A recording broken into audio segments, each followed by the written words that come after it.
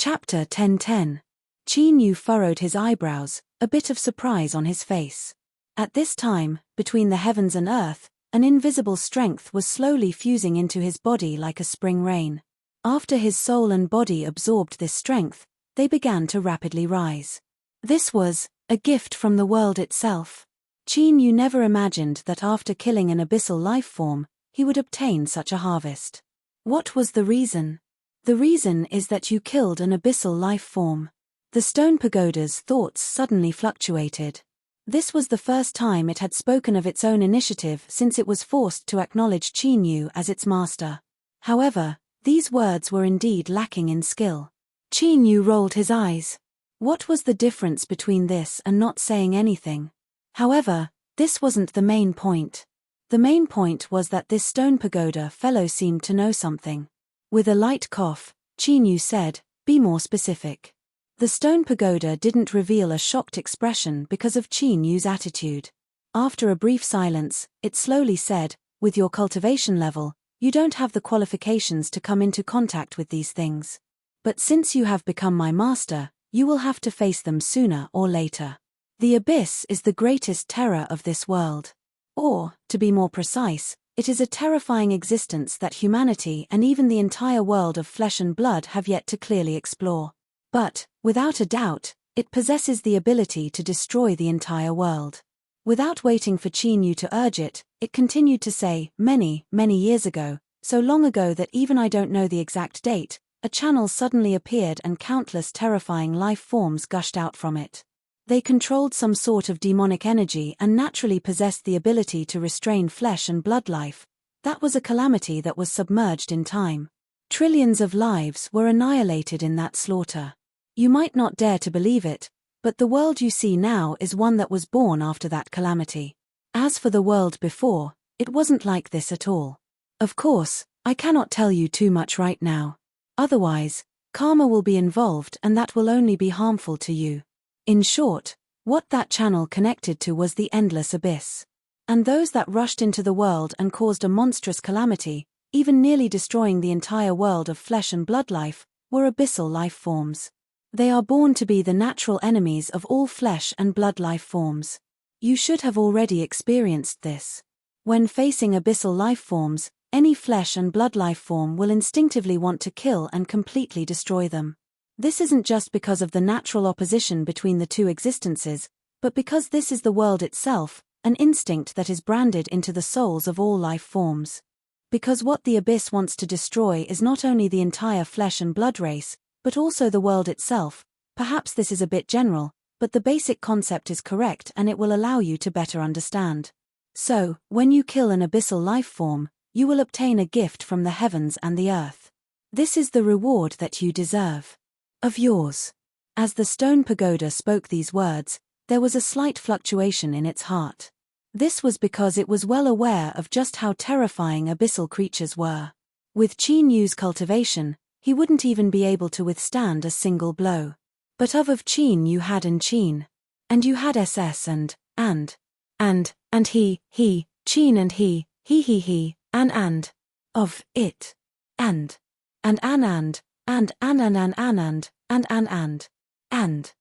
of and had it, and had had. It was and.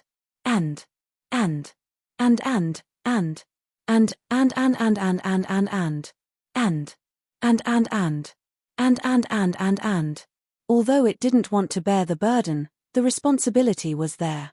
Since it had survived, it wanted to avenge its old friends. All abyssal creatures deserved to die. Qin Yu could sense that beneath the stone pagoda's calm narration, there were hidden fluctuations of emotions that were suppressed to the extreme. Although everything it said sounded inconceivable and a bit absurd, his intuition told him that these matters he hadn't yet touched upon had truly occurred in the incomparably long past. The abyss, just what exactly was it? It was actually so terrifying that it almost destroyed an entire race of flesh and blood creatures. It had to be known that the so-called flesh and blood beings encompassed nearly all existences that Qin Yu had come into contact with. For example, he had met the master of the peach blossom spring once. She was so strong that Shui Zheng, a warrior at the original god realm, had to kneel and lick him. Such an existence was still so weak in the face of the abyss. If that was the case, how did the world survive? As Qin Yu's thoughts raced, he seemed to have realized something. The stone pagoda's thoughts fluctuated and it bitterly smiled. No one knows what the abyss is. Even in the ancient texts of the past, there are only some vague and ambiguous records. But right now, what you should be paying attention to isn't the origin of the abyss, but this myriad soul Tao that is connected to the abyss. This channel is suppressed and sealed. Why would a pure-blooded abyssal creature appear here? The stone pagoda paused for a moment, its tone becoming increasingly heavy. Perhaps what my master said in the past was right. The existence of the myriad soul Tao itself has a great problem. Qin Yu's eyes brightened. The reason he appeared here wasn't for the so-called inheritance of the myriad soul Tao. What he wanted to find was the secrets of the myriad soul Tao. Now, it seemed he could obtain some information from the stone pagoda. What do you know? The stone pagoda said. My master only raised his suspicions. He didn't say much about the myriad soul Tao. After all, the person who founded this place was an existence that stood at the peak of the world. Without concrete evidence, he couldn't casually question him. Moreover, he established the myriad soul Tao with good intentions. He hoped that the lineage of flesh and blood beings could open a path to the transcendent great Tao and thoroughly resolve the threat of the abyss. But now, it seems that there really is a problem with the myriad soul Tao. What we need to do now is to find the source of this problem. Qin Yu, this process might be dangerous, but as a member of the human race, since you encountered this matter, you absolutely cannot withdraw. This is a mission that you should shoulder, even if you die in the end. Qin Yu, he never imagined that the stone pagoda would say such righteous words. He felt that this scene was far too strange. Moreover, something didn't seem right. Why was he the only one mentioned from start to finish? I would rather die than find out the reason. What about you? After thinking for a moment, Qin Yu asked this question. The stone pagoda sighed. There are fewer and fewer people who know about what happened in the past. I have to live on and let future generations know what sort of terrifying threat our world is facing. So, no matter what, I must live on. No matter how painful and torturous it is, I must persist until the end of time, even if I have to endure endless loneliness. So what? Besides the stone pagoda, Qin Yu couldn't think of anyone else who would be so thick-skinned. Haha. However, Qin Yu had no intention of exposing it. In any case, his goal was to find the true secrets of the myriad soul Tao to begin with and find a way to unravel it. No matter how dangerous the process was, this wouldn't change. If so, then what was the point of wasting his breath on it? As for truly encountering danger, they were all in the same boat. If he encountered trouble, did the stone pagoda think it could stay out of it? Don't be too naive. At this time, Qin Yu's thoughts stirred. Through their contract, he could feel the fluctuations transmitted over. He had obtained the second round platform. Now, he only lacked the last round platform to complete the contents of the contract. Once East Ju Jali obtained an inheritance spot, they would be able to move freely. This was the content of a follower's contract that he had to fulfill. Even though the East Ju family had modified the contract to the most lenient degree, it was impossible to change this. However, just as East Ju Jali and the others left, he was immediately ambushed. Moreover, there was a terrifyingly strong abyssal life form hidden within. Was this really just a coincidence? Or, was there some other secret behind this? Qin Yu looked up in the direction that East Ju Jali and the others left in. A cold light flashed in his eyes. After the current myriad soul Tao was completely opened, it could be said that it was no different from a true world. This was because in his perception, the mountains and rivers in front of him were all real existences. After leaving East Ju Jali to guard the second round platform, Shong Lingyue's group of 4 were hurrying along, searching for traces of the third round platform. But their luck wasn't too good. They spent a great deal of time in this direction but still didn't find anything. Qin Yu and East Ju Jali each guarded a round platform. Although they knew that these two had their own methods, it was still somewhat risky.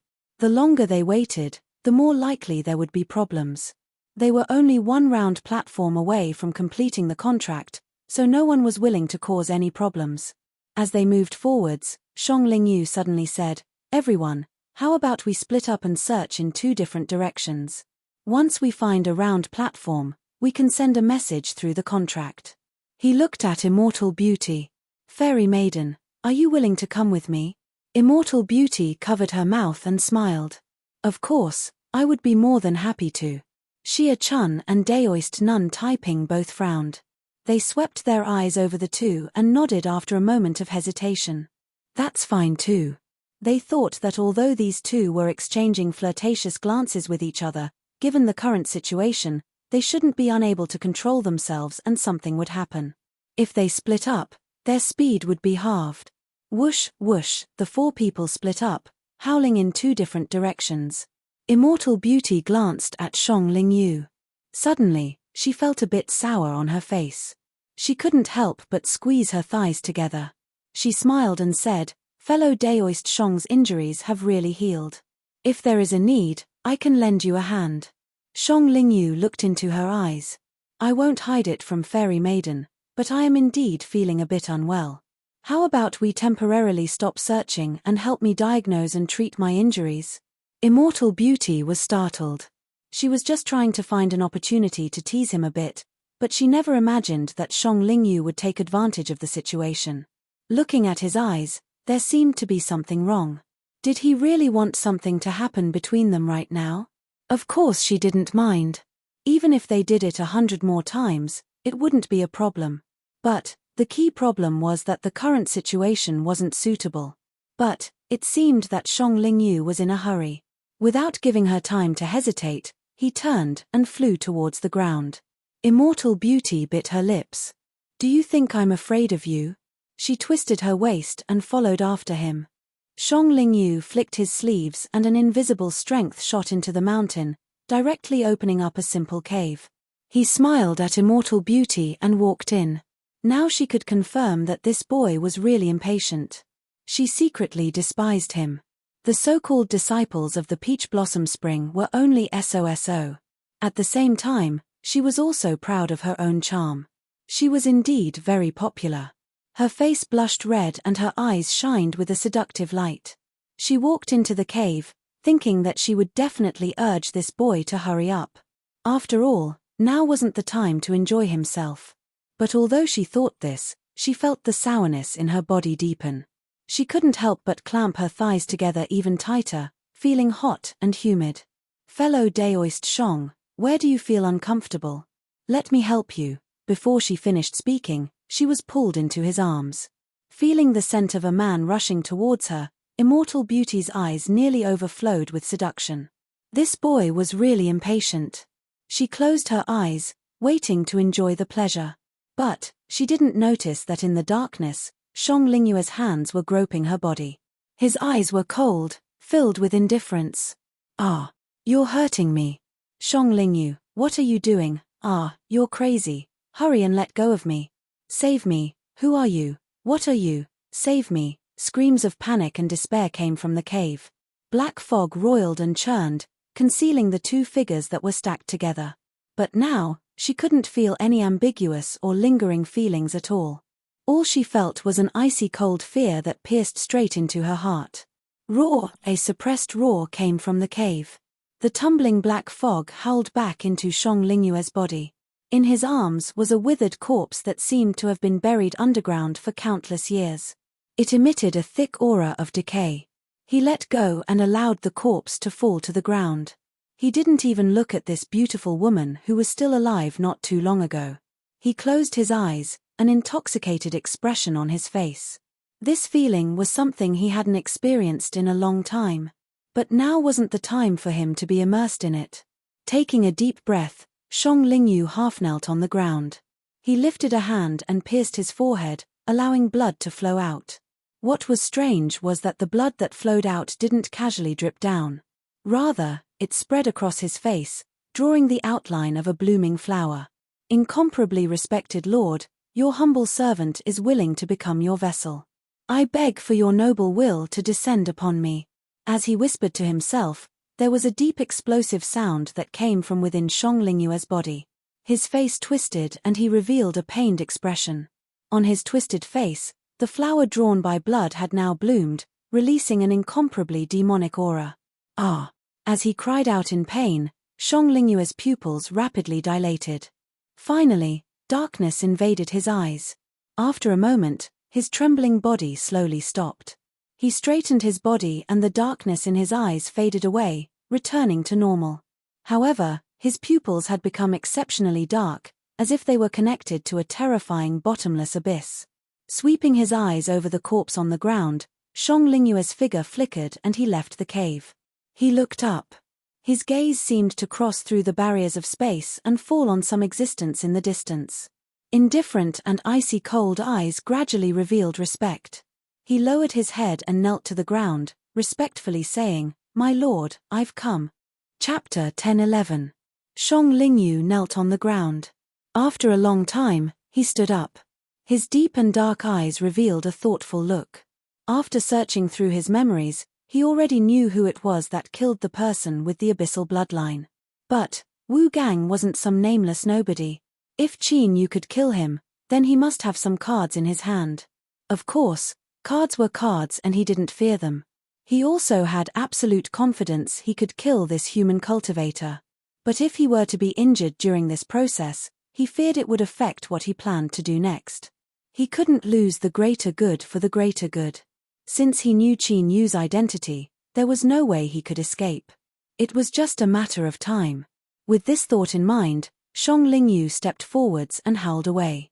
An hour later, through the signed follower contract, a fluctuation of information spread out. On the round platform, East Ju Jiali opened her eyes, a look of pleasant surprise on her face. The third round platform was in her hand. Without hesitation, she stood up and galvanized the marks within her that belonged to the myriad soul Dao. Qin Yu's eyes flashed open. He looked down at the round platform beneath him that suddenly began to tremble. In the next moment, he and the round platform beneath him vanished from sight. Everything in front of him fell into darkness and a deathly silence filled his ears. There was no sound at all, as if he were isolated from the world. Luckily, this process only lasted for a short period of time. After 4 breaths of time, light bloomed in front of Qin Yu. Squinting his eyes, he saw Dongju Jiali, who was smiling from ear to ear. Her slightly flushed face was filled with surprise. Shua, space twisted around him and 3 more figures appeared. When one of the 3 was chosen and East Ju Jiali obtained an inheritance spot, through the signed contract, they would automatically gather together. At this time, Qin Yu stiffened. His heart fiercely shrank and fear gushed out like a tide.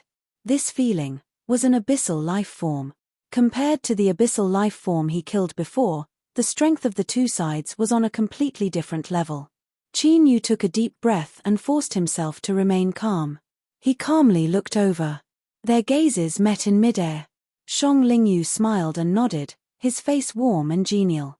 His pure appearance hadn't changed at all. It was him. Qin Yu nodded in return. But his heart sank deep into his chest. Before this, he had suspected that there was another reason for the sudden attack of the abyssal life form. But he never imagined that Shang Lingyue's body had already been occupied by an abyssal life form. He was the victim? Or perhaps this matter itself was inextricably linked to him? Qin Yu's thoughts raced. Then, he bitterly smiled. In this situation, there was no meaning in thinking about these things. What he should be thinking about was how to survive. The abyssal creature that occupied Shang Lingyue's body hadn't revealed its fierce claws yet, but its terrifying might was beyond doubt. Qin Yu's sense told him that if the 2 sides truly fought, he had no chance of winning. But now, Shang Lingyu didn't make a move. With his strength, it wouldn't be difficult for him to exterminate the people present today. Moreover, he had personally killed an abyssal creature not too long ago, so there was definitely a blood feud between them. Although he didn't understand why Shang Lingyu would patiently endure, he knew that this was his only chance to survive this danger. Regardless of the reason, since you want to pretend to be harmless, I'll pretend to be confused as well. As long as you don't turn hostile and start a fight, it's fine. Where is fellow Daoist WN Ruoxian? Eastern Ju Jali frowned. Xia Chun and Daoist Priestess Taiping's complexions changed. In order to increase our efficiency, we split into 2 teams to search for the other round platforms. Fellow Daoist Shong and Wn Ruoxian were together. Seeing that everyone was looking at him, Shong Lingyu revealed a bitter and guilty expression. Not long after we parted ways with the 2 fellow Daoists, I and Fairy Wan found a round platform. Unexpectedly, before we could inform the 2 of you, we were discovered by the other party. In the battle, Fairy Wan fell into the other side's trap and eventually died. But she also dragged 2 of them down with her. Because of this, I was able to kill the last enemy and obtain the 3rd round platform. So that's how it is. Eastern Ju Jali revealed a moved expression.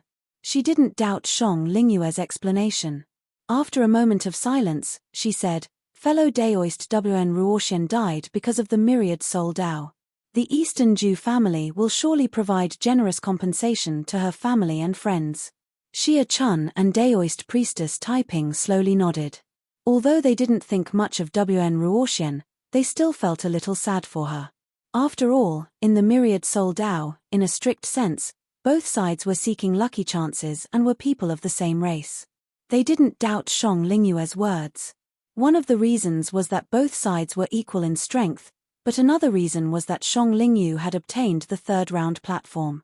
In such a short period of time, it was impossible for too many things to have happened. Of course, the most important reason was that the contract between the 3 round platforms had been completed and Wn Ruoxian had died. In this sort of situation, there was no need for them to open their eyes and investigate further. Qin Yu nodded along with everyone. A heavy expression appeared on his face. He glanced at Shong Lingyu from the corner of his eyes. If this matter had nothing to do with him, he would kill himself with a piece of tofu. However, Wn Ruoxian was nothing more than a passerby. Moreover, it was likely that she even had thoughts of seducing him so that she could pluck him. If such a woman died, then so be it. Moreover, if it weren't for her taking the initiative to approach him, she wouldn't have ended up in such a state so quickly. This was what they meant by bringing disaster upon oneself. East Ju Jali's eyes paused on Qin Yu for a moment. She said in a low voice, "For friends, I have obtained an inheritance spot and will soon enter the land of inheritance. From this moment on, our contract ends. Here, I wish you all a smooth journey and that you will all have a good harvest." After she finished speaking, her thoughts stirred and the binding strength of the contract between the 2 sides immediately vanished. Qin Yu's heart twitched. He thought, why did you move so quickly? What if Shong Lingyu didn't do anything because he was worried about the contract? If you did something like this, you might be the one to die. Although Qin Yu remained calm on the surface, he had already prepared himself to flee at any moment. But soon, he discovered that he was overthinking things. Shong Lingyu was the first to cup his hands together. "Everyone, I bid my farewells here. I hope that we will meet again in the future." He turned and left, vanishing from sight in the blink of an eye. Xia Chun and Daoist Nun Taiping both revealed looks of joy. "East Ju Jali, the 2 of us will also bid our farewells." Whoosh, whoosh, the 2 of them flew off in another direction. It was as if they had reached some sort of agreement while searching for the round platform. Only Qin Yu and East Ju Jali were left behind. After confirming that Shong Lingyu had truly left and wasn't hiding in the shadows to ambush them, Qin Yu slowly let out a breath, a trace of doubt in his eyes. An incomparably powerful abyssal creature had actually given up a chance to take revenge for its own kind. Moreover, according to the information he obtained, flesh and blood beings were extremely delicious food to abyssal creatures. In other words, Qin Yu, East Ju Jali, and the others standing in front of Shong Lingyu were plates of delicious food. He was actually able to endure it. There was definitely some inside story behind this. Before Qin Yu could think any further, East Ju Jali hesitated for a moment. She said, "Qin Yu, what do you plan on doing next?" Qin Yu glanced at her and cupped his hands together. "I have some private matters to deal with. I wish East Ju Jali that you will have a great harvest in the land of inheritance. Farewell." He turned and left, without the slightest hesitation.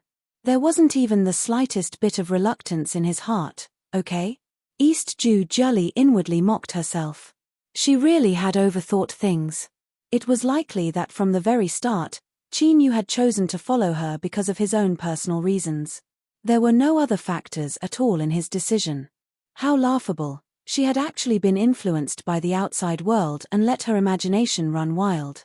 East Jew Jolly laughed at herself and restrained her thoughts, anticipation shining deep in her eyes. She had already obtained a spot for the inheritance. This was the most important matter right now. Compared to this, the so-called feelings of love weren't anything at all. With a thought, she galvanized the completed inheritance mark within her body. Then, East Jew Jolly vanished from sight. Qin Yu raced forwards, increasing his speed to the maximum. After 2 hours, he carefully sensed his surroundings and didn't find anything wrong. Only then did he let out a sigh of relief. No matter why Shang Lingyu hadn't attacked, this was clearly a good thing for Qin Yu. Otherwise, he might have already been chewed up and swallowed into his stomach. This wasn't because he didn't have confidence in his own strength. Rather, the stronger he was, the more he could clearly sense the disparity between them. Just because he hadn't done anything before didn't mean he wouldn't in the future. The arrival of such a terrifyingly strong abyssal life form from the myriad soul Dao was like a sword hanging over his head, one that could cut down at any moment. Thinking of this, he subconsciously frowned. Cough. Qin Yu, I've thought about it. As the saying goes, where there's life there's hope. As long as you leave this place and spread the news of an abyssal life form arriving in the myriad soul Dao, it will naturally draw attention and they will investigate this matter. The stone pagoda's consciousness fluctuated. So, leaving now might not be a bad choice. Ha. Where was all the righteousness from before? Now that he sensed danger, he wanted to shrink his neck back. He really wasn't afraid of losing face. Towards the stone pagoda's thick skin, Qin Yu only wanted to say a single word. But entering the myriad soul Dao this time was his only chance to find a way to rescue Ningling. He absolutely could not miss this chance. As for that abyssal life form, he would take it one step at a time. Until things reached the end, who could come to a conclusion? Perhaps there would be another favorable turn. Qin Yu took a deep breath and suppressed his tumbling thoughts. He looked up, determined his direction, and then howled away. Hey, you need to think this through. If you continue forward, there is a chance that problems will occur. Qin Yu, how about you cancel our previous contract first? That way, I might be able to take revenge for you in the future. Speak. Don't pretend to be mute, I know you can hear me. Big brother, can I call you big brother? This abyssal life form is extremely terrifying and you are absolutely not its match. If you go up there, you will only be seeking death. Qin Yu's lips twitched. He thought that he had underestimated the thickness of this stone pagoda's skin. With a thought, he severed his connection with the stone pagoda, completely blocking out the pagoda's sorrowful cries. Half a day later, after avoiding several groups of cultivators, Qin Yu saw 3 towering mountains that towered into the heavens. He had finally arrived. After completing the contract, if one wished to enter the land of inheritance and obtain the lucky chances of the myriad soul Dao, there were 3 paths to choose from. The first was to be like East Jew Jolly.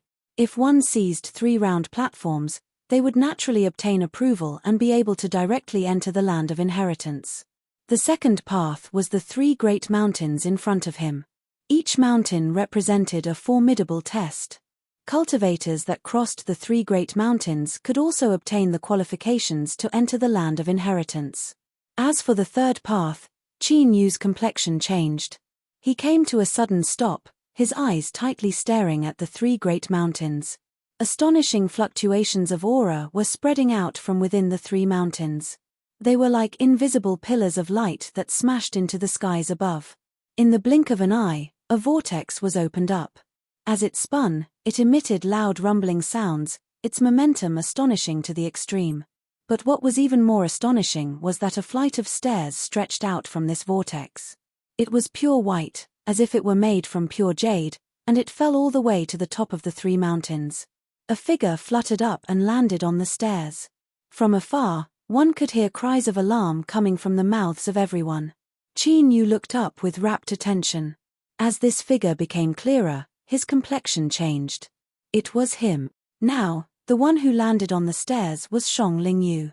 The third path was to release one's own aura. If one could obtain the approval of the myriad soul Dao, then the stone steps would descend and one could directly enter the myriad soul Dao, just like what Shang Lingyu was doing right now. He had actually obtained the approval of the myriad soul Dao. As Qin Yu's heart shook, there was even more incredulity and a strange feeling in his heart. It had to be known that the goal of establishing the myriad soul Dao was to help humanity find a way to break through the limits of cultivation and thus end the threat of the abyss. But now, a powerful abyssal life form had actually obtained the approval of the myriad soul Dao and was sent into the land of inheritance in front of everyone's eyes. To put it bluntly, this was simply ridiculous. It seemed that what the stone pagoda said was true. There was a problem with the myriad soul Dao itself. This likely increased the risks that Qin Yu would have to bear if he continued to stay here. Qin Yu, you've finally taken this matter seriously. Let me tell you, you cannot stay in the myriad soul Dao any longer. You must immediately leave. Before the stone pagoda could finish speaking, Qin Yu cut off the connection between them once more. Shang Lingyu, who was stepping onto the jade stairs and walking towards the vortex, seemed to sense something and turned around to look at Qin Yu. Shang Lingyu was startled, as if he hadn't expected that they would meet again so soon. He paused for a moment and then revealed a faint smile. Qin Yu thought about what kind of reaction he should have right now. Soon, a gentle smile appeared on his face. The two of them looked at each other and smiled, as if they were reunited friends. But in truth, deep in their hearts, they wished that the other party could die right now. Of course, Qin Yu's desire was much stronger. Shang Lingyu only thought about it for a moment before giving up. In his opinion, personally killing his prey was the best result. Without a doubt, Qin Yu had already become one of the prey that he had to kill. Daring to kill a noble abyssal life form was a great crime that could not be forgiven no matter what. He turned around and walked away. Shang Lingyu's figure finally disappeared into the vortex. The stairway to the heavens also disappeared along with it. But unexpectedly, when Shang Lingyu stepped into the land of inheritance, the vortex in the sky didn't disappear. It continued to spin as if it had sensed a brewing will. At the location of the three mountains, the many followers gathered here all widened their eyes. After a moment of shock, their eyes brightened. Could it be that someone had obtained the recognition of the myriad soul path? After passing the test of the three mountains, one could enter the land of inheritance. This path was placed in front of them, but there were very few people that had the qualifications to pass it. If one could directly enter the land of inheritance, that would be an irresistible temptation for anyone. Qin Yu's expression suddenly became strange, because at this moment, he felt a will descend. There was no need for any explanation. He naturally understood that the vortex in the sky was waiting for him. As long as it was willing, the same jade stairway that took Shang Lingyu would descend from the vortex and send him into the land of inheritance. If he hadn't witnessed Shang Lingyu entering the vortex, Qin Yu would have accepted the call of this will without hesitation. After all, if he could step into the land of inheritance without any effort, that would naturally be the best.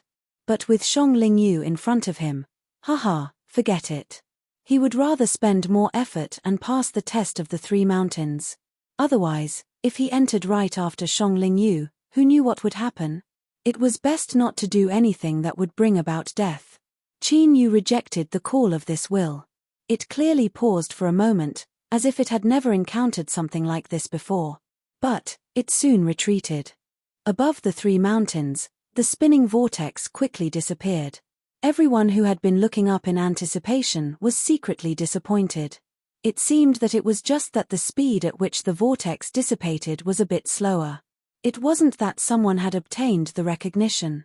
Of course, they didn't expect that someone would obtain the recognition but ultimately reject the call of the vortex. And this person had already quietly arrived before the test of the three mountains. That's right, the test of the three mountains was the name given to the three mountains. Over the countless years, almost all followers that attempted to enter the land of inheritance had come here. They were either filled with confidence or filled with awe. But no matter what they thought, those that successfully passed the test of the three mountains and entered the land of inheritance were extremely rare. Stop looking. Those that can directly obtain the recognition of the myriad soul path and enter the land of inheritance are absolute geniuses. They aren't people we can compare to.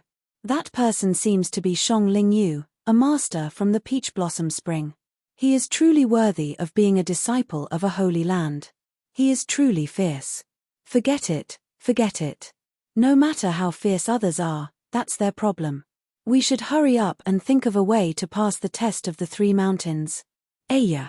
Passing the test of the 3 mountains sounds easy, but how many people can actually do it? Filled with envy, jealousy, and hatred, the crowd retracted their envious gazes and turned their attention back to the 3 mountains in front of them. The 3 mountains were arranged in a zigzag shape. They towered into the clouds and were covered with lush vegetation. Just looking at them, one could faintly feel an invisible pressure. Qin Yu looked up several times and then looked away. After thinking for a moment, he passed through the sighing crowd and walked towards the first mountain. Another one that doesn't know the immensity of the heavens and earth. Humph humph, if he doesn't stay outside and adapt to the aura of the first mountain, he will at least be severely wounded. This fellow will soon escape in a sorry state. Chapter 10-12. What the East Jew family valued so highly and what had changed East Jew Jali's fate was only a single spot to enter the myriad soul path. In order to obtain the inheritance, one needed to carefully select followers and pass through the myriad soul paths test before finally entering the land of inheritance. As for the 3 mountains trial, as long as one passed it, one would also be able to obtain the qualifications to enter the inheritance ground. Through a simple comparison, one could naturally tell just how high the difficulty of this trial was, and how high it would cause one to feel despair. The test of the first mountain had already begun the moment Qin Yu took his first step. To be more precise, this should be an invisible and intangible aura. It was incomparably strange and possessed an incomparably potent penetrating power. It could tear apart all defenses and finally invade a cultivator's body, causing them to lose control of their strength and causing a terrifying backlash. Qin Yu soon understood why he had heard those cultivators sneering and mocking him when he stepped onto the first mountain. As expected, the test of the 3 mountains wasn't easy to pass. Those people had stayed outside the first mountain, not daring to enter. They must have hoped that their strength could adapt to this strange aura as soon as possible. But at this time, before Qin Yu could mobilize his strength to resist the penetrating aura from the outside, within his soul space, the rising purple moon and blue sun began to tremble. The sun and moon force fields began to shake along with them.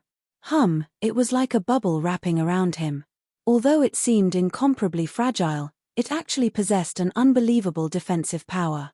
The strange aura that flooded the entire range of the first mountain couldn't be broken through at all. It was completely isolated outside. Qin Yu moved around a little. As expected, he couldn't feel the invasion of this aura any longer. His complexion became strange. This should be considered cheating. After waiting for a while and seeing no movement, Qin Yu felt a little more at ease. It seemed that his method of cheating with his strength was allowed. If so, then everything was simple. At the very least, the first mountain beneath his feet couldn't affect him in the least. Qin Yu revealed a faint smile. He gathered his thoughts and followed the stone path beneath his feet, continuing upwards. Because he wasn't affected by the aura of the outside world, his speed was fast.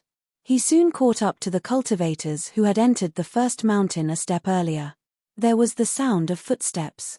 Under a large tree on the side of the road, a cultivator who was cultivating with his eyes closed suddenly frowned. Then, he opened his eyes. Someone else had caught up. And from the sound of his footsteps, it seemed to be very calm.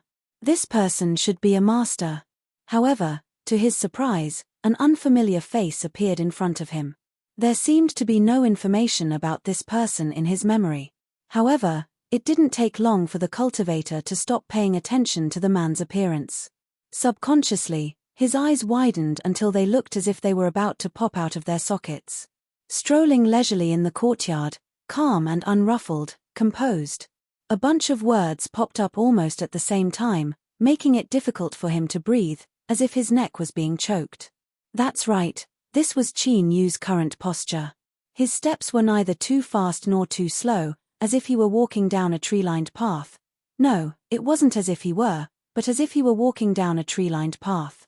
However, the most important thing was that this tree-lined path was none other than the first mountain of the myriad soul path's 3 mountains. Every time the 10,000 soul path was opened, thousands upon thousands of followers would arrive before the 3 mountains, but only a few would be able to clear the first mountain. Even he, who was publicly recognized as a master of the younger generation, was filled with confidence before he entered. But after arriving here, his chances of smoothly passing the first mountain had become infinitesimally small. Just as his faith was shaken and he was silently healing his wounds, he saw Qin Yu walking down the first mountain in such a manner. The impact on his heart could be imagined. Qin Yu could feel the gaze of the road examiner. He nodded to him and continued walking, soon vanishing from sight. He left just like this. He was still calm. Ah, my heart, it hurts so much. We are all men here, so why are you so outstanding? As he walked forwards, Qin Yu received far too many shocks. All the climbers he surpassed looked at him as if they were witnessing a legend. But in the current situation, it wasn't the time to keep a low profile. Shang Lingyu had already entered the land of inheritance a step ahead of him. Although Qin Yu didn't want to enter with him, he couldn't fall too far behind. After all, the reason he didn't make a move right now was likely because he couldn't wait to enter the land of inheritance. If he entered earlier, it would be best if he could find out the secrets of the myriad soul Dao before Shang Lingyu finished his own matters and grasped the method to unravel them. The closer he went to the summit, the stronger the invisible penetrating aura became. Qin Yu could clearly feel the sun-moon force field emitting deep rumbling sounds when it was impacted, similar to the undulating waves of the ocean. Compared to when he first stepped onto the first mountain, its intensity had increased by more than 10 times. It was because of this that the closer he got to the summit, the more cultivators he encountered began to decrease at an astonishing rate. When he crossed halfway up the mountain and continued towards the summit, Qin Yu didn't encounter another cultivator. Just as Qin Yu thought he had reached the front, a figure finally appeared in front of him. At first glance, he subconsciously frowned, a look of surprise on his face. Before Qin Yu could take a closer look, this figure seemed to sense something and turned around. What a beautiful pair of eyes! The woman in front of him had a thin figure and her facial features weren't considered exquisite. But when she added on those dark and spirited eyes, she seemed to come alive.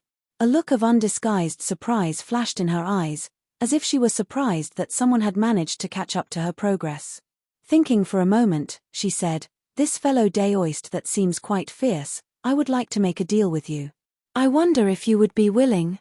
The voice was very ordinary. It was the simple voice of a woman, but it had a warm texture to it that made one instinctively feel a sense of closeness. But why did she call him a fellow Daoist that seemed fierce? It sounded strange no matter how he thought about it. But right now, Qin Yu wasn't in the mood to think about these things. He couldn't help but furrow his eyebrows. After experiencing many things, he naturally knew that in this world, there was no such thing as a good impression without reason. In particular, after his cultivation had reached his current boundary and he had experienced all sorts of tempering, his heart had long since become incomparably powerful. It wouldn't be so easily touched. "Sorry, I'm in a hurry." Although this woman seemed harmless and he didn't feel any malice from her, caution was a quality that any cultivator should abide by no matter where or when. Sensing the firmness and coldness in Qin Yu's words, the woman standing high above was startled. She immediately reacted and coughed several times. "This voice of mine is something I was born with. Teacher said that I had to cultivate it to a certain boundary before I could freely release it. I'm not trying to trick you." She seemed a bit anxious. Her face flushed red and she waved her hand. Anxiety appeared in her pitch-black eyes. It was clear that the deal that Qin Yu had rejected was extremely important to her. This was a woman that didn't know how to hide her emotions. Although there were peerless and exquisite acting skills in this world, one could still clearly feel the fluctuations of emotions from the inside out. She really didn't seem to have any malice towards him. But Qin Yu wasn't lying. He was indeed in a hurry for time, and the reason was mentioned just now. So, he only glanced at her and then continued forwards without a word. He soon arrived at the woman's side. Without pausing, he walked past her and continued forwards.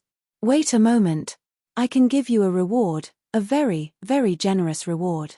I'm sure you will be satisfied. Moreover, my request isn't difficult at all. With your ability, you should be able to easily accomplish it. Unfortunately, her words clearly didn't move Qin Yu's heart. His figure didn't pause at all and he soon disappeared into the forest. Hey, that really is a precious reward. This is a treasure that I spent a great deal of effort to obtain from teacher. It can save a life in a critical moment. Why can't you take a look before you make a decision? Her voice gradually faded away. There was a bit of unwillingness and also a bit of complaint, but there weren't any other negative emotions. Just as she bit her lips, thinking that she would definitely lose this time, she heard the sound of footsteps returning. She looked up to see that Qin Yu had returned and was standing several meters away. I'm really in a hurry, so if you want to make a deal, you had best show me your greatest sincerity. What changed his mind wasn't the woman's so-called helplessness. If he really wanted to be a good person, then in this cruel world, even if he had 100 lives, it still wouldn't be enough for others to kill him. The reason he returned was because Qin Yu had heard her mention that she had a very precious treasure in her hands that could save a life in a critical moment. He didn't know why, but these words touched Qin Yu's mind, stirring up ripples in his heart. With the sun and moon force field added to his body, he transcended the world. Although his cultivation couldn't be considered transcendent, he still had some transcendent attributes. Thus, Qin Yu couldn't completely ignore the fluctuations in his mind. The woman's face lit up with joy. She hurriedly said, "Don't worry, I am the fairest person in the world. As long as you can help me, I will definitely give you the treasure." As she spoke, she flipped her hand and a walnut appeared in her palm. The skin was slightly white and occasionally there were a few black spots mixed in, as if it had been dug out from a pile of rotten leaves not too long ago and hadn't been completely cleaned yet. "This is this walnut. Take a look first. If you're satisfied, then I will state my conditions." As she spoke, she reached out a hand and placed it in front of Qin Yu. This caused him to reveal a look of surprise. After a brief pause, he reached out and took the walnut. This walnut looked ordinary, but the moment it fell into his hand, Qin Yu could hear the explosive roars of millions of thunderbolts exploding in his ears. His consciousness was instantly pulled into a world of thunder. Endless bolts of lightning wildly tumbled about, as if they could destroy all. His first thought was that this was bad. He had been tricked by someone. Qin Yu bitterly smiled. He had indeed been too careless. With a thought, he galvanized the sun and moon force field and his consciousness instantly returned to his body. But to a cultivator, life and death were decided in an instant. When his consciousness was pulled into the world of thunder just now, it was more than enough for someone prepared to kill him several times over. But when he opened his eyes, he saw that the woman in front of him was still standing in the same place. Her eyes were wide and she revealed an expression of admiration. Then, she exclaimed in a similar tone, "You actually regained consciousness so quickly. How fierce. I was stunned for a long time." Qin Yu, should this be the point of focus? However, this also allowed Qin Yu to relax a little. It seemed that this woman didn't have any ill intentions towards him, otherwise she definitely wouldn't have missed out on that opportunity just now. He looked down at the quiet walnut in his hand. As he recalled what he saw just now, his heart chilled. In a critical moment, if he could stimulate the power of thunder contained within this walnut, it would indeed have the effect of changing the situation. Qin Yu took a deep breath and suppressed his thoughts. He said, "I'm satisfied with this item. Tell me your conditions." The woman smiled. She lifted a hand and pointed upwards. "I want you to bring me up the mountain." Qin Yu frowned. "You want to pass the 3 mountains trial?" He could calmly deal with the first mountain by relying on the sun and moon force field. But he wasn't sure what the situation would be like on the second and third mountains. But it was impossible for a person's luck to be so good all the time. It was already difficult for him to rush through them alone. If he were to bring a burden along, Qin Yu didn't have full confidence he could do so. The woman waved her hand again and again. No, I don't want to pass the 3 mountains trial. Otherwise, you just need to bring me to the summit of this mountain." Qin Yu relaxed. If this was the case, then the difficulty would be much lower. But he didn't immediately agree. After a moment of silence, he said, "All right. That's great." The woman cheered. She lifted a hand and took out a silk ribbon. It was pure white and flawless, like flowing moonlight. "If you hold on to it, I can go up the mountain with you." Qin Yu's thoughts stirred. He reached out and took one end of the silk ribbon. He was originally worried that the existence of the sun and moon force field would be discovered. But since she had her own methods, that was for the best. "Let's go." He turned and walked away. As he tugged on the silk ribbon, he could feel an invisible pressure all around him. It was like the air had become thick and viscous, as if he had fallen into mud. Every step forwards required more strength. This was because the invisible aura that wrapped around Qin Yu and tried to drill into his body had suddenly risen several times over. As he thought, the Three Mountains trial wouldn't truly have no bottom line. It could tacitly allow Qin Yu to rely on his own strength to easily ascend the mountain, but it wouldn't allow such blatant cheating methods. Within his soul space, the purple moon and blue sun began to revolve at an even faster speed. With loud bangs, it was like a stone being struck against a leather drum. Although it wasn't intense, it was incomparably clear in his perception. It caused Qin Yu's ears to ring and his chest to feel heavy. It was clear that the invisible aura outside had impacted the sun and moon force field. It had surpassed a certain limit and was beginning to affect his body. Luckily, the feeling of discomfort wasn't too strong. After revolving his cultivation a little, his body relaxed. Qin Yu tugged on the silk ribbon. The woman behind him was like a kite being lifted up in the air, following him forwards. Looking at Qin Yu's back, he paused for a moment before composing himself once more. The woman let out a breath of relief, a relaxed look on her face. Luckily, this fellow Daoist was truly strong.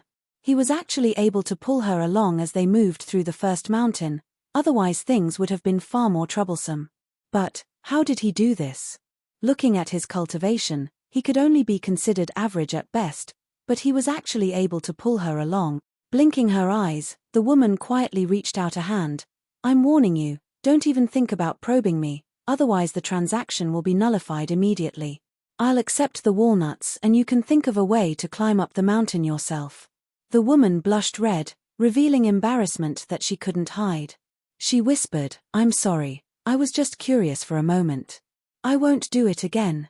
She actually admitted it. Qin Yu secretly shook his head. He considered himself experienced and knowledgeable, but even so, he wasn't able to see through this woman. Her actions were filled with innocence and immaturity, yet she was able to climb up to this point by herself. Whatever, they were just strangers that met by chance. Once he brought her to the top of the mountain, they would be even. There might not be a day they would meet again in the future, so there was no need to think too much about it.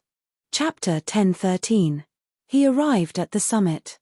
Although he was carrying a burden and every step forward required a great deal of strength, this wasn't too much of a problem for Qin Yu. He let out a deep breath and relaxed. After all, who knew whether or not he would be punished for helping someone climb a mountain? Luckily, that didn't happen. Releasing the ribbon, the floating woman fell to the ground. She looked back at the mountain path, her face full of joy but also a bit of fear. Luckily, she had been dragged all the way here. Otherwise, even if she could climb up by herself, she would have to shed several layers of skin. It had to be known that she was very afraid of pain. "My name is Liu Xiu. Thank you so much." "What is your name?" Qin Yu shook his head. "My name isn't important. I have already completed my transaction with you. The walnut is mine now. Goodbye." He turned to leave, but at this moment, his complexion changed. He saw that the space around Liu Xiu suddenly trembled. An unimaginably terrifying aura surged out. It gave Qin Yu the feeling of a weak and harmless little white rabbit staring at a Tyrannosaurus Rex spewing flames from its nostrils and mouth. Of course, the description of a little white rabbit was Qin Yu's own. Covered by this aura, Qin Yu felt as if he had been frozen in the air. Besides his thoughts, he couldn't move at all. Indeed, there was no such thing as a free lunch in this world. What sort of treasure was that walnut? How could it be so easily obtained? Now, he feared trouble had arrived. It was just that at this time, Qin Yu was inexplicably shocked. He didn't notice that after Liu Xiu panicked for a moment, she revealed a bitter and helpless expression. She was like a child that had run away from home and was caught as soon as she ran out of the house. Humph. You really have grown up. With your little cultivation, you actually dared to seal yourself and send a divine avatar into a small world. It seems that I was too lenient towards you before, allowing you to become so lawless. With an angry shout, a figure walked out from the shaking space. His body was wrapped in a faint halo of light and his entire body was translucent. It was clear that this was an avatar or projection of some sort. But he was the source of all the terrifying aura that Qin Yu had sensed. Now that he had truly appeared in front of him, he felt his thoughts turn sluggish, as if they were about to freeze. Who was this person? In terms of terrifying cultivation, the peach blossom origin master that Qin Yu met not too long ago was the strongest cultivator he had ever seen. But now, the feeling that this figure gave him was even more terrifying than when he was facing the peach blossom origin master. Didn't this mean that this person's cultivation was far more powerful than the peach blossom origin master's? After all, the peach blossom spring was a holy land that even the Eastern Zhu clan had to treat with respect. It was even more terrifying than the peach blossom spring master. This was a level that Qin Yu could no longer understand with his current experience. But there was one thing he was sure of. If this person wanted to kill him, they wouldn't even need to do anything. Perhaps just a single glance would be enough to scatter his soul. It turned out that looks could really kill. Qin Yu's emotions tumbled like a raging tide. He roared at Liu Xiu in his heart. I was just bragging that I had a teacher that transcended the heavens, but you really do have such a teacher that transcends the heavens. Even so, you're still here, acting like a weak little girl. If you want to act, then so be it. Why do you have to trick me? The reasoning was clear. Qin Yu had helped Liu Xiu climb the mountain and she had given him a walnut as a reward. This was originally a consensual matter, but now that her teacher was here, he might not think so. For such a small matter, you want to take away such a precious treasure from my disciple's hands? You brat, you must have eaten the guts of a leopard. There was no need for anything more. As long as there was even the slightest bit of dissatisfaction, he could casually wave his hand and he would be completely finished. That's right, he would be completely finished, even if he had the little blue lamp, the jade embryonic egg, and the sun and moon force field. Perhaps in terms of potential, Qin Yu's future was limitless. But something like potential wasn't worth anything until it was fully developed. The crushing pressure of absolute strength was enough to turn his entire person into ash. He wouldn't even be able to leave behind a single speck of dust. Teacher. Liu Xiu weakly opened her mouth, a pitiful expression on her face. But she was immediately interrupted. It was clear that this person was truly angry. Don't call me teacher. Just hearing that word makes my head hurt. Beneath the halo of light, the phantom was blurry and it was impossible to make out its true appearance. One could only judge that it was a tall and sturdy man. His eyes turned and fell onto Qin Yu. Or, to be more precise, his eyes fell onto the walnut in his hand. At this moment, Qin Yu's thoughts were completely frozen. He was like a fish placed on a table, waiting for someone to cut him down with a knife. Originally, things should have progressed exactly as Qin Yu had expected. He had unhesitatingly cultivated a dozen or so walnuts, and now one of them had been taken by someone else. If it were anyone else, they would be angry. In his opinion, his incomparably pure female disciple had clearly been deceived, otherwise why would she hand over the walnut? To dare deceive his disciple, haha, that was simply eating a dragon's gall. No, even if he had eaten a dragon's gall, he still wouldn't dare to do something like this. In the moment of life or death, as these thoughts raced through his mind, the phantom suddenly gasped. He lifted a hand and touched Qin Yu. Soon, as if he had been electrocuted, he drew back his hand. His eyes widened, revealing a strange expression. As for these things, Qin Yu, whose thoughts were frozen, naturally didn't know. It felt like only a moment had passed, but also like tens of thousands of years had passed. The terrifying aura that submerged him began to rapidly recede like a tide. His consciousness was restored and he could control his body once more. Qin Yu stormed backwards. This was his body's instinctive reaction in the face of danger. Humph humph. I didn't tell you to leave. So what if you run to the ends of the earth? A cold sneer entered his ears. Qin Yu stiffened. After a brief pause, he bowed. Qin Yu greets Senior. This walnut was willingly given to me by Liu Xiu. I ask Senior to examine it. Standing on the side, Liu Xiu was glared at. She had an embarrassed look on her face. She thought that she had no other choice. But from the looks of it, Teacher seemed to be a little interested in this Qin Yu. Otherwise, with his status, why would he waste time speaking to her? Could it be that I have another little junior apprentice brother? Thinking of this, Liu Xiu immediately became excited. She didn't even care about the punishment she would face. Little junior apprentice brother. She had been looking forward to meeting such a creature for many, many years. If her dream could come true, what did it matter if she was punished by Teacher? The Phantom lightly coughed. He lightly said, "This is a transaction between you and Liu Xiu. I naturally won't interfere." Qin Yu relaxed a little. Then, he couldn't help but curl his lips. He thought that no matter how strong or weak one's cultivation was, hypocrisy was an inescapable instinct. With that reaction just now, could it be considered not interfering? Although I don't know why I'm still alive, if it were any other cultivator, I fear they would have already died. Of course, even though he thought this, he still maintained a respectful expression. He bowed and said, "Thank you for Senior's magnanimity." The Phantom looked at Qin Yu. "Boy, I can feel a trace of familiarity from you. Perhaps before the 6 paths of samsara, you and I were related in some way. Since we can meet again today, that can be considered a lucky chance. Now, I ask you, are you willing to abandon your other minor dows and enter my tutelage?" Liu Xiu's eyes widened. She felt a pleasant surprise come too quickly. "I feel a little dizzy, little junior apprentice brother. I really am going to have a little junior apprentice brother. Indeed, I am the smartest person on this mountain. I can predict the future, can't you see?" Moreover, it was confirmed by Teacher. "This is simply unimaginable, okay? Haha, to those senior apprentice brothers and sisters who said that I was simple, that I didn't have enough brains, I can now confirm that you are all jealous of me. Agree, hurry up and agree. Boy, what are you waiting for?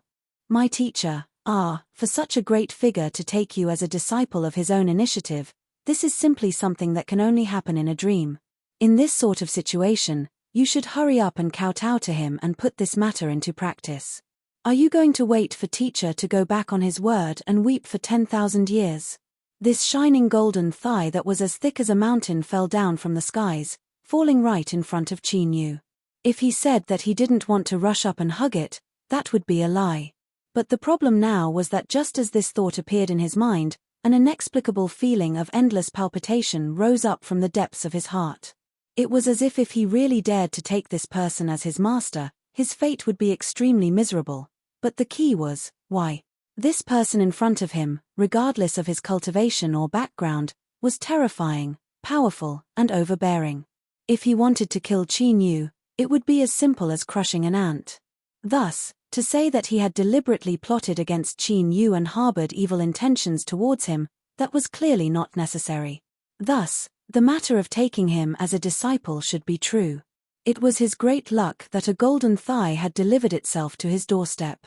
But now, he actually didn't dare to agree.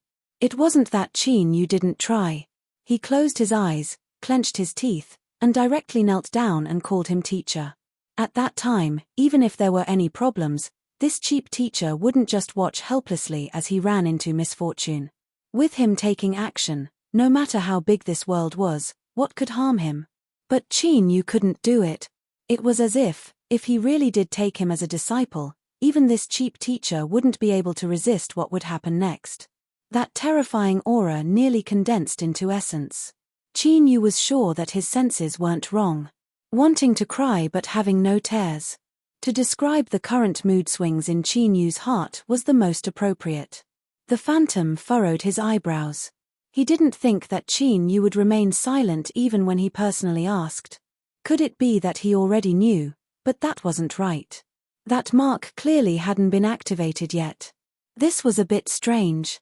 But since he had tried to steal it, he naturally had to do his best. There was no reason for him to give up halfway. The phantom glanced at the walnut that Qin Yu subconsciously gripped in his hand. His eyes flashed and he lightly said, "Perhaps you don't know my name, and I certainly can't tell you before you take me as your master.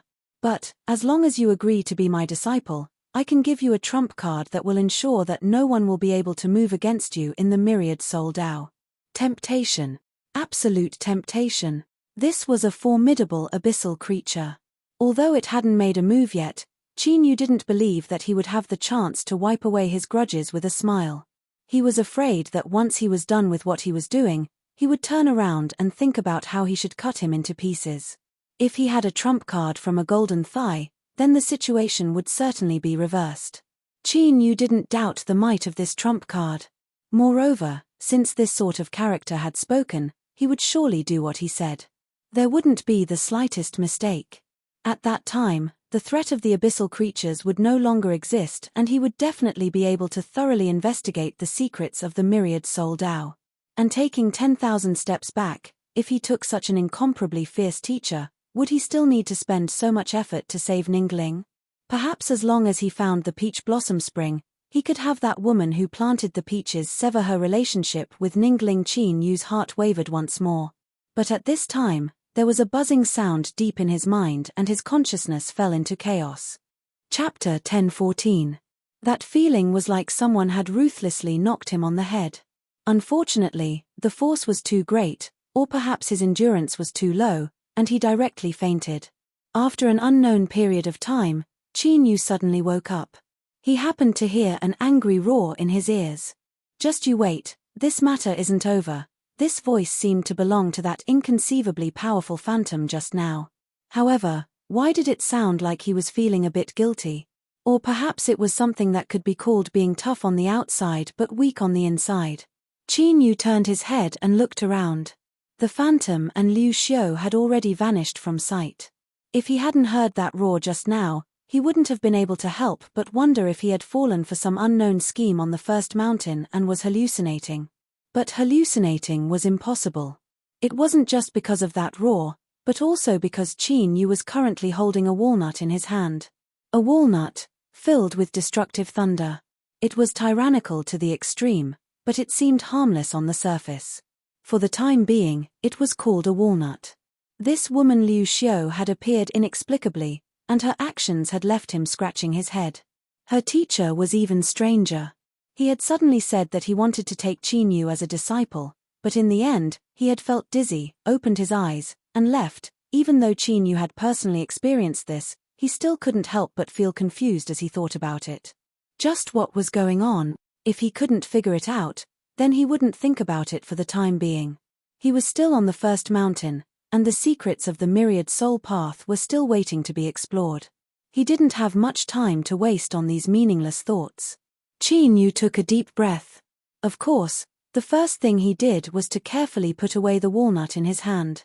Although this thing couldn't guarantee that he would be able to pass through the myriad soul path unscathed, it was still simple for him to kill someone or save his life at a critical moment. Put it away, put it away. Qin Yu looked up into the distance. Standing on the summit of the first mountain, he could clearly see the appearance of the second mountain. And at this time, he had a clear understanding that after ascending to the summit of the first mountain, he had already passed the test. With just a thought, he could be directly teleported to the foot of the second mountain and begin the test of the second mountain. It was said that climbing a mountain was easy but descending a mountain was hard. He looked down and saw that the first mountain led downwards. It was clearly much steeper and he frowned. Even though the road wasn't a road, being a bit steeper was completely meaningless for cultivators. It might very well represent that the amount of penetrative force they had to endure when descending the mountain was greater. The reason Qin Yu was able to easily reach the summit was because he had relied on his own strength to cheat. If it were any other cultivator, it would have taken them a tremendous amount of effort to reach the summit. As far as they were concerned, since they could choose to enter the second mountain, they wouldn't waste any more energy on the first mountain. After all, the first mountain was only the first mountain. Only by passing the test of all 3 mountains would one be qualified to enter the land of inheritance. Right now, every ounce of strength should be cherished and used for sprinting instead of being pointlessly wasted. However, since the path down the mountain existed, there must be a reason for it. Otherwise, when cultivators reached the top, they would be teleported directly to the second mountain. Why would there be a need to place the path down the mountain in front of them? Qin Yu thought for a moment and then stepped down the mountain. With the sun-moon force field wrapped around him, the test of the first mountain was meaningless to him. Since that was the case, it would at most delay him a little. Why not try it out?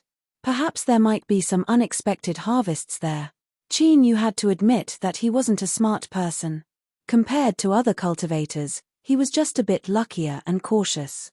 Now, he could think of things that other cultivators had thought of in all the countless years that the myriad Soul Dao had opened.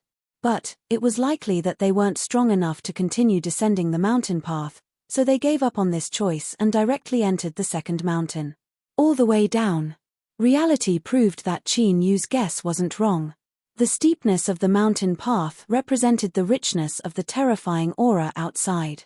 But it was clear that without Liu Xiu dragging him down, Qin Yu was extremely calm. He arrived at the foot of the mountain without any dangers. Just as Qin Yu took the final step out of the range of the first mountain and truly descended the mountain, an invisible aura suddenly gathered in the air. Light gradually appeared and a complex rune appeared in front of Qin Yu.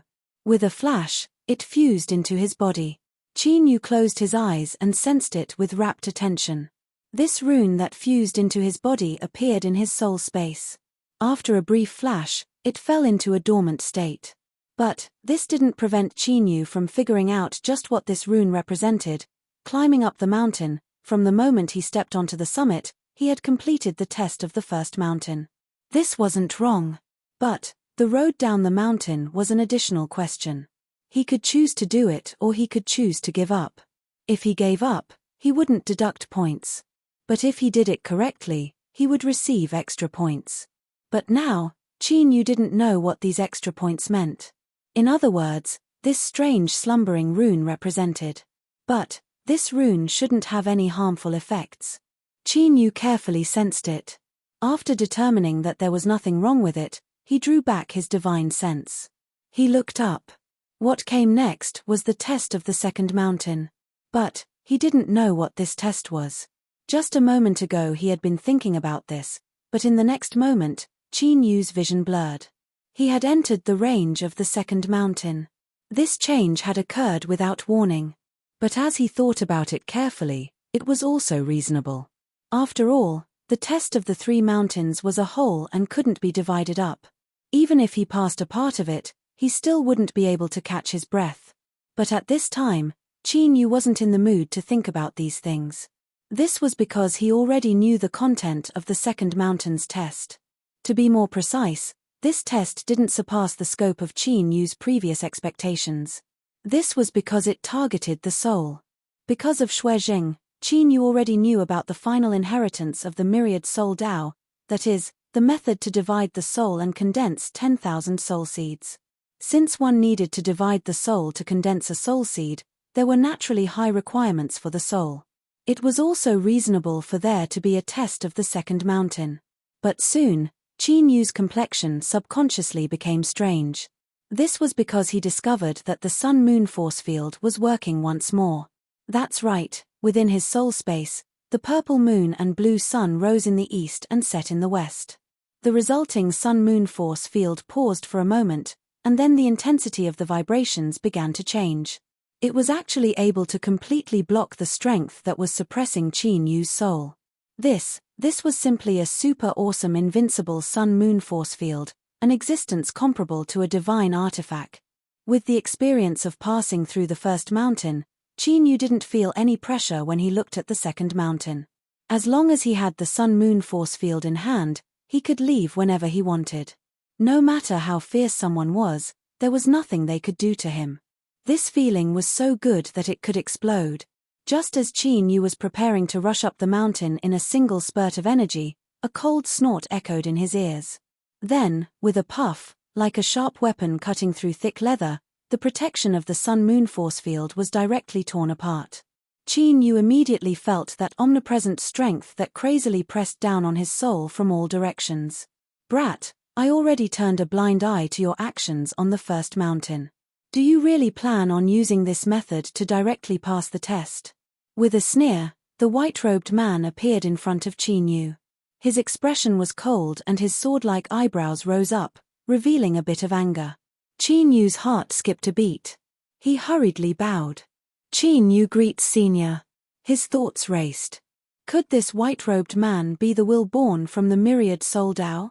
According to what the stone pagoda said, the myriad soul Tao itself already had problems. When that abyssal creature obtained approval and directly entered the land of inheritance, this also proved this point. Didn't that mean that this white-robed man in front of him was extremely dangerous? Qin Yu's body tensed and his heart turned icy cold. His hand moved beneath his sleeves and a walnut appeared in his palm. Although he didn't want to use this life-saving treasure so easily, he had no other choice if he were to face danger. Humph. Don't think that just because you have a sweet mouth I will be lenient. You can only rely on your own strength to pass the test of the second mountain. Don't think of playing any tricks. The white-robed man sneered again and again. But after speaking he frowned. For a time, he looked at Qin Yu in silence, as if he had thought of some difficult problem. After several breaths of time he continued to say, according to the rules, I broke through your protective force field and violated the rules a bit. So, if you can walk out of the second mountain then you can obtain an extra harvest. Don't even think about knowing what that harvest is. I won't tell you. After speaking, the white-robed man turned and stepped away, vanishing from sight. Just like when he first appeared, the white-robed man's departure was also silent. Qin Yu couldn't lock onto his aura at all.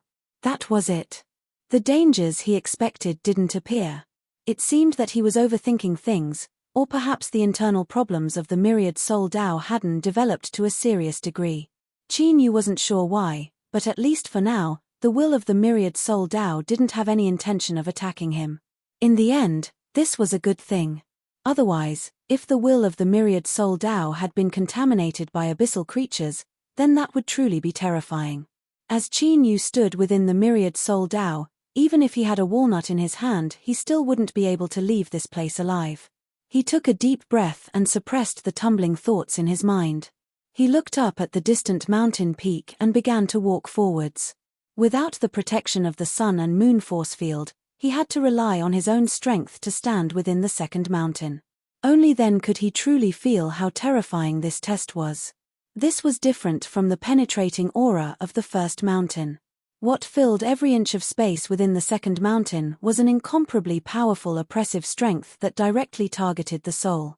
As one stood within, they felt as if they were facing an incomparably massive grinding stone that was slowly turning. And a cultivator's soul was beneath this grinding stone.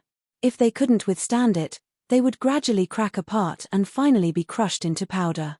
The closer he approached the mountain peak, the stronger the crushing strength became. Qin Yu could almost hear the sound of the grinding stone turning in his ears. At this time, Qin Yu naturally learned the name of the second mountain's test, the soul grinding stone. As this name appeared in his mind, the world in front of him underwent a massive change. The path within the second mountain had already vanished from sight. What occupied his entire field of vision was an incomparably massive grinding stone that was slowly turning. The so-called slow was only relative to its massive body. In truth, it was extremely fast, rumbling and howling without end. Right now, Qin Yu was beneath this grinding stone, withstanding the incomparably powerful pressure coming from above.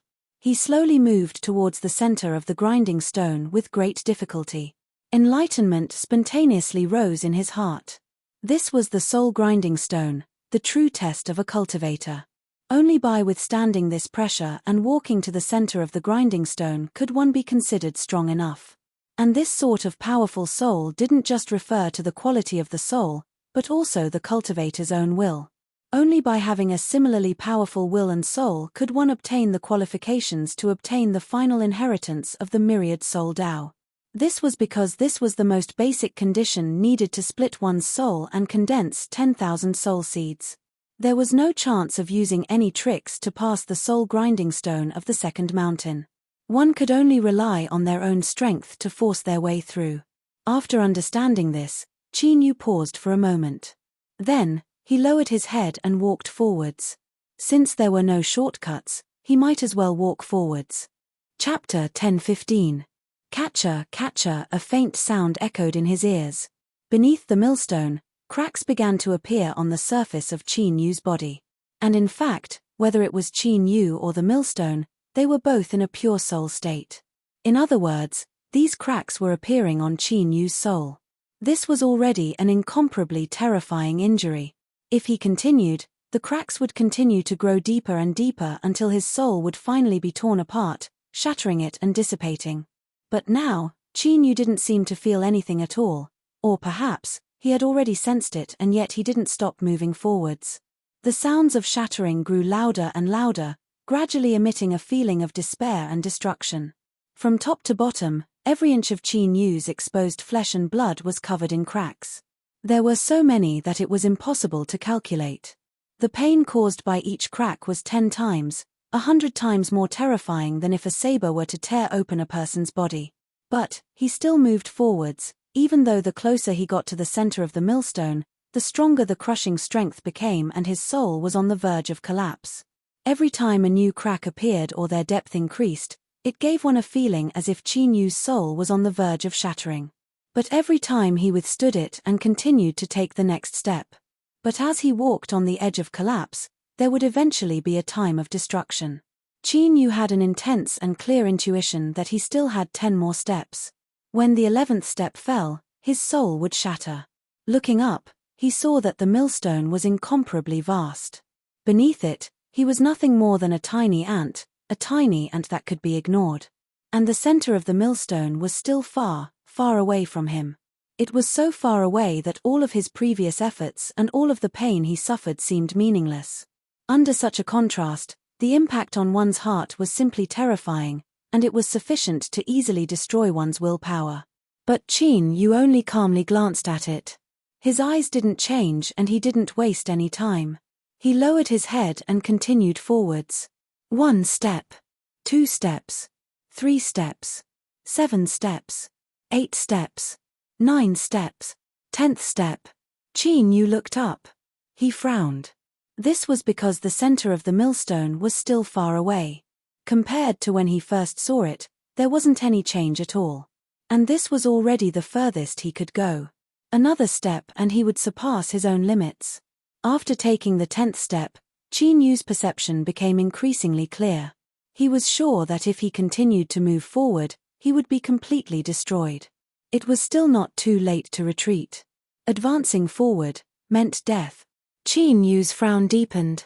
His eyes darkened and countless thoughts wildly collided in his mind.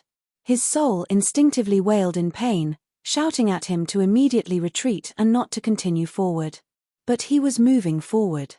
There was no doubt about this. Even if it seemed like he hadn't taken even half a step forward, he had truly walked a very, very long way.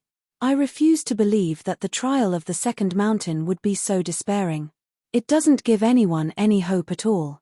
The more you show me that the center of the millstone is unreachable, the more it shows that I have truly arrived at the end. Perhaps I will die at this step, but there is also a possibility that it will help me reach the end. He took a deep breath, closed his eyes, and took the 11th step. As his foot fell, the oppressive aura around him reached its peak. He could clearly feel his soul being destroyed in despair. Shattering, tumbling, the fragments of his soul dissipated, and what vanished along with it was his consciousness. In the end, did I still fail? But I am unwilling. If I cannot pass the second mountain, then who else can pass the trial of the 3 mountains? This wasn't arrogance or conceit, but Qin Yu had absolute confidence in his own performance. He had nearly done everything he could, and yet he had still failed. Death was approaching. His consciousness collapsed until there was only a tiny bit left. It was entrusted to the tiny fragments of Qin Yu's soul. But at this time, everything came to a standstill. It was like a finger with infinite power had pressed the pause button for the world. The button. In the next moment, The passing of time began to reverse at an astonishing speed. What was left of Qin Yu's soul rapidly became whole. In an instant, it was restored to its original state. All the cracks and scars vanished. He closed his eyes, feeling that his condition was unprecedentedly good. An incomparably powerful strength surged within his reborn soul. When he opened his eyes, Qin Yu had arrived at the center of the soul millstone. The 11th step was the step of annihilation and also the step of rebirth. But that depended on whether or not one had the courage to take this step. If one was afraid and moved forwards, then even if they had taken the 10th step, all their efforts would have been for naught. They would not have been able to pass the trial of the second mountain and naturally wouldn't have the qualifications to enter the land of inheritance of the myriad soul Tao. This step was a test of one's character. In his heart, if it weren't for Ning Ling, Qin Yu might have chosen to retreat when he faced the 11th step. But there were no IFS in this world. Qin Yu had taken this step and passed the trial. Thus, he had obtained the reward he deserved. After passing through the soul millstone, the crushed and dissipated soul was reborn once more. This was a process of destruction and reconstruction. During this process, Qin Yu had obtained many benefits. This was the reward that the myriad soul Tao had given him. But it was clear that this wasn't the only reward. Humir in the air, an invisible strength gathered. Light appeared, turning into a rune. Qin Yu had already experienced this once, so he wasn't too surprised. He swept his eyes over it. This rune was extremely similar to the one he had obtained when he passed the first mountain. But, if one looked carefully, they would discover that they were completely different. They were like two directions, one to the south and one to the north. But since they gave off a similar feeling, there must be some sort of connection between these two runes. Shua, the rune flashed and submerged into Qin Yu's body. Without needing to activate it, it arrived in his soul space, right next to the first rune. The two runes overlapped and fused together. Every complex and exquisite rune perfectly fused together without the slightest bit of overlap. After the two runes entered Qin Yu's body, they fell into a dark and deep slumbering state. But after they fused together, they began to emit light and then burn. Qin Yu could feel a faint burning in his soul. But this burning didn't have any evil intentions. After a moment of hesitation, he didn't resist it. Thus, when the rune burned away, a faintly discernible rune mark appeared on the surface of his soul. A voice sounded out in Qin Yu's mind. Yin and Yang runes have combined into one. You have obtained the qualifications to obtain the inheritance and obtain the myriad soul great Tao. It was deep and heavy, carrying with it an incomparably formidable will that couldn't be resisted. This was the approval of the myriad soul Tao. Qin Yu opened his eyes, a bitter smile on his face. Although he had entered the myriad soul Tao, he had no interest in its inheritance methods. But he had inexplicably obtained its approval. He already knew that by relying on the rune mark in his soul, as long as he wanted to, he could immediately obtain the myriad soul great Tao after entering the land of inheritance. This was also what East Jew Charlie and the others wanted to obtain after entering the land of inheritance. However, although Qin Yu wasn't interested in the myriad soul great Tao, if he could obtain the inheritance then he would naturally know all the secrets of the myriad soul Tao. Unraveling it would be much easier. But was the myriad soul great Tao really so simple? What Qin Yu was worried about was that once he obtained the inheritance, unraveling it would be 100 times more difficult. The white-robed will of the myriad soul Tao didn't show up again. However, his voice rang out in Qin Yu's ears. Kid, I've fulfilled my promise and given you an extra reward. Now, enter the third mountain. This will be your final test. Before Qin Yu could respond, an invisible strength descended. His body twisted and in the next moment, he entered the range of the third mountain. Qin Yu's heart chilled and his expression dignified. He hadn't felt much that he had cheated to pass the first mountain. But the test of the second mountain allowed Qin Yu to truly understand just how terrifying the so-called test of the three mountains was. Now, this was the final mountain. According to common sense, the difficulty of this test was likely to be even greater than the previous ones. But in reality, nothing happened. Qin Yu walked from the foot of the mountain to the summit. The entire process was incomparably smooth and nothing happened. The moment he reached the summit, strong winds stirred up, blowing away the fog that shrouded the mountain. In the void, a golden door appeared. It seemed to shine with endless light, dazzling to the extreme. But now that he was so close, Chin-yu could see the massive number of holes and cuts on its surface. It seemed as if this stone door had withstood an astonishingly powerful attack a long time ago. At this time, facing Chin-yu, the stone door slowly opened. Rumble, rumble. Thunder roared above his head and trillions of arcs of lightning wreaked havoc. Within the land of the three mountains, whether they were inside or outside, all the cultivators gathered here felt their hearts shake. They looked up and saw that golden door opening in the distance. Someone has passed the test of the three mountains. He actually succeeded. How is this possible? I just approached the summit of the first mountain. Just who was it that was able to accomplish this? Cries of alarm rang out. Countless cultivators widened their eyes, their faces filled with shock. Because of some restriction, the contents of the test of the three mountains couldn't be transmitted to the outside world. But over the countless years, there had been many cultivators who had passed the test of the three mountains. But the fastest amongst them had taken at least 10 days. And now, it had only been a little over 2 days since the opening of the Myriad Soul Dao. The golden door was on the distant horizon, but when everyone looked down, they could clearly see the noble posture it presented. So, after Chin-yu paused for a brief moment, he stepped towards the door. Then, his blurry figure became clear. At this moment, countless cultivators could clearly see Chin-yu's appearance. It's him. Outside the first mountain, several cultivators cried out in alarm. After a moment of shock, their faces flushed red with shame. Before, when Chin-yu entered the mountain, they had been standing not too far away and had mocked him. When they didn't see Chin-yu come out, they had sighed inwardly. They thought that this boy had some skills. But no matter how they thought about it, they never imagined that Chin-yu had already passed the test of the three mountains. It wasn't 2 days, it was 1 day, it was 1 day. One of the cultivators whispered. His body shivered, endless awe in his eyes. As the several people beside him heard this, they stiffened. Then, their faces filled with shock. Passing the test of the three mountains in 1 day, if they didn't see it with their own eyes, who would believe it? Just who was this person? Chin-yu, his Chin-yu. So it's him. In the past, I didn't believe the rumors, but now I no longer doubt them. Chin-yu's background must be amazing. Perhaps he really does have a teacher with a transcendent cultivation. This Chin-yu is actually so terrifying. Halfway up the first mountain, Xia-chun and Daoist priestess Taiping looked at each other with stunned expressions.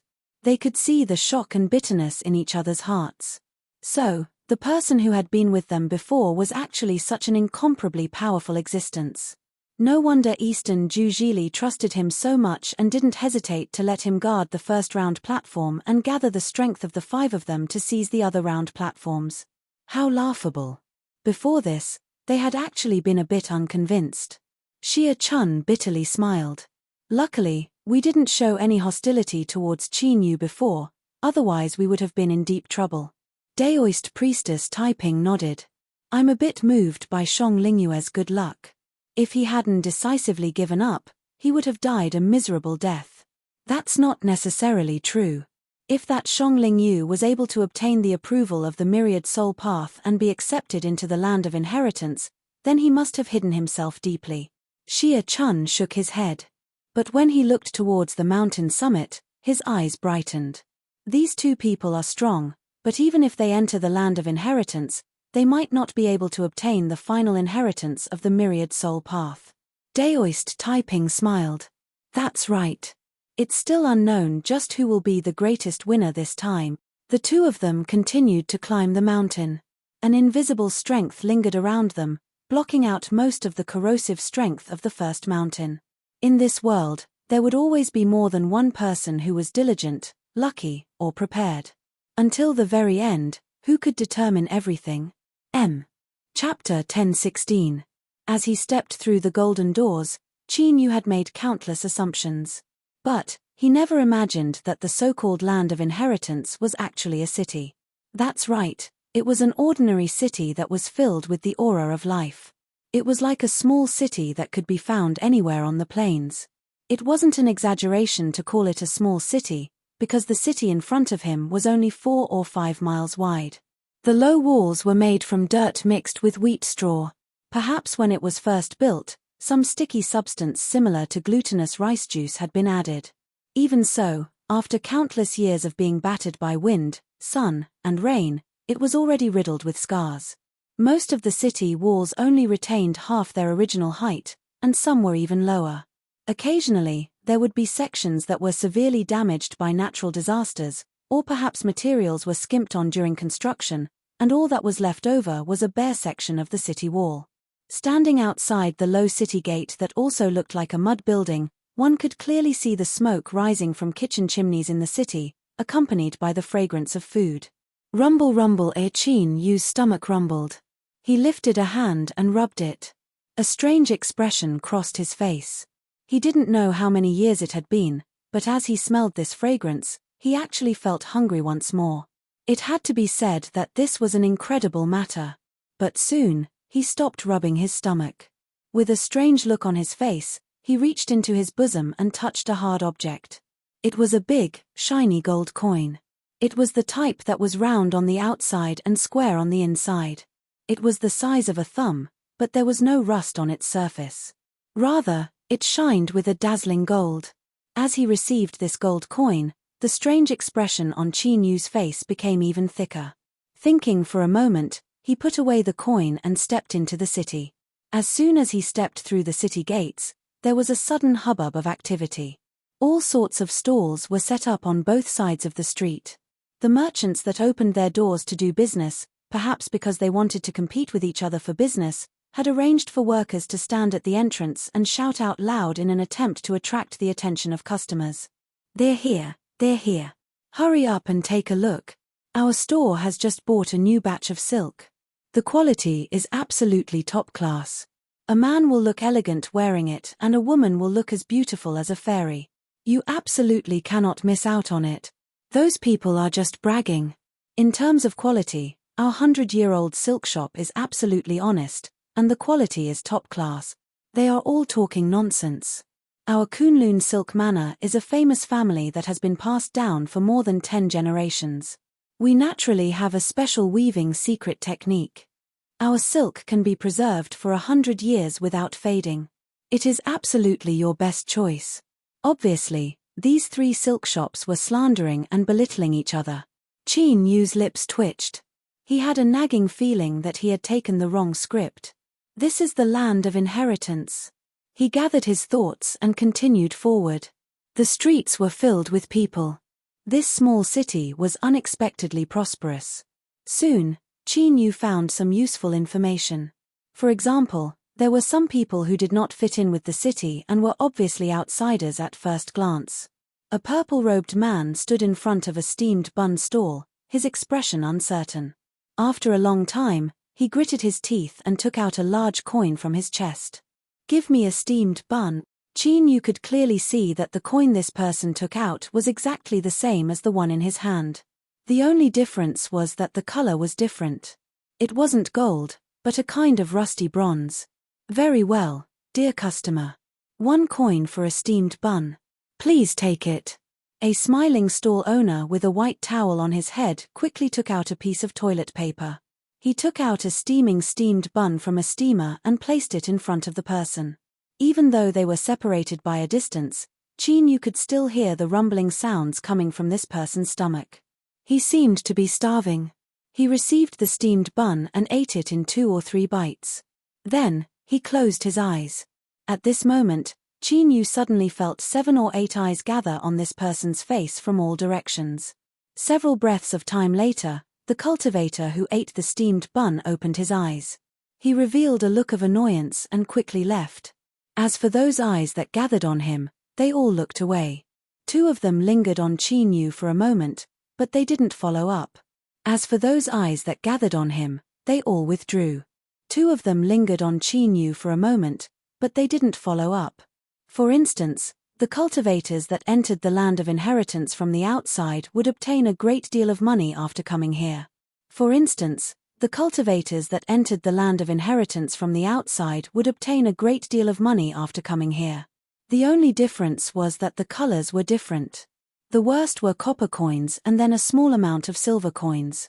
As for the gold coin in Qin Yu's chest, he had never seen a second one. This city was the land of inheritance of the myriad soul Dao, and the large amounts of money in the hands of cultivators were the medium through which they obtained the inheritance. Or, it was more accurate to say that through the transactions of large amounts of money, any item purchased contained a kind of inheritance. This was because the land of inheritance of the myriad soul Dao didn't just contain the myriad soul great Dao. On the contrary, it contained tens of thousands of different inheritances. Some of them were strong, but in the end they were in the minority. Most of them were relatively ordinary, and there were even some that weren't worth mentioning. As for what they could trade for, that depended on the cultivator's own luck and eyesight. In short, it was up to the cultivator to choose what was good or bad. Of course, the appearance of inheritances wasn't set in stone. Rather, they appeared in some sort of random pattern that didn't follow any rules. For instance, the cultivator that bought the steamed bun had obtained an inheritance after eating the steamed bun. His expression didn't seem too good, but if the next cultivator came to buy the steamed bun, there was a chance that they would obtain an extremely fierce inheritance. Moreover, there were two other important points. Within this city, there were two things that one had to buy. One was a place to stay and the other was food. As for the specific reason, it would be explained later. As Qin Yu stood outside a restaurant, he could feel a burning heat in his chest and stomach. His 5 viscera temples that couldn't obtain sacrifices were already going on strike. Rumble rumble, there was another explosive sound. This sort of hunger seeped into his bones, making him wish he could pick up a stone and chew on it. This was a feeling he hadn't felt in a long, long time. Perhaps it was in the past, before he met Auntie Ji, when he was wandering around the world, that he had felt something similar. Qin Yu rubbed his stomach and subconsciously took a deep breath. This wasn't good. The aroma of the food and wine was even thicker. It was like sharp hooks that drilled straight into his heart. "Dear customer, are you hungry? Hurry up and come to our restaurant. Our restaurant's dishes are all cooked by our great chef and the taste is superb. You won't regret it after tasting it." Standing at the entrance of the restaurant, the young servant responsible for attracting customers saw Qin Yu and his eyes brightened. He immediately tried his best to win him over. 1 silver coin, just 1 silver coin and you can enjoy a delicious meal in our restaurant. It is absolutely worth it. Dear customer, please do not hesitate any longer and hurry up and try it. 1 copper coin for 1 steamed bun. 1 silver coin for a banquet. Then what about 1 gold coin? Qin Yu didn't know. He had never seen a large gold coin appear in this city. His intuition told him that it was best not to expose the large gold coin in front of others, otherwise it was likely to provoke unexpected troubles. But if he didn't use the large gold coin, how would he eat? When a cultivator entered this great city, they would feel hungry. They had to eat in order to survive. Moreover, they even had a place to stay. It was said that in this city at night, if one wasn't in their room, some horrifying things would happen. As for what these things were, Qin Yu had never experienced them before. Moreover, he absolutely didn't want to try them. Things seemed to have reached a dead end. If he used the large gold coin, there might be trouble. But if he didn't use it, then eating and living would be a problem. As Qin Yu felt the hunger in his stomach increase and he bitterly smiled, he suddenly heard a shout. Then, a figure fluttered down from the 2nd floor and landed in front of him. "Qin Yu, you came in." At this time, the one standing in front of him was East Ju Jelly, her face filled with joy. But soon, she seemed to think of something. She restrained her expression and pulled him towards the restaurant. "Follow me."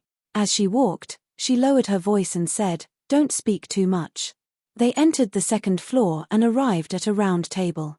Several figures stood up, sizing him up. East Ju Jelly smiled. "Everyone, he is my friend. According to the agreement between us, I can bring him to eat with me." A girl in a pink dress across from her nodded. "Of course, Miss East Ju has this right." Her eyes fell on Qin Yu's face. "But, This fellow Daoist seems a bit familiar. These words seemed to be pointing at something. East Jew Jelly's complexion changed. This friend of mine has never been good at socializing and rarely interacts with the outside world. I think Miss Yoon must have made a mistake. As she spoke, she pulled at Chin Yu. Sit down and hurry up and eat. I still have some work to do, so I can't stay here for too long. Chin Yu nodded. He didn't care about the people across from him. He sat down in an empty seat and began to stuff himself with food. Unfortunately, although he soon felt full, he wasn't able to obtain any of the inheritances of the myriad soul Dao. This seemed to be different from the information he had gathered. It seemed that there were still some things he didn't understand. Are you full? East Jew Jelly glanced over. Seeing Chin Yu nod, she stood up and said, Everyone, we will bid our farewells first. As she spoke, she stood up and left the restaurant with Chin Yu. Yun Feng, who was wearing a pink dress and had a pretty face, frowned slightly as she watched the two of them leave. A thoughtful look appeared in her eyes. How is it? Does fellow Daoist Yun really know this person? Another cultivator asked, arrogance in his eyes. This East Jew Jelly only comes from a remote land. She was lucky enough to obtain a few silver coins, otherwise how could she have the qualifications to eat with us? And what sort of background does the person beside her have? Yun Feng smiled. She said in a soft voice, perhaps I am overthinking things. She shook her head, suppressing the ripples in her heart. She swept her eyes over the people in front of her. Now that we are all on the same side, let's talk about our recent harvests. After leaving the restaurant and avoiding everyone's line of sight, East Jew Jelly finally stopped. She turned and looked at Chin Yu with shining eyes. How could you be so fast? As she spoke, she seemed to think of something, or perhaps it was because her words were a bit inappropriate. Her face flushed red and she hurriedly said, What I mean is, how did you enter the land of inheritance so quickly? Chin Yu rubbed his nose. He thought that it would have been better if she hadn't explained it, but now that she said it, it actually made him feel uncomfortable. He coughed and said, My luck was good. I passed the test of the 3 mountains and entered. East Jew Jelly certainly didn't believe his words. If one could enter the land of inheritance just because they were lucky, then what were you trying to say? Even if Chin Yu didn't say it, she could still guess. He was truly worthy of being the disciple of a ruler. His background was unimaginably deep. There are some things that aren't convenient to say here. Come with me first. East Jew Jelly swept her eyes around and pulled Chin Yu along. Chapter 1017. A moment later, in a remote courtyard, Dongju Charlie pushed open the door and entered. In the courtyard, there was an old man who was doing carpentry. He raised his head and glanced at her. He could not help but frown. Little Charlie, here's your friend.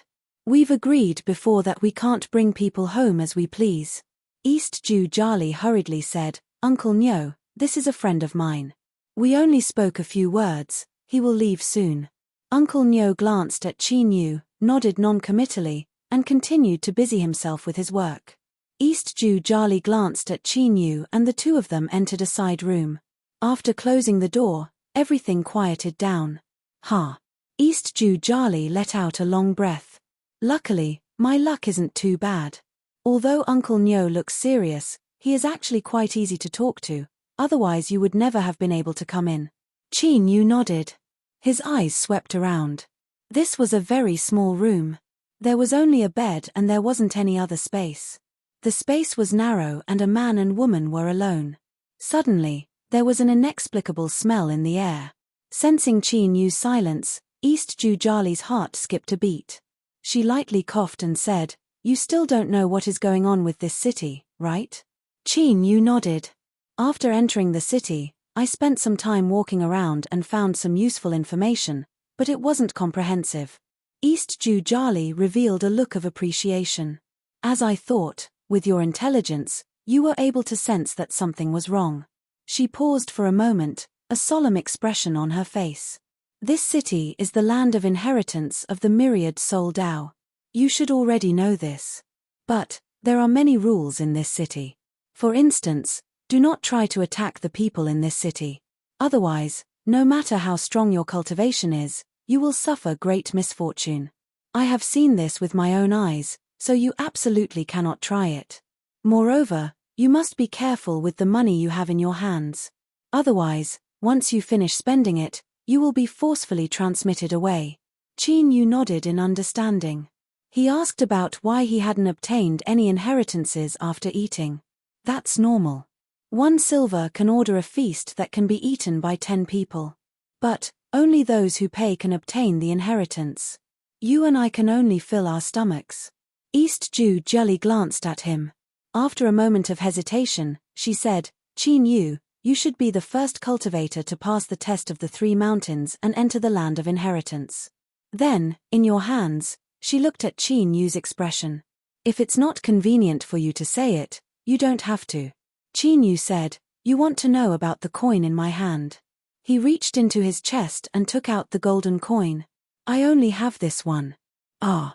Dongju Charlie gasped, her eyes wide open.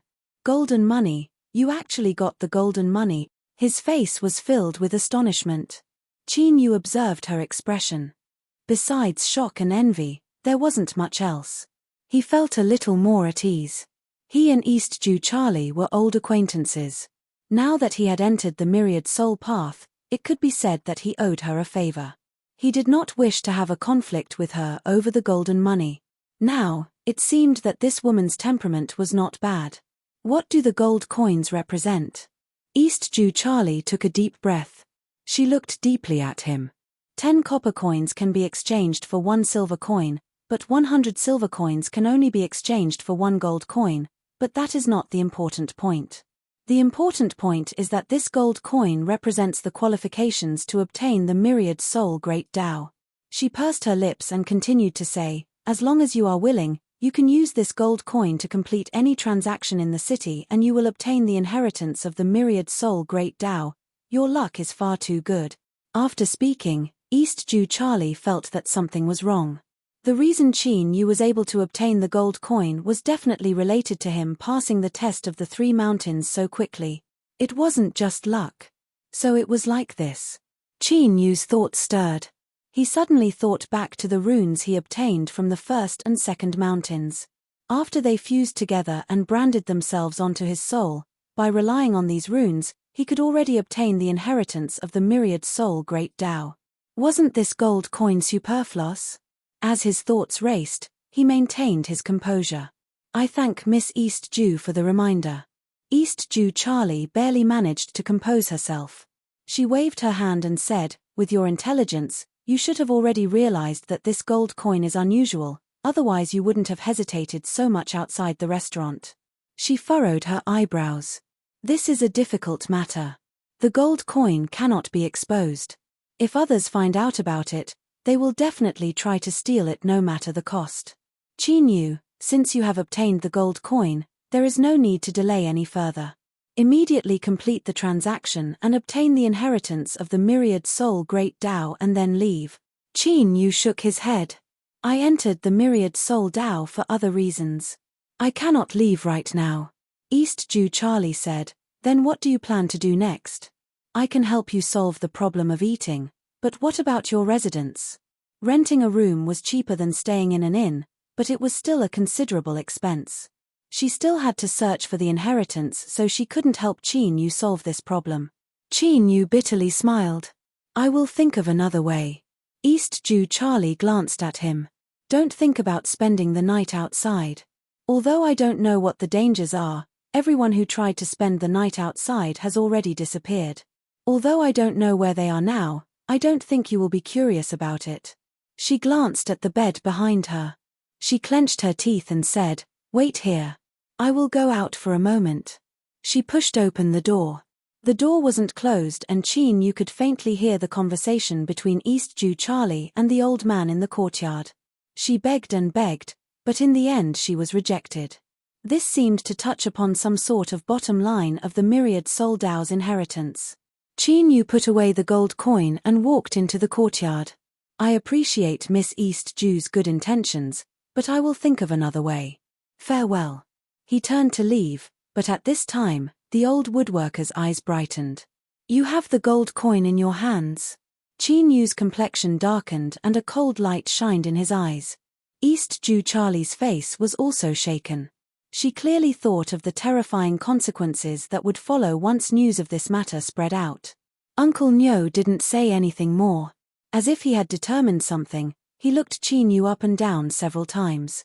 Then, he curled his lips and said, "Since that's the case, I will make an exception.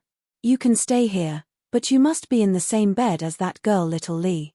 I don't want to stir up trouble for myself." "Thank you, Uncle Nyo. Thank you, Uncle Nyo." East Jew Charlie was overjoyed. After repeatedly thanking him, she hurriedly pulled Chi Nu back to their room, as if she were afraid he would go back on his word. Closing the door, her face lit up with joy. "That's great. The resident's problem has been solved and you can continue to stay here." Chi Nu rubbed his nose, a bit of an obscure expression on his face. East Jew Charlie soon thought of something. She blushed and said, "Everything must be done in accordance with your rights and interests. I don't think fellow Daoist Chin would be so inflexible, right? Or, do you have ulterior motives towards me?" Chi Nu coughed and waved his hand again and again. He thought that her words were a bit too fierce. Seeing him act like this, East Jew Charlie couldn't help but laugh inwardly. At the same time, she couldn't help but feel a bit disappointed. It seemed that he really wasn't interested in her at all. Night fell.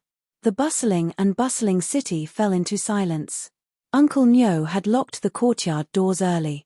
After coughing several times, he returned to his room and turned off the lights. The outside world was pitch black. Sitting in the darkness, Chi Nu and East Jew Charlie simultaneously thought of what had happened. That was Uncle Nyo's reminder. To have the two of them share a bed was clearly not to make things difficult for them.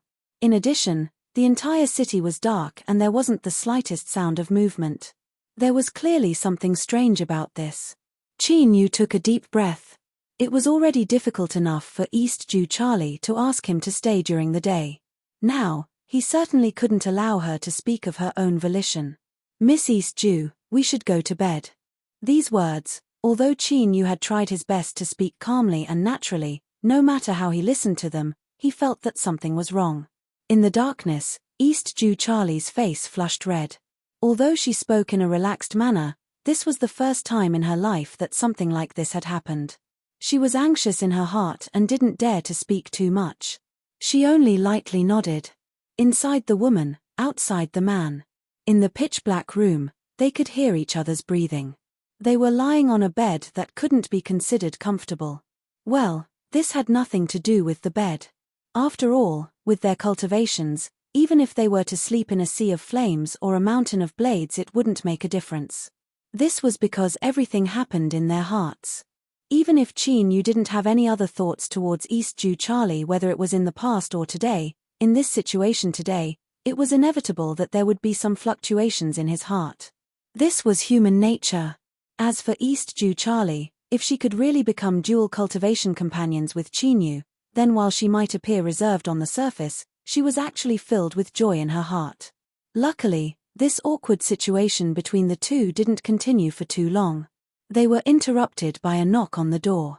Bang, bang, bang. This extremely ordinary knocking sound spread out far and wide in the silence of the night, seeming especially clear. Coming. It was Uncle Nyo's voice. There was a trace of restlessness in his voice. Then, the courtyard door opened, but there was only one set of footsteps. "I'm fine. You must have sensed wrongly." Uncle Nyo spoke, clearly trying to explain. But soon, things began to develop into a bad situation. A cold wind blew in, causing the windows to creak. Although it was still pitch black outside and they couldn't see anything, whether it was Chi Nu or East Jew Charlie, both of them froze. They could feel a cold intent emanating from the depths of their hearts. It was as if there was something outside the window that was approaching and peering in. Uncle Nyo's voice became dry and dry. "There is a little girl living inside. She paid rent to me, and I have already reported this to the city. My lord, what you are doing now is already a violation of the rules. She really lives alone. How could I dare to lie about something like this? My lord, please continue patrolling and don't make things difficult for this old man." Uncle Nyo was still the only one speaking. But the more he spoke, the more one couldn't suppress the fear in their hearts. The existence hidden in the darkness clearly didn't believe Uncle Nyo's words. It was unknown what he did, but the cold wind blew even stronger. The windows and even the closed doors began to creak. East Jew Charlie bit her lips. She suddenly reached out and hugged Chinyu, trying her best to shrink her entire body into his chest. Don't move and don't speak. That thing outside has already sensed us. This is the only way we can hide from it. Her face flushed red. East Jew Charlie gathered her thoughts. It was unknown what secret technique she used, but her aura soon vanished. But at the same time, her entire body became even hotter. Chinyu felt as if he was hugging a burning flame. This heat certainly didn't bring any trouble to Chinyu. Rather, it made him increasingly feel the curves and curves of the jade body in his arms, as well as the astonishing elasticity. Chapter 10:18. Chinyu took a deep breath and suppressed the impulse in his heart. In truth, he had a better method. If he released the aura of the sun and moon force field to hide himself, he should be able to hide it from the unknown existences outside. But before he could do anything, East Jew Charlie had already hugged him. If he pushed her away now, that would make her lose face. Moreover, it would give off the impression that he had clearly taken advantage of her, and yet he still wanted to act high and mighty. He had offended her. Chinyu thought to himself. He tried to restrain his perception so that the impact of the woman in his arms would be reduced to the minimum. The chilling wind gradually dissipated and the doors and windows stopped shaking. Uncle Nyo's voice sounded out. My lord, look, this old man wasn't lying. There really is only one person inside. If you had forced your way in just now, you would have violated the rules of the city. It's fine, it's fine. This old man certainly understands. My lord, you are doing your duty faithfully and didn't deliberately make things difficult for me. Just pretend this never happened. My lord, please take care. This old man's status is limited and it's not good for me to do anything at night, so I won't send you off. Then, the courtyard door closed and there was the sound of a lock being locked. Uncle Nyo turned back and walked to the window. He snorted, clearly dissatisfied with the two of them. But he didn't knock on the door. After returning to his room, he soon lost all signs of life. East Jew Charlie blushed and left Chinyu's arms. She took a deep breath and said, it should be fine. As she thought, the following days were calm and tranquil. When the first rays of light appeared outside, the city that seemed to have fallen into a deep slumber suddenly became lively once more. There was the sound of Uncle Nyo moving around in the courtyard. Chinyu left his bed and cupped his hands together. I have offended you last night. East Jew Charlie shook her head, not saying anything more. This city is incomparably mysterious and there are many secrets hidden within it that we have never touched upon. No matter what you do next, you must be careful. Chinyu's heart warmed. Miss East Jew is the same. When the two of them walked out, Uncle Nyo's expression didn't look too good. When he looked at the two of them, he couldn't help but let out another cold snort. A young man and a young woman, alone in a room, sharing a bed at night. I originally thought that you would do what you were supposed to do, but I didn't expect that you would treat each other with such respect. If that lord from last night had found out, not only would you have been in trouble, but I would have suffered as well. However, although his tone wasn't good, Uncle Nyo didn't say anything. He only impatiently waved his hand and sent the two away. He actually didn't mention the matter of Chinyu being driven away. This was indeed a bit beyond their expectations. After leaving the courtyard, Dongju Charlie said, since he won't chase you away, you can continue to stay here. After all, it's very difficult to find a place to stay in the city. Chinyu thought for a moment and nodded. He didn't try to be pretentious. After all, time was precious and he didn't want to waste it on finding a place to stay. Unsurprisingly, that abyssal creature was currently in the city, but what exactly was it doing? And there was also last night, the hidden patrol in the darkness. Although Chinyu didn't see their appearance, he could feel a trace of dread from the chilling winds. This city was clearly not as simple as what they had seen during the day. The two of them didn't say anything else. After agreeing to return before nightfall, they turned around and left. The reason they entered the inheritance ground was to obtain the myriad soul path's inheritance. Every day they stayed in the city, they would have to spend money on food, drink, and lodging. There was a limit to how much money they had on them. Naturally, none of them could afford to waste time. As Qin Yu walked down the street, his eyes constantly swept around. Along the way, he saw many cultivators that had come from the outside world like him. But it was clear that in this strange city, everyone was afraid of each other. Unless they knew each other, even if they saw each other, they would only glance at each other before leaving, without any intention of communicating. Everyone had money in their hands, and every single piece of money in the city represented an opportunity. If they said that they didn't have any sinister thoughts, then they would absolutely be deceiving themselves. It was only because they had misgivings in their hearts that they restrained themselves from making a move. Thus, it was best to stay a bit further away so that they wouldn't be afraid of each other. The city wasn't too large to begin with. Even though Qin Yu walked slowly, after 4 hours he had walked through almost every corner of the city. Now, he was standing deep in an alley in the southern part of the city, outside a common-looking private school. The reason he knew this was a private school was because, besides the typical black tiles and white walls, as well as the plaque hanging at the entrance, there was also the sound of books being read from within. Qin Yu quietly listened for a moment. Seeing that the door to the private school was open, he hesitated for a moment and then walked in. The door wasn't large, but the inside of the private school seemed to contain its own universe. Looking at its size, it wrapped around 4 or 5 surrounding courtyards, all of which had been torn down. In addition to the 2 neat rows of study rooms, there was actually a decent-sized garden. There was a pond built in the garden, and it was unknown where the water came from. Koi carps were swimming in the pond, and they were sparkling in red and gold. It was quite beautiful. Qin Yu looked around, his expression casual. Deep in his eyes, he covered up the dark golden light that flashed. Finally, his eyes fell on a teacher in the private school who was currently teaching a class. He wore white robes and his appearance was light.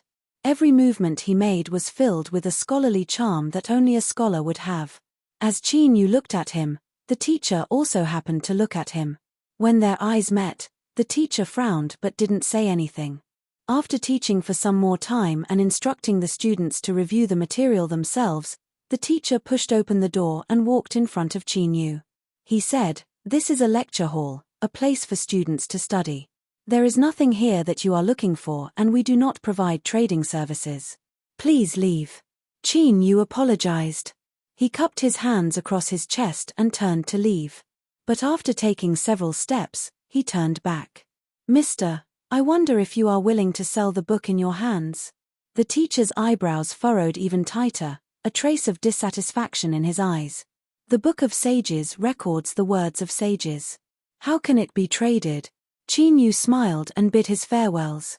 After leaving the private school, he turned his head and looked behind him. A dark golden light flashed in the depths of his eyes once more.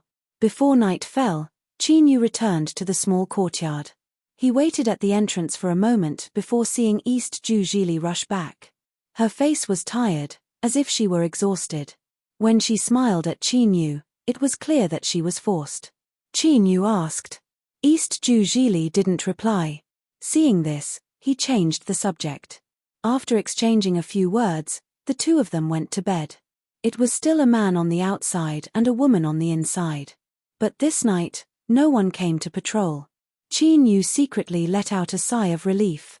Then, he discovered that there was a faint trace of disappointment in his heart. This discovery left him stunned. Then, he couldn't help but laugh at himself. As expected, he was just an ordinary man. The night passed without words.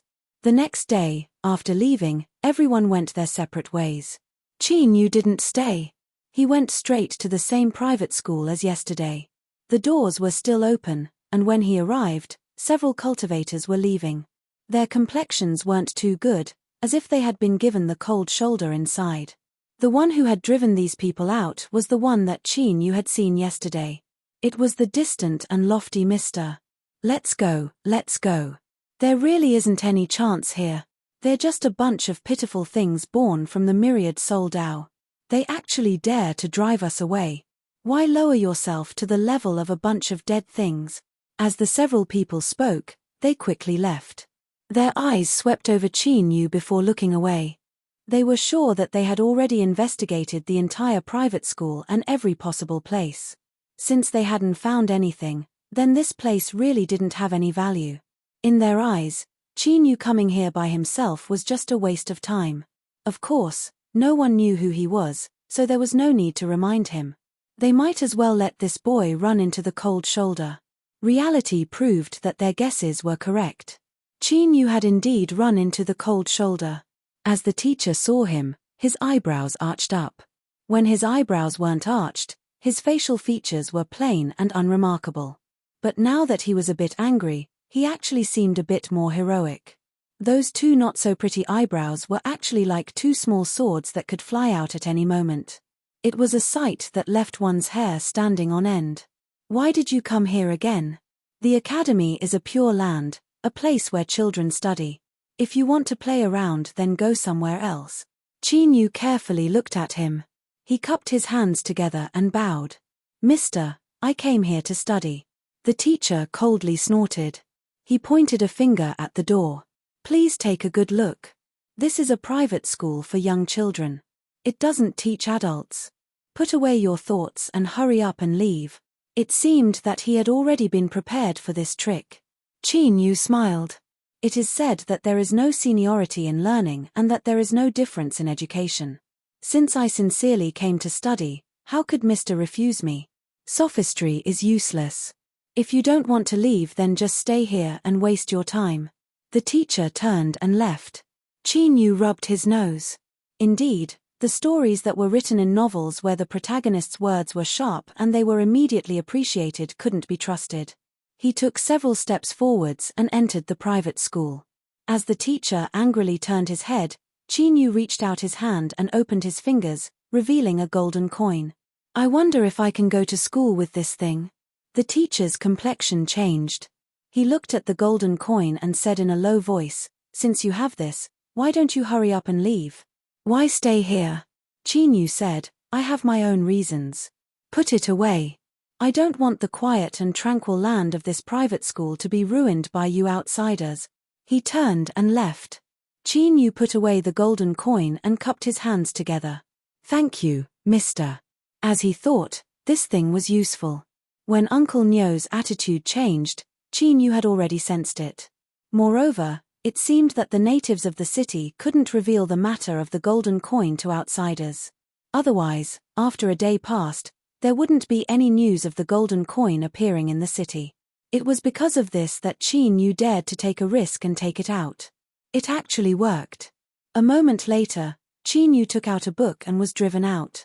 According to the teacher's words, it was already impossible for him to stay and study because of his golden money.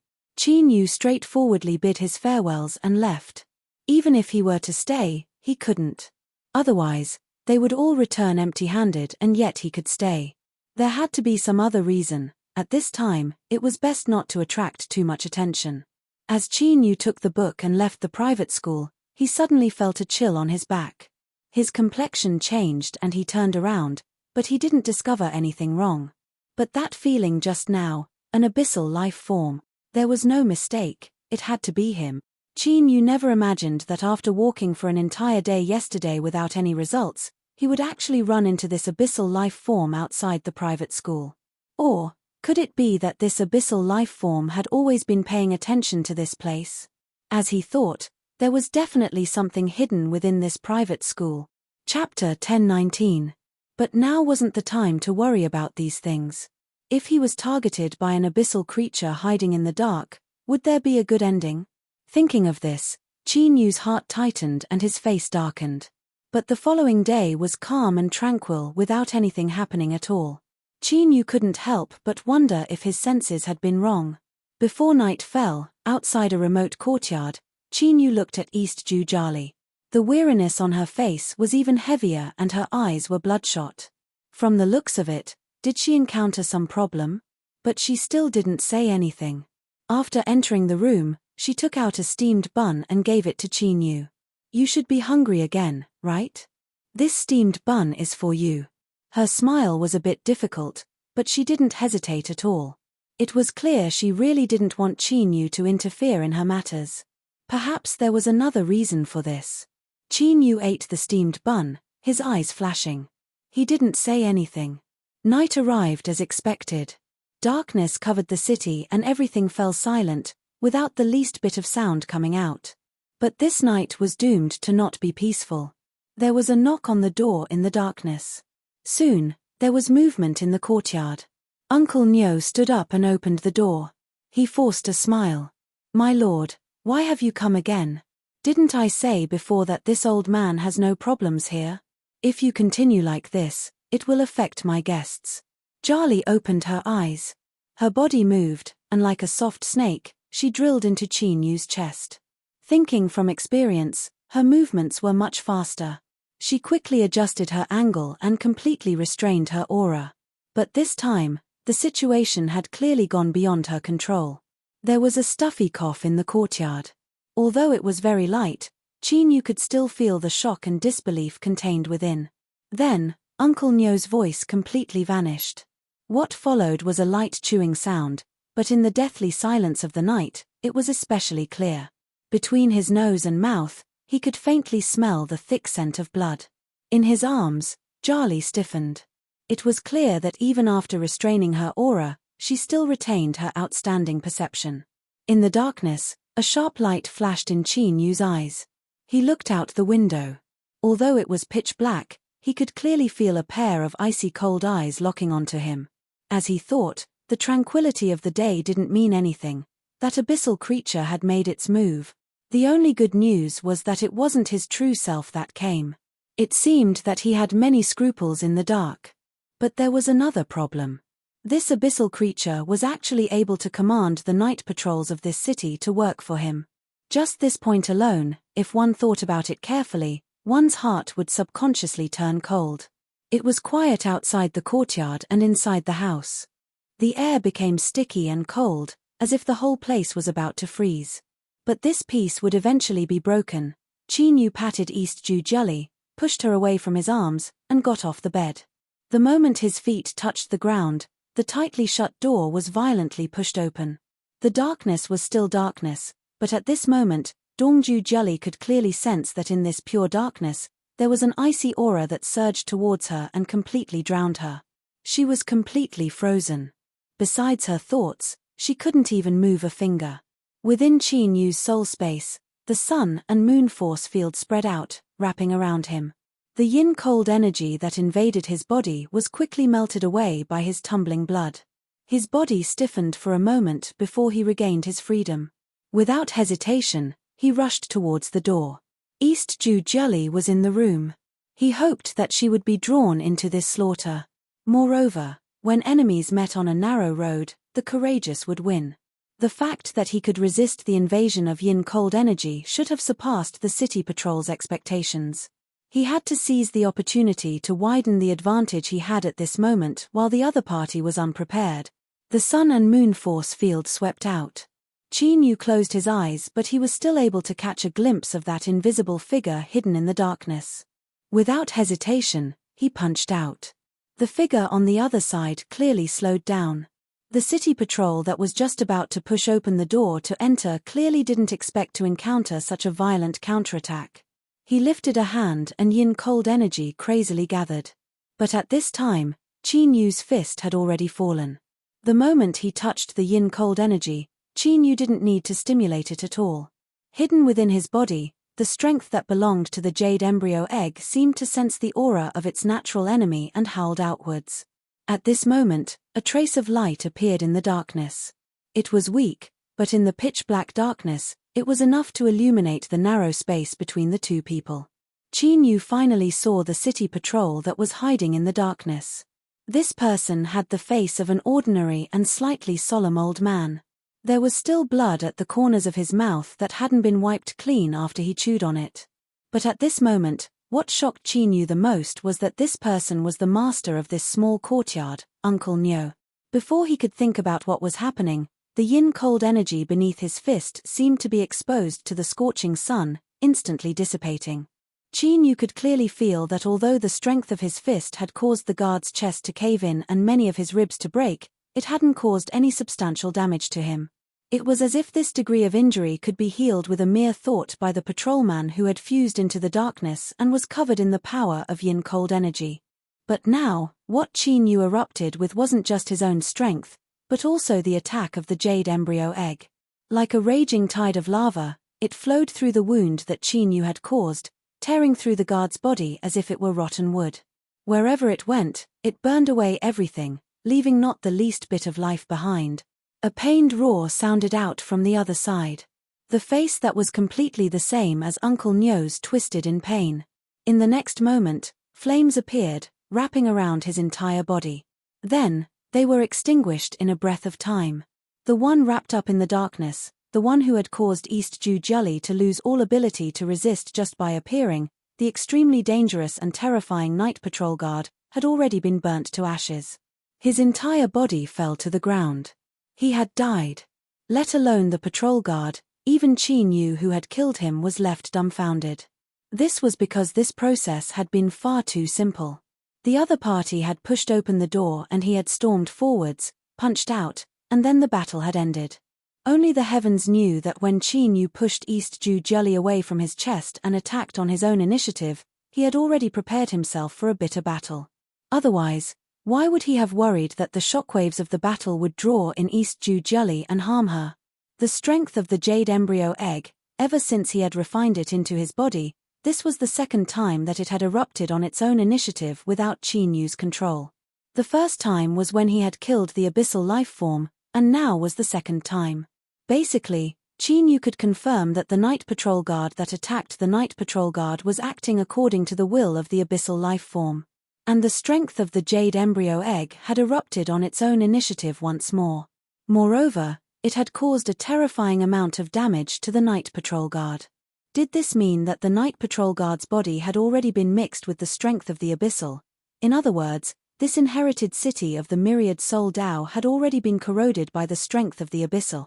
If this was true, then even if he killed the night patrol guard tonight, that would only be the beginning of the horror. Thinking of this, Qin Yu's complexion became increasingly dignified. He looked up at the pitch-black courtyard where he couldn't even see his fingers. Qin Yu took a deep breath. He could feel an endless yin-cold threat. He didn't close the courtyard door. Instead, he took a step back and closed the door. Although the yin-cold feeling was still there, it was as if it had been shielded outside. He immediately felt much more relaxed. He turned and retreated to the bedside. Qin Yu grabbed East Ju Jolly's hand.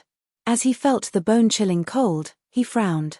Hesitation flashed in his eyes. Qin Yu turned and climbed onto the bed. He said in a low voice, "I'm sorry." He stretched out his arms and embraced her frozen body. His heart began to beat vigorously in his chest, and his qi and blood surged, releasing warmth and wrapping around her. An hour later, Qin Yu heard a long exhale in his ears. "How do you feel?" I'm fine." East Ju Jolly's voice trembled. She had been corroded by the cold and her thoughts had become increasingly sluggish. There was nothing she could do about it. She even thought that she would die here and now. Now, as she leaned against Qin Yu's chest and felt the warmth released from his body, she actually wanted to cry. After experiencing the torment of life and death, she could clearly feel just how precious life was. "Qin Yu, thank you for saving me." After a brief silence, Qin Yu revealed an apologetic expression. He said in a soft voice, "If I'm not wrong, he came for me. You encountered this matter because of me. I have a premonition that this is only the beginning. Tomorrow, I will find another place to stay. Don't speak anymore and hurry up and recover." Then, everything calmed down. When the dark night retreated, the deathly silent city was once more filled with noise. Qin Yu loosened his grip and left the bed. East Ju Jolly sat up, her complexion still a bit pale. "You're leaving now?" Qin Yu didn't explain further. He thought for a moment and said, "The land of inheritance of the myriad soul Tao is filled with unknown dangers. If possible, you should leave as soon as possible." East Ju Jolly's eyes revealed a struggle. But soon, she took a deep breath. "All right, I'll listen to you." The events of these past 2 days had left her exhausted. In addition to the sudden attack from the patrolling guards last night, she finally decided to leave. Although she hadn't obtained the myriad soul great Tao that she wanted the most, entering the myriad soul Tao this time could still be considered a great harvest. One had to understand how to be content with what they had. Those who were insatiably greedy often had a bad ending. Qin Yu nodded. Just as he was about to push open the door and leave, he frowned. Surprise flashed in his eyes. In the next moment, the voices of several people came from outside the courtyard. East Ju Jelly lives here? A woman asked. Another person said, that's right, I saw her go in with my own eyes. Why is the door open? Go in and see if she's still here. On the bed, East Ju Jelly's complexion changed. She glanced at Qin Yu, a nervous expression on her face. My friend is here. You absolutely cannot come out. She got off the bed, straightened her clothes, pushed open the door, and walked out. Miss Yun, fellow Taoists, why have you come looking for me so early in the morning? East Ju Jelly's eyes swept around. Behind them were two black-robed figures. She frowned. Cloud Phoenix revealed a relaxed expression. She smiled and said, Miss East Ju, our time is precious, so let's not waste time. The reason I came here today is because of yesterday's matter. I wonder if Miss East Ju has considered it. East Ju Jelly's frown deepened. I already replied to you yesterday. I will not trade silver money. Cloud Phoenix lightly said, Miss East Ju, we can be considered friends. I hope you can consider this carefully and don't make things difficult for us. Miss Yun, I am not making things difficult for you, but I do not wish to speak further. If there is nothing else, then please leave. East Ju Jelly revealed an angry expression. Chapter 1020. You refuse a toast only to drink a forfeit. Eastern Ju Charlie, since we are here, you have no right to refuse. Another cultivator had an unfriendly expression. Hand over the silver money, and our previous agreement remains unchanged. Otherwise, Miss Eastern Ju, don't regret it. Eastern Ju Charlie, a wise man is a wise man. Don't make a mistake. The faces of the people opposite her turned cold. Eastern Ju Charlie said coldly, if I don't agree, will you try to rob me? Don't forget what this place is. He would feel hungry and would have to eat. At night, he would have to find a place to stay away from the darkness. But the cultivators who entered the city still had their own strength. Once there was a conflict, it would definitely affect the surrounding area. And in this city, once the original residents were affected, they would be suppressed by the city guards. Because of this, the city was still quiet after a few days. There were no fights or killings between foreign cultivators. Yunfeng glanced at her with a trace of pity in her indifferent eyes, as if pitying her ignorance. Turning around, she saw two figures hidden under black robes. She could only tell that they were a man and a woman. She bowed slightly and said respectfully, Sirs, East Ju Charlie isn't willing to cooperate. I'll have to trouble you. There was a moment of silence under the black robes. Then the man said in a low voice, Okay. He raised his hand, and two figures flashed out. Judging from their clothes, they were the guards who maintained order in the city during the day. I have some private matters to deal with. Please ask the surrounding residents to leave for now. The two guards cupped their hands and left in different directions. They knocked on the courtyard doors along the street and took the people away. Hearing the movements around her, Eastern Ju Charlie's face paled. She looked at the two black-robed people in shock. They could actually control the guards in the city. Although it was not the first time Yunfeng had seen this, she was still shocked. She didn't know who these two lords were, but they had promised that as long as they collected enough silver, they would repay them. Yunfeng didn't doubt this at all. Her tone became even more respectful. I'm sorry to trouble you two lords. She turned to look at Eastern Ju Charlie. Her eyes were filled with pity and mockery. How could a woman from a remote place know the true secrets of this world?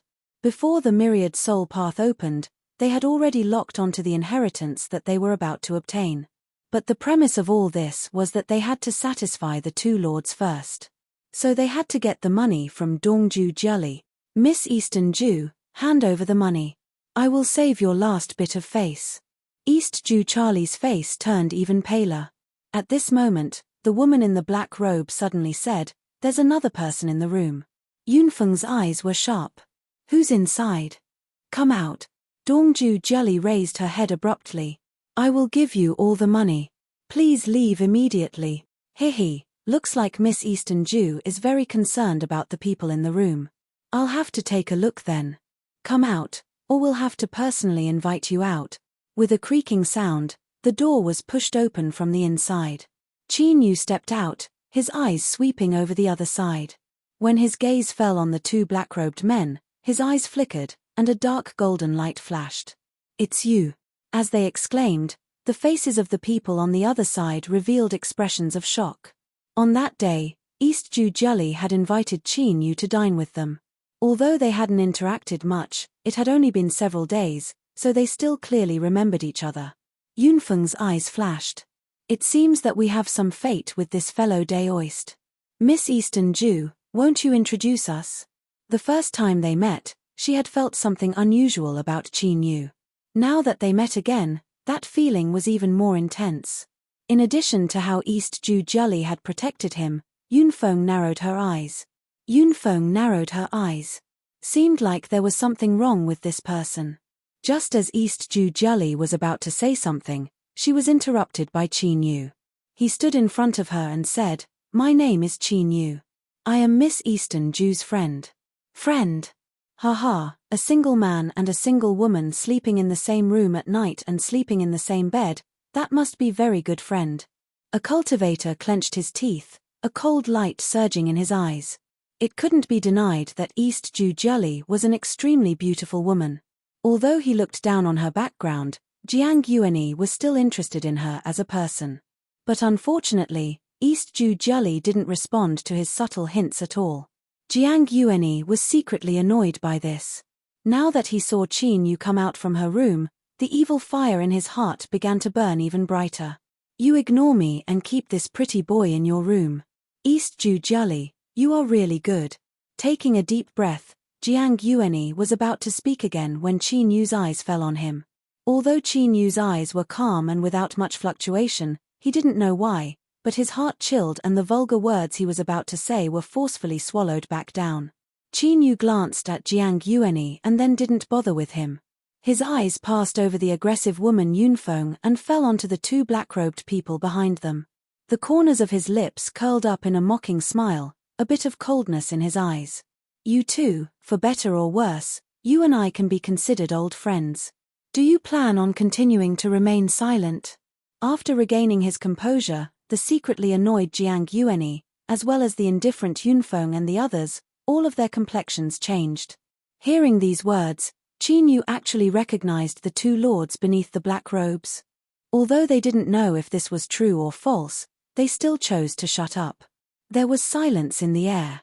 Qin Yu's lips curved up even more. What?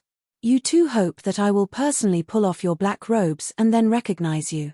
Or? He swept his eyes over the people in front of him, his eyes filled with disdain. Do you think these people can stop me? Yunfeng and the others held their breaths. Even if they guessed that Qin Yu might be acquainted with the two black-robed lords, hearing these words still made Yunfeng and the others angry. They thought, how arrogant are you? How preposterous. Each of them had a great background. When it came to nobility, they were far above East Ju Jelly. Because of this, when they stole her money, they weren't worried that it would bring trouble to themselves. These people were tyrannical to begin with. In addition to their various hidden cards, if they joined hands to fight, even an original God Realm expert wouldn't be afraid. However, as time passed in silence, the annoyance in Yunfeng and the others' eyes gradually disappeared, replaced by restlessness, because under the black robes, the two lords were silent. It was like they tacitly agreed with Qin Yu's words. In other words, in the eyes of the two black-robed lords, even if they joined hands, they might not be Qin Yu's match. How was this possible? Yunfeng, Jiang Yuanyi, and the others looked at Qin Yu with awe in their eyes. In this world, only the strong couldn't be offended. Finally, a voice sounded out from under the black robes. Qin Yu, you are strong, but so what if you can defeat them? What we control now is a strength that you can't even imagine. As the voice fell, the two city guards walked over. Their icy cold eyes locked onto Qin Yu, revealing a threatening expression. Anyone that dares to offend the Lord will be severely punished.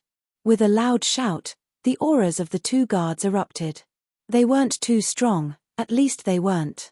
But the auras of these two people seemed to be one with the entire city. Once they clashed with them, what awaited them would be the suppression of the entire city. Qin Yu was expressionless. With a thought, the sun and moon force field erupted, wrapping around him and the two city guards.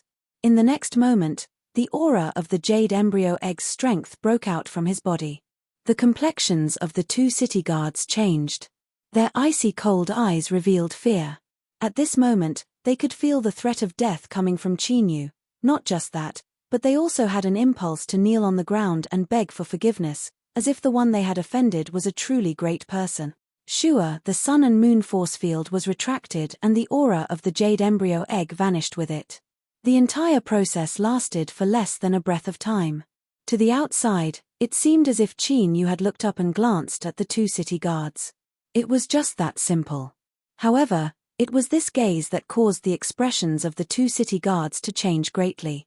Their faces were filled with unconcealable fear, and even a trace of reverence. Today is a private matter between me and them. I hope that you will not interfere, Qin Yu lightly said. Without hesitation, the two city guards bowed. Yes. Thank you for forgiving the two of us. Farewell. After speaking, the two respectfully bowed and left without looking back.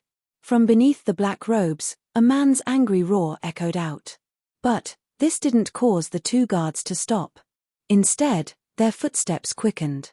This scene caused the air to fall deathly silent. Everyone's eyes widened.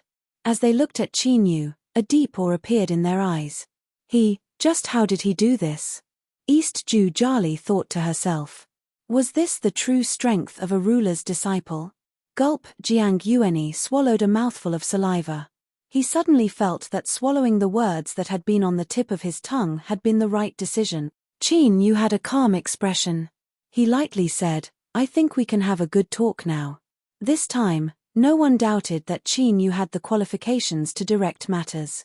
Silence reigned. Cough. There was a light cough from beneath the black robes.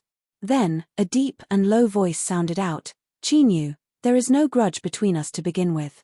From now on, well water does not interfere with river water. We bid our farewells here. As he spoke, he turned to leave. Yunfeng and the others were stunned.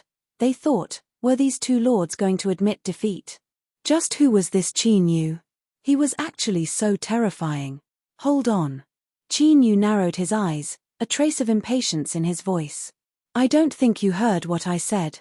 Did I say you could leave? There was another awkward silence, one filled with an awkwardness. It was impossible to see the expressions of the two people beneath the black robes. But, from their stiff bodies and the slight trembling of their clothes, it seemed that they weren't in a good state. What do you want? The woman beneath the black robes spoke for the first time. Qin Yu said, East Ju Jali is my friend. You have affected her mood today, so you must compensate her. For instance, some silver would be a good choice. Of course, don't worry, this is only the first point. In addition, I hope that we can find a quiet place to talk, because there are some things that I hope I can obtain your answers to. Qin Yu. The woman's voice was filled with anger. Don't go too far. Qin Yu said, you can refuse. Fine, refuse. Although she really wanted to refuse, she knew that if she did, the consequences wouldn't be too wonderful. Just how did this Qin Yu accomplish this? He was actually able to intimidate all living beings in this city. If he didn't do this, how could they be controlled? All right. I am also a bit curious about fellow Daoist Qin Yu. The black-robed man agreed to everything. East Ju Jali received 10 silver coins from Yunfeng, Jiang Yueni, and the others. Although their complexions were ugly, they didn't dare to disobey the orders of the two black-robed men. This was because they weren't Qin Yu. Miss East Ju, remember what I just said to you. Let's go. Qin Yu said in a soft voice. East Ju Jali bit her lips. She deeply looked at him and said, be careful. She turned and left, soon vanishing into the stream of people. Now that Qin Yu had said that this city was dangerous, she was even more convinced. But, Even Qin Yu had been attacked. It seemed that even though he was strong and possessed inconceivable and mysterious abilities, he still couldn't sit back and relax here. She hoped that he would be careful and nothing would happen to him. Chapter 10:21. Qin Yu didn't know that he had harvested the blessings of East Ju Jali from the bottom of his heart. He looked away and said, "You too, although this courtyard is very quiet right now, I think it's best if we change places as soon as possible. Otherwise, if we provoke some other trouble, don't blame me for not warning you." Last night's patrol guard had been killed and the abyssal lifeforms must have sensed it. It was highly likely that they would come to investigate today. Although they didn't know what Qin Yu meant by his words, the complexions of the two black-robed people changed. Through some hidden connection with the city beneath their feet, they both felt their hearts turn cold. The black-robed man looked deeply at Qin Yu and said, "If that's the case, then I ask fellow Daoist Qin Yu to come with us." The group quickly left. After a moment, they entered another courtyard. Whether it was the scale of the buildings or the living environment, it was far, far better than Qin Yu and East Ju Jali's residence. The black-robed man waved his hand. Yunfeng and the others respectfully bowed and stayed outside. But looking at their eyes, it was clear they were curious as to what the two sides would say next. They entered the hall and sat down. As the two black-robed people looked at him, Qin Yu lightly said, "I think fellow Taoists Xia Chun and Taiping should be curious as to how I determined your identities." The two people across from him shook. They pulled down their black robes. They were the two people Qin Yu was talking about. "Indeed, our auras have been completely isolated. With fellow Daoist Qin Yu's cultivation, he shouldn't have been able to see through us." Qin Yu said, "One's cultivation cannot be simply limited. For instance, fellow Daoist Qin Yu, in terms of cultivation, you can only be considered ordinary in this city. Compared to those outside the courtyard, there is a considerable disparity. But, you two are able to order them around and even cause them to revere you, isn't that right?" Xia Chun smiled. Fellow Daoist Qin Yu is right. He paused for a moment, a sharp light flashing in his eyes. "But now, let's get down to business. I wonder what fellow Daoist Qin Yu would like to ask." Qin Yu said, "There are many things. For instance, fellow Taoists, why did you appear here? I apologize, perhaps my question is a bit too direct, but with your strength, you shouldn't be able to pass the test of the three mountains." What fellow Daoist Qin Yu says is correct. In terms of strength, we are indeed inferior to fellow Daoist, but passing the test of the three mountains involves some secrets, so it's not convenient for me to tell you the truth. Xia Chun awkwardly said. Qin Yu nodded. "I understand. Then, let me change the question. Fellow Taoists, why did you bring people here to steal the silver?" This matter is not very convenient, no problem." Qin Yu lifted a finger. "I've always been a very easy person to talk to. Then, let's change to the third question. How do you control the city guards?" Before Xia Chun opened his mouth, he smiled and said, "Just because I'm easy to talk to doesn't mean I won't get angry. As the saying goes, you can't do it more than 3 times. If you still use the excuse that it's not easy to talk to me or that it involves secrets, you'll all lose face." Daoist priestess Taiping lowered her voice. "Qin Yu, we aren't lying to you.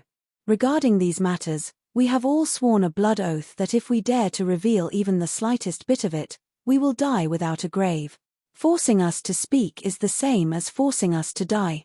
Qin Yu remained expressionless, unmoved in the least. "You made a bloodline oath and didn't dare to speak, but aren't you afraid that I will kill you? Or, do you think that I can't kill you, or that I don't dare to kill you?" The temperature in the air suddenly fell. Xia Chun and Daoist priestess Taiping's complexions changed. If they could express their emotions, they would definitely be roaring out loud. "Qin Yu, don't go too far." But Qin Yu was bullying them, and he didn't leave them any leeway. He was clearly using his strength to suppress them.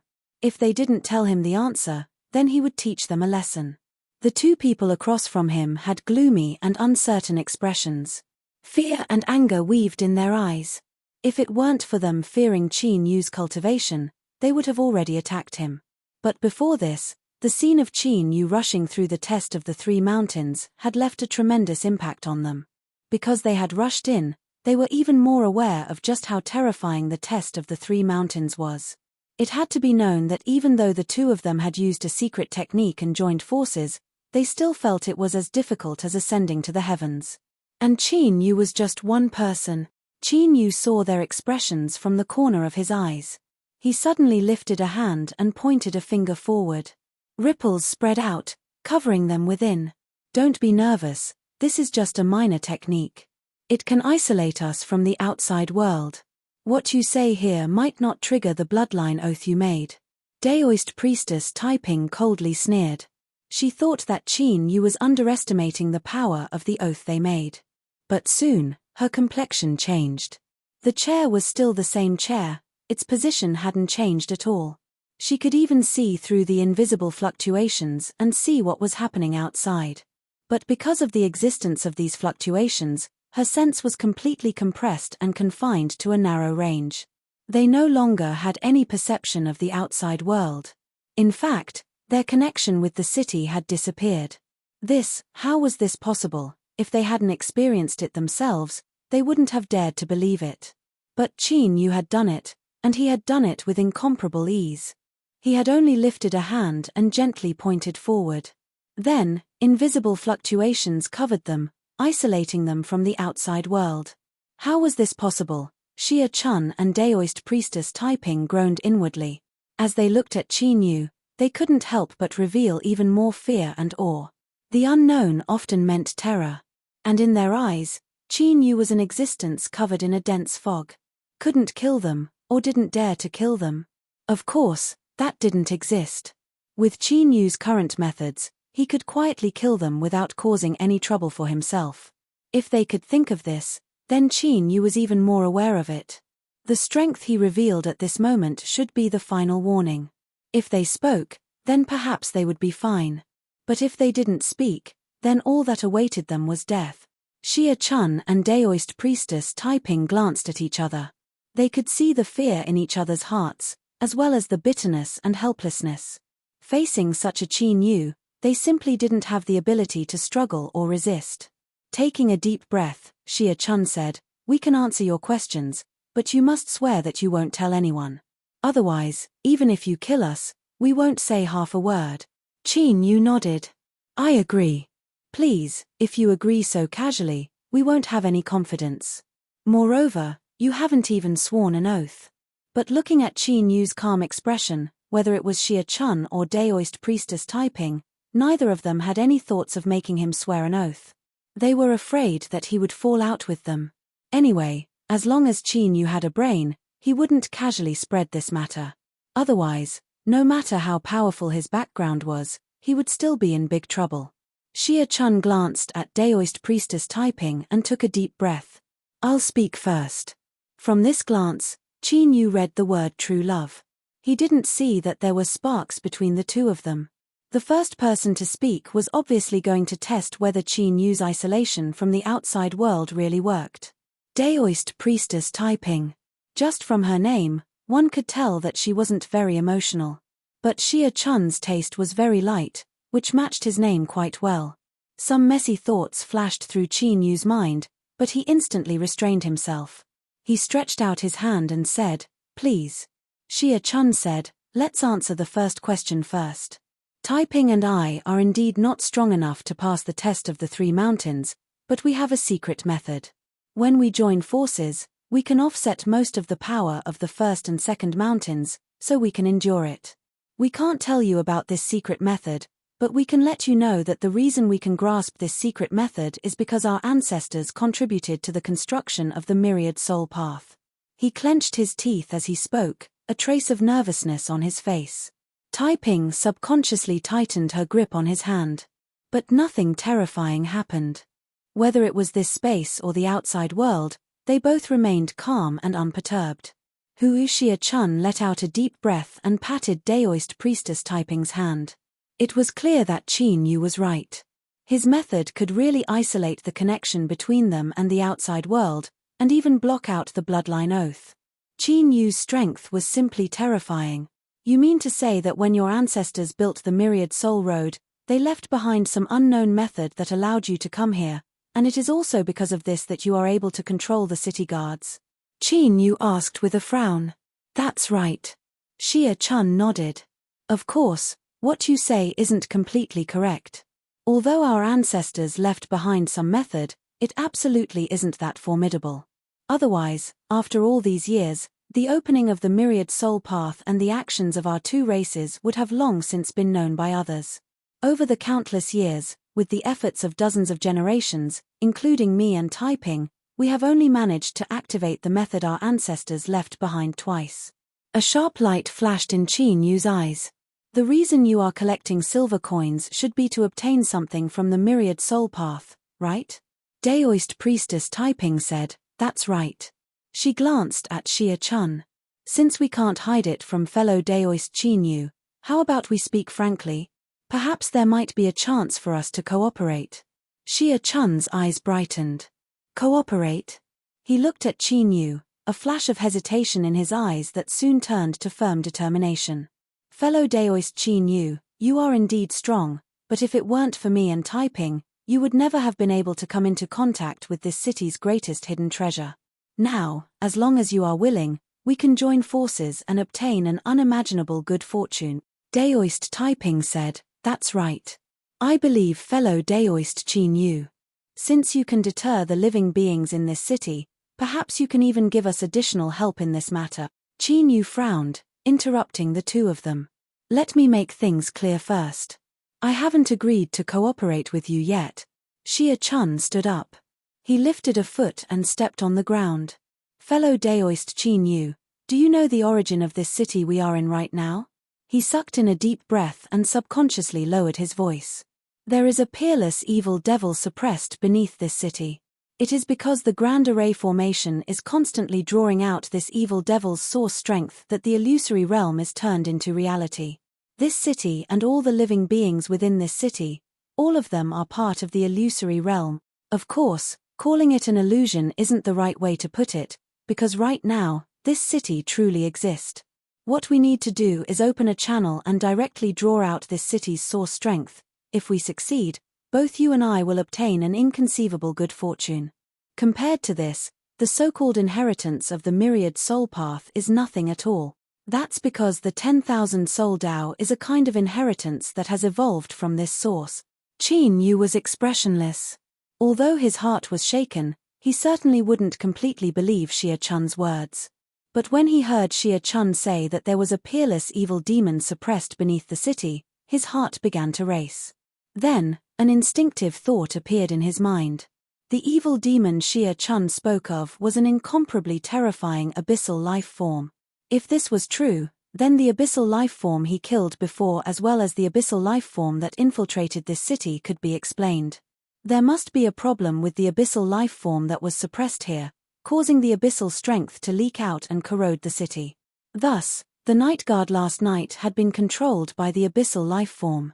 If this was true, then if he could obtain the source strength that Xie Chun spoke of, then he might be able to truly control the foundation of the myriad soul path.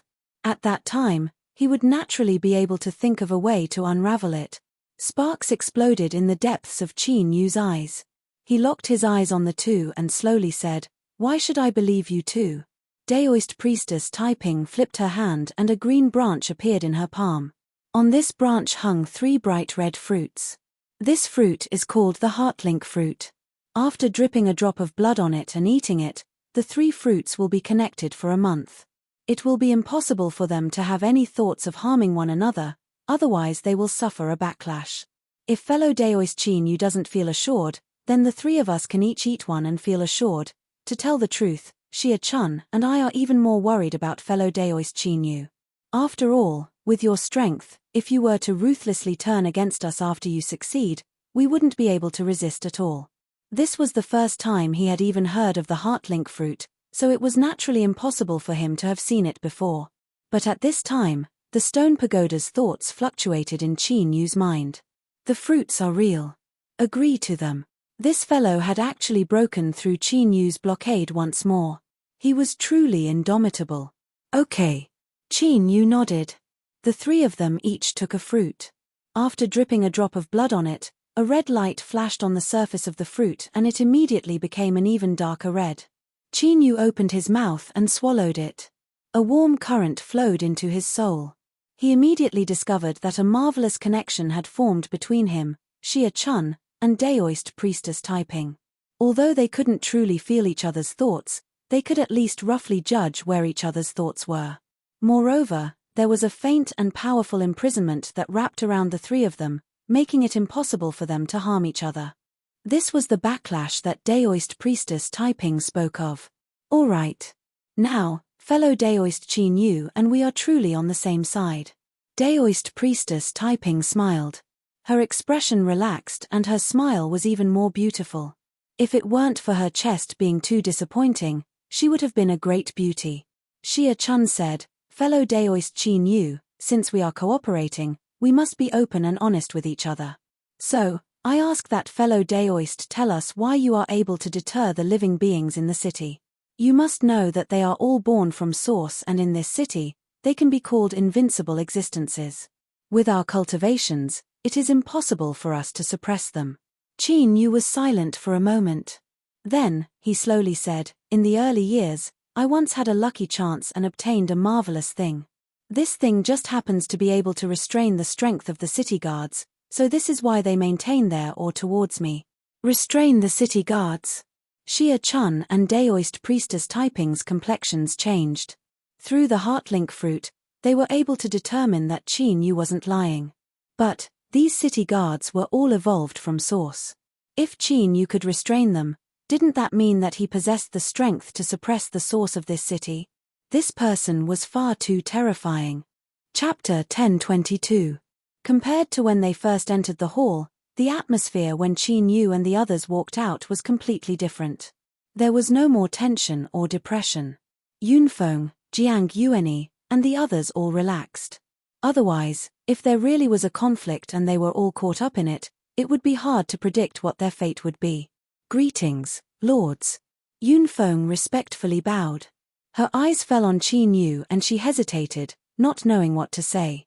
Fortunately, her hesitation didn't last too long. Xia Chun's voice sounded from beneath the black robe, Lord Qin Yu will join forces with us to open the hidden treasure in the city. When you face him, you must be as respectful as you are to us. Yunfeng's heart chilled. She hurriedly bowed, greetings, Lord Qin Yu. I didn't know your identity before, so I ask that you be magnanimous and don't lower yourself to our level. She had no choice but to lower her head. It had to be known that just now, the mysterious and powerful black-robed existence had addressed him as Lord with a respectful tone. In addition to what she had seen with her own eyes, it was clear that Lord Qin Yu's status was above the two black-robed existences. Such an existence had to be as respectful as possible. If she didn't take this chance to beg for mercy, would she just wait to be taught a lesson? It was natural for the juniors of large families to be proud. After all, their powerful and noble backgrounds were branded on their bodies from birth. But in the face of a more powerful existence, they wouldn't hesitate to lower their heads to avoid greater harm. This was also the education they had received since childhood. It influenced their minds and made them more straightforward and pragmatic. They wouldn't care too much about things like face. After all, face couldn't be eaten and it couldn't be used to protect one's life. Please forgive us, Lord Qin Yu. Jiang Yuanyi and the others bowed, their expressions respectful but also a bit nervous. From the matter of compensating Dongju Charlie, it wasn't difficult to see that Qin Yu's methods were very down to earth. Now, should they take the initiative to offer something to express their apologies? It had to be known that sometimes, the difference between being active and being passive was huge. But their worries didn't come true. Qin Yu thought about the abyssal creature hiding in the city and most likely preparing to cut him into pieces. How could he have the mood to extort these people? Of course, this didn't mean that extortion wasn't important. As a way to obtain a shocking amount of rewards, when the situation permitted it, he should still make good use of it. But now that time was tight, he could only look at the big picture first. Qin Yu nodded to Yunfeng and the others, not saying much.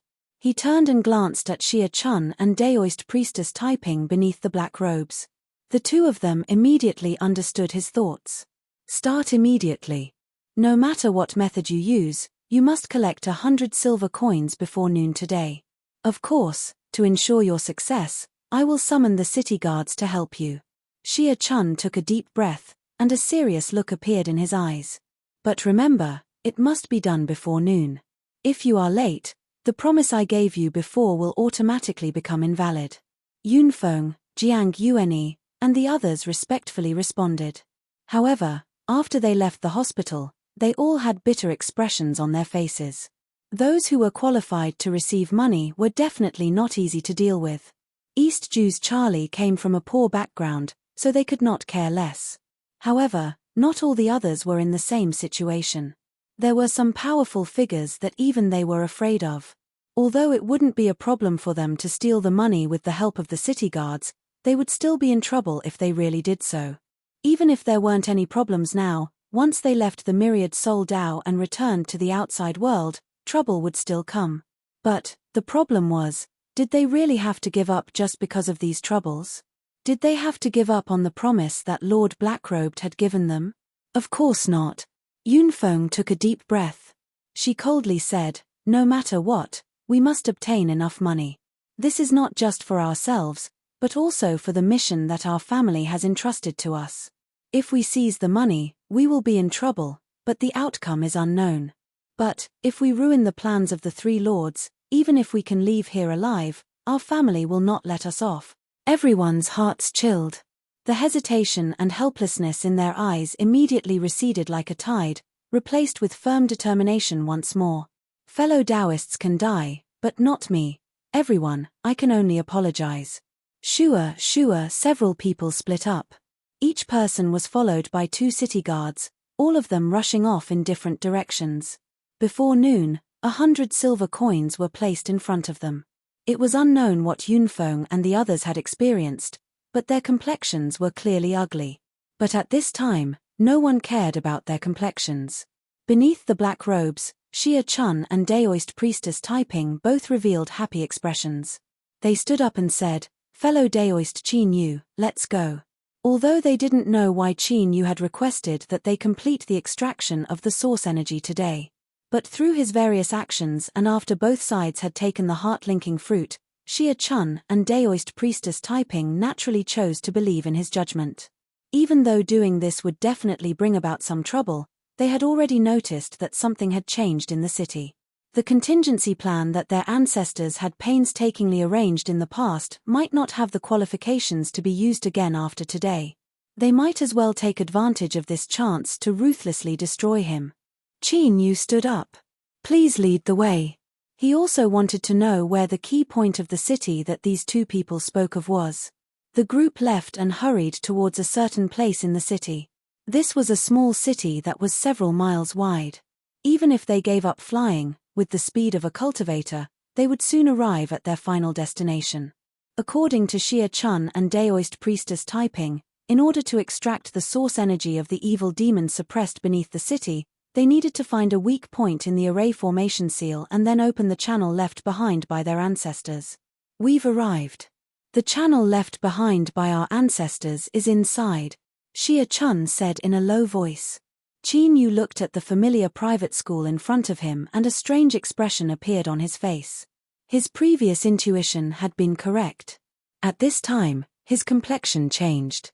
He turned and looked behind him. In a quiet alley, there was the sound of calm footsteps. Shongling Yu was walking over. His expression was calm and there was a warm smile on his lips.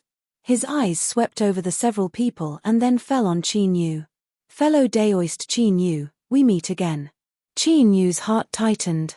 He thought to himself that this was indeed the case. This terrifying abyssal creature had been paying attention to this private school all this time.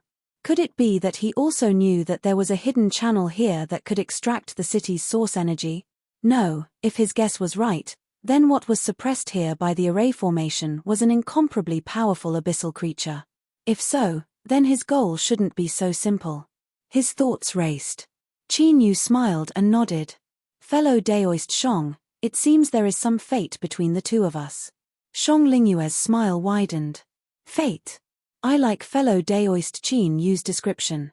I have a request today. And I hope that fellow Daoist Qin you can agree to it based on the fate between us.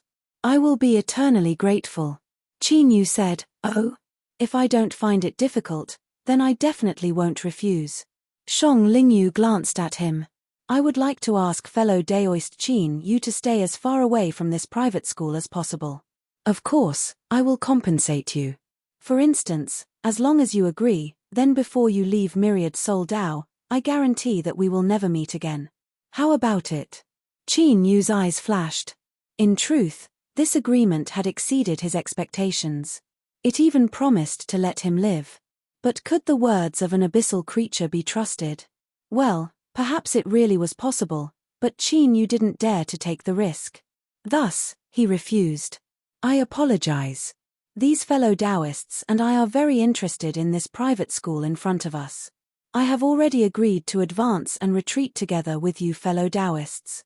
If I were to retreat now, that would be breaking my promise to all of you. This is clearly wrong. Shang Lingyue's smile didn't diminish. His eyes swept over everyone. When his eyes fell on Xia Chun and Daoist Priestess Taiping, he paused for a moment. Fellow Daoist Qin Yu, do you really not want to consider my proposal? I'm really sincere. Although they didn't know what sort of riddle Shang Lingyu and Qin Yu were playing, as long as they weren't blind, they could see that the two sides didn't like each other. But what left everyone startled was that Qin Yu, who had been acting tough in front of them, was clearly on the defensive when facing Shang Lingyu.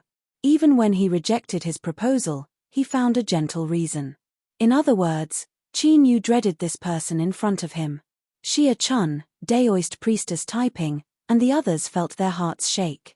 They thought that the opening of Myriad Soul Dao this time was truly extraordinary. Far too many powerful characters had entered.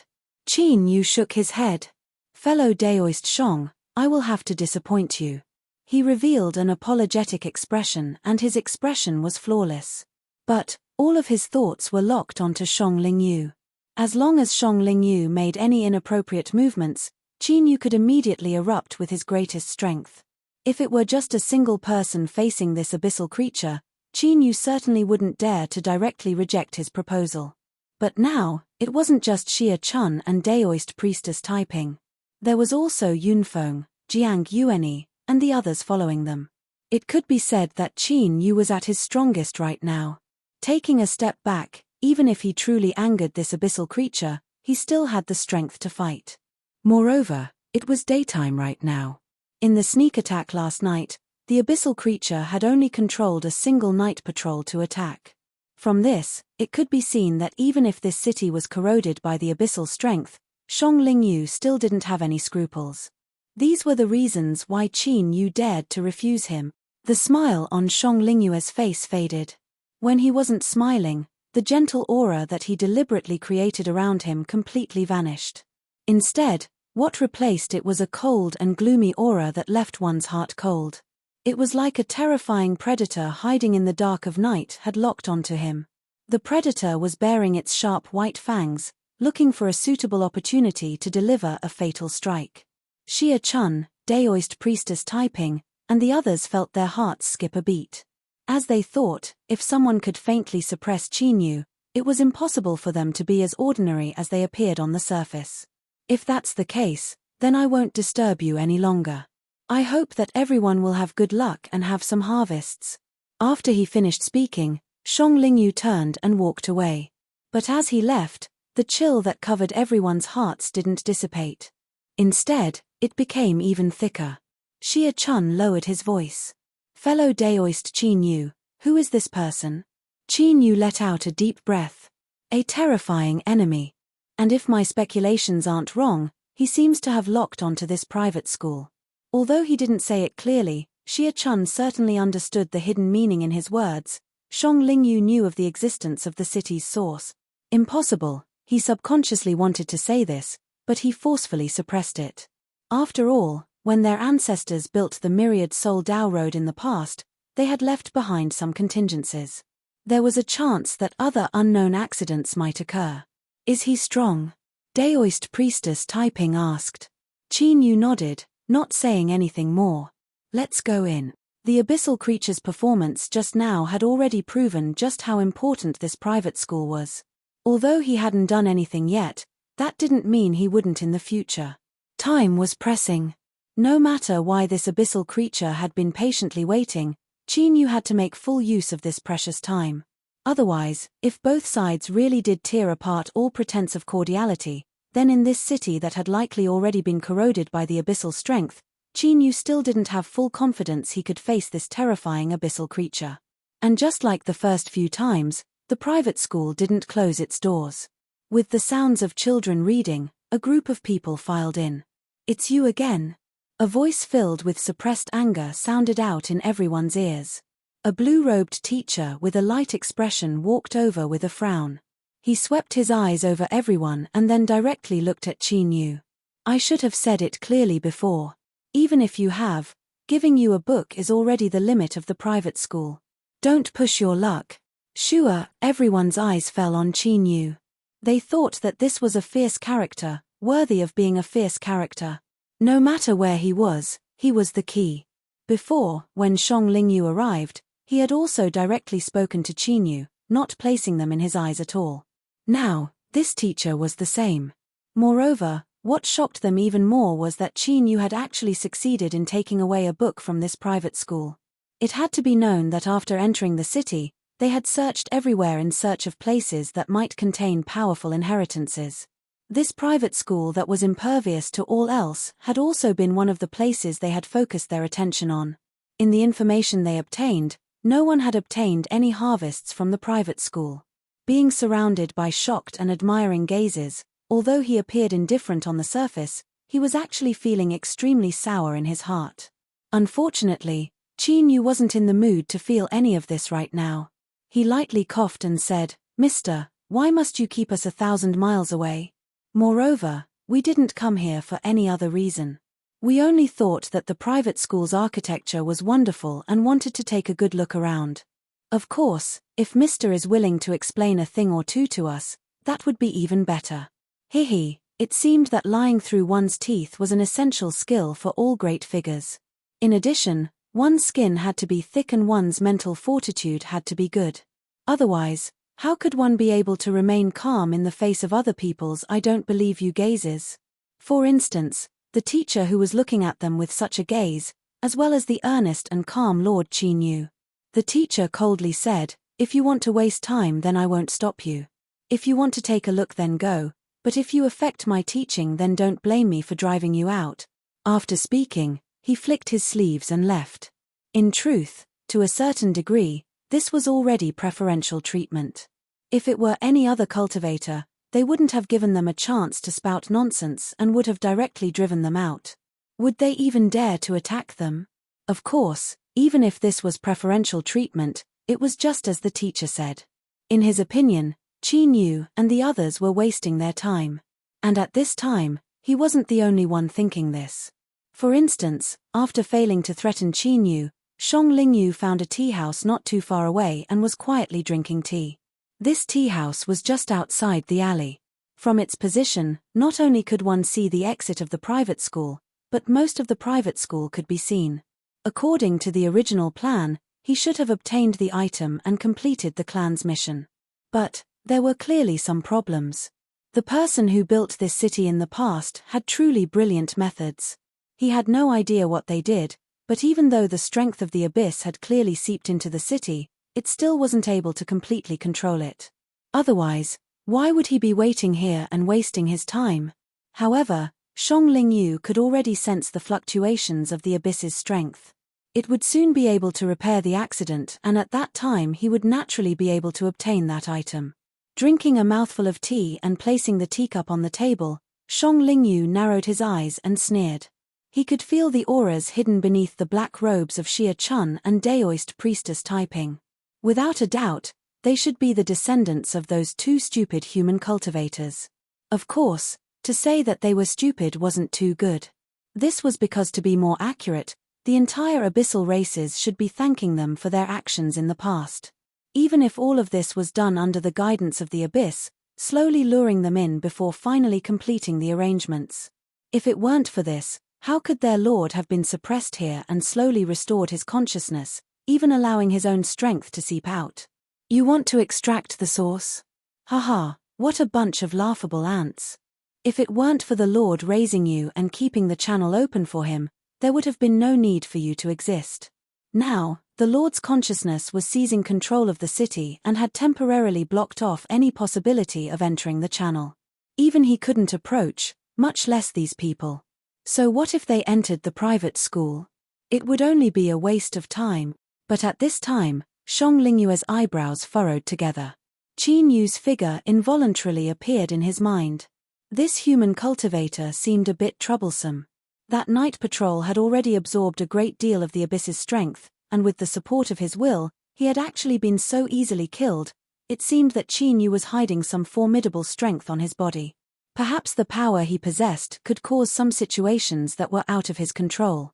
It was because of this that he had appeared before, to temporarily appease Qin Yu, to have him not enter the private school and to avoid affecting what his lord was doing.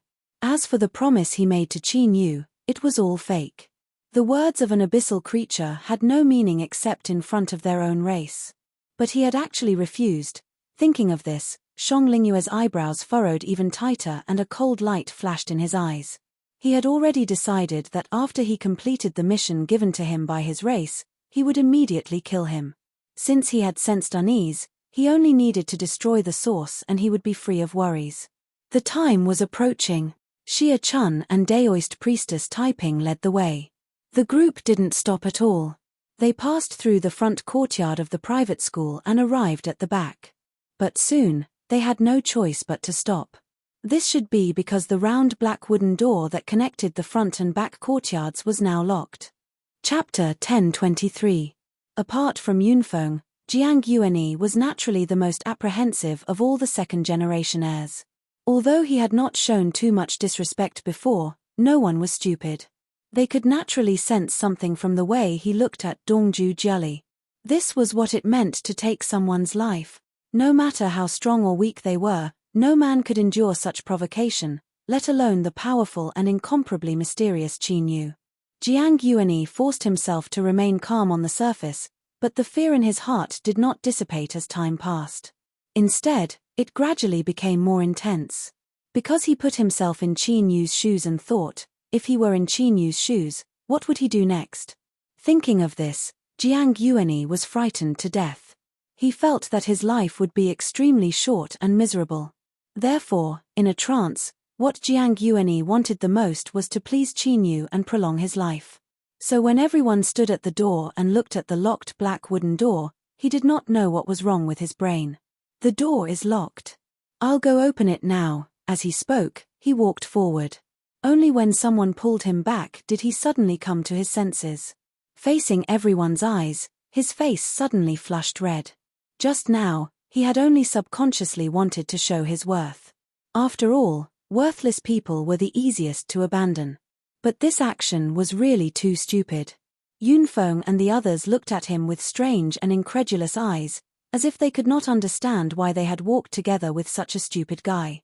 If this door and this lock were really so simple, Qin Yu and the two black-robed lords would not be standing here. Ahem.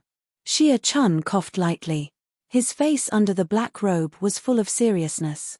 He slowly said, "Let me try." There was a connection between him and this city because of the arrangements left by the ancestors. Although it was not strong, it should be possible to open the lock on a door. At this moment, Xia Chun and Jiang Yuanyi had similar thoughts. Although they had reached an agreement with Qin Yu, since it was a cooperation, both sides naturally had to contribute. It was impossible to sit back and enjoy the fruits of others' labor. Otherwise, they would lose the right to speak in the distribution afterward. Although Xia Chun was already mentally prepared that Qin Yu would take the majority, it did not mean that he had given up the idea of fighting for more benefits for himself and Taiping. Just like now. Be careful. I feel like this door isn't simple, Taiping Nun said slowly. A hint of nervousness appeared in her eyes. Xia Chun smiled and didn't say anything. He walked to the black round wooden door and looked at the lock on it. His face under the black robe became even more solemn. Of course, he knew that this door was not simple. Even though it was right in front of him, When he closed his eyes and tried to sense it, it was actually a blank void. Illusions and whatnot, of course, did not exist. The wooden door was right in front of him, black, round, it was real. The reason why his senses were blank was because the form of its existence was beyond the range of his senses. Taking a deep breath, Xia Chun placed his hand on the wooden door. He didn't move at all, like a statue. But now, he began to release a formless and incorporeal majestic aura. It was like a mountain, like a sea. Even though it was completely silent and did not emit a single sound, as long as one approached a certain distance, one would be able to clearly sense the pressure it emitted. The complexions of Yunfeng and the others changed. Subconsciously, or appeared in their eyes. Lord Blackrobed's methods were truly beyond their imagination. Disregarding everything else, just this suppressive aura alone made them feel as if it weighed tens of thousands of kilograms.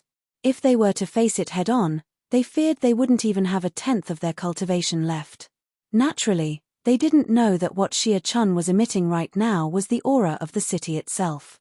He was currently borrowing strength from it. No matter how mysterious the private school was, it was still a part of the city. Using the power of the city to break open this door was the right idea. But the problem was that Xia Chun had underestimated the status of this door in the city. Or rather, its current status had been temporarily raised by some unknown will. A dark golden light flashed in Qin Yu's eyes. He knew that Xia Chun was about to lose this confrontation. If he retreated now, he would at most suffer some minor injuries. But if he continued, he wouldn't be able to stop even if he wanted to. Qin Yu took a step forward and arrived before Xia Chun. He reached out and patted his shoulder. Beneath the black robes, Xia Chun suddenly opened his eyes. His complexion paled and all the pores on his body opened.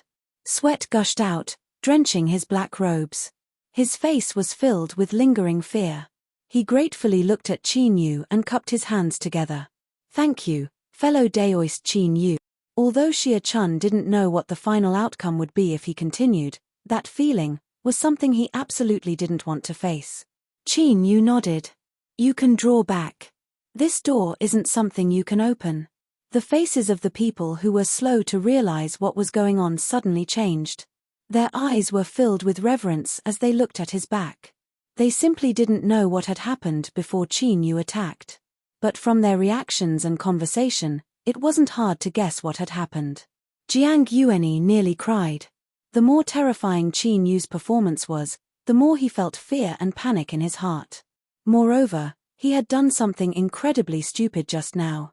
This sort of useless trash, even if he was killed, no one would care. Now, he certainly didn't think that his identity could protect his life. "No, I can't die. I have to save myself." Qin Yu stood in front of the wooden door for a moment. Then, he finally attacked. No one could see the dark golden light surging in his eyes. With the eye of truth, the wooden door itself didn't exist. There was only an endless flow of black energy that revolved around the lock. Although Qin Yu didn't know what this black energy was, his intuition told him that if he was entangled by it, it would be very troublesome. And just now, when Qin Yu interrupted Xia Chun, he was nearly entangled. With Xia Chun's cultivation, he was already so terrified before he was entangled by the black energy. From this, it could be seen just how terrifying the black energy was. Qin Yu pointed a finger at the lock. His complexion changed as if he had been pricked by a needle. He quickly withdrew his hand. His finger fell and he withdrew. The entire process was extremely short, less than half a breath of time. But when Qin Yu looked down, he could see that his fingertip had already turned black. His flesh and blood had lost their vitality. Wisps of black energy were flowing through it like tiny worms, constantly trying to drill into its depths. Qin Yu frowned. The two hearts in his chest suddenly beat vigorously, pushing a scorching blood energy fluctuation into his fingertip. When his blood energy retreated, the black energy that had fused into his flesh and blood had already disappeared. But the blackened flesh and blood seemed to have lost all its moisture and been dried for countless years, directly turning into powder that fell to the ground.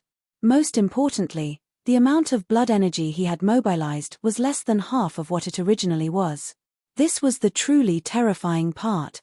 It had to be known that Qin Yu's body had already reached the ancient race's indestructible body. Moreover, under the sun and moon force field, it was constantly absorbing and strengthening. The quality of his current blood energy was far higher than that of an ordinary cultivator.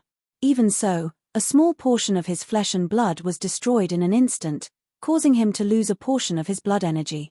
If it were any other cultivator, even if they could stop in time, at least one of their arms would have been destroyed. Thinking about it this way, Xie Chun was undoubtedly lucky. He had borrowed the strength of the city and hadn't truly touched the lock, otherwise even Qin Yu might not have been able to save him. Qin Yu lifted a hand and rubbed between his eyebrows. The small wound on his fingertip had already recovered. He revealed a helpless expression. Although he had the eye of truth and could clearly see the essence of this lock, the problem was that although he could see it clearly, he couldn't break it.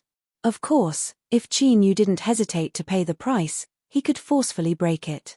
But during this process, half of his body would likely be destroyed by the black energy. The ancient race's indestructible body was said to be undying and indestructible. Even if it was torn to pieces, as long as a piece of flesh and blood remained intact, it could be restored. But this required a great deal of strength. Even with Qin Yu's current state, if half of his body was destroyed, he would still fall into a weakened state for a long time after he recovered. In this city that was likely to have already been corroded by the abyssal strength, and there was even a terrifying abyssal life form eyeing him like a tiger watching its prey, to allow himself to fall into a weakened state was undoubtedly the most foolish thing to do. Qin Yu suddenly thought of the reason why Shang Lingyu didn't choose to fall out with him when he retreated was because he already knew of the existence of this lock. But from another perspective, even though he knew of the existence of this lock, he still appeared and put forth conditions for Qin Yu to retreat. Disregarding whether these conditions were true or false, just this attitude already represented many things. For instance, he didn't want Qin Yu to enter this private school at this time. Or, to be more precise, he didn't want Qin Yu to attempt to open this lock and enter the private school's backyard, even if there was only a small chance of success. The more the abyssal life form cared about this lock, the more it proved that it was the key. But, even if he realized this, what could he do? He couldn't open this lock. Laughter echoed out from behind them. Several little boys in black and white academy uniforms ran over. As they saw Qin Yu and the others in front of them, they restrained their laughter and revealed a bit of deliberate calmness on their young faces. Of course, when these two things were mixed together, it only made them seem more adorable. "Mister, you are blocking our way. Could you please step aside?" One of the children cupped his hands together, his tone earnest. Qin Yu's eyes flashed. He turned and stepped to the side. "Little misters, please." Their faces flushed red from this form of address. The several little fellows couldn't hold themselves back. They lowered their heads and walked forwards. When they arrived in front of the door, they lifted their feet and stepped through it, as if the wooden door didn't exist. He called me little mister. Haha, this is the first time I've heard someone call me that. That mister is just being polite. If you want to be a mister, you're still far from that. Humph. Just you wait. Sooner or later I will become a teacher in this private school. I will be just as fierce as Mr. Shu. Stop bragging. In this world, there is no one more fierce than Mr. Shu. Stop dreaming. What followed was the sounds of children playing, accompanied by the sound of running water. After a moment, the children who had been pretending to be calm and collected walked out from the backyard. They looked at Qin Yu and the others with a strange expression and then chased after them. Outside the courtyard, there was silence. They had all clearly seen what happened just now. To these children, the wooden door didn't exist at all. If they wanted to enter, they could do so directly. But to outsiders, this was an unbreakable blockade. I already said that you shouldn't waste time here. At some unknown time, the teacher had arrived behind everyone. His eyes were cold and indifferent. The backyard is a secret area of the private school. Only those from the private school can enter. You cannot open this door. It was clear that he knew many things. Qin Yu took out a book. He smiled and said, "Mister, am I considered a person from the private school? After all, I am also someone who has books." The teacher sneered. Of course not. Qin Yu didn't fully believe him. But when he brought the book closer to the wooden door, the lock didn't change at all. It really was useless. But he didn't retreat. Instead, he furrowed his eyebrows, as if he were thinking about something. If they really couldn't enter, then this teacher didn't seem to have any reason to pay attention to them. But before he entered the private school, and now, he had already appeared twice. Clearly, something was not quite right. Could it be that there was something he hadn't considered? Suddenly, Qin Yu reached into his chest. His fingers spread open to reveal a sparkling gold coin. Can I add on this as well? The teacher's complexion changed. A trace of annoyance flashed in his eyes. He seemed to have realized something. And at this time, the wooden door in front of everyone suddenly creaked open. The lock was nowhere to be seen, as if it had never existed. The entire courtyard fell deathly silent. Everyone was shocked by the opening of the wooden door. They were also shocked by the gold coin quietly lying in Qin Yu's palm.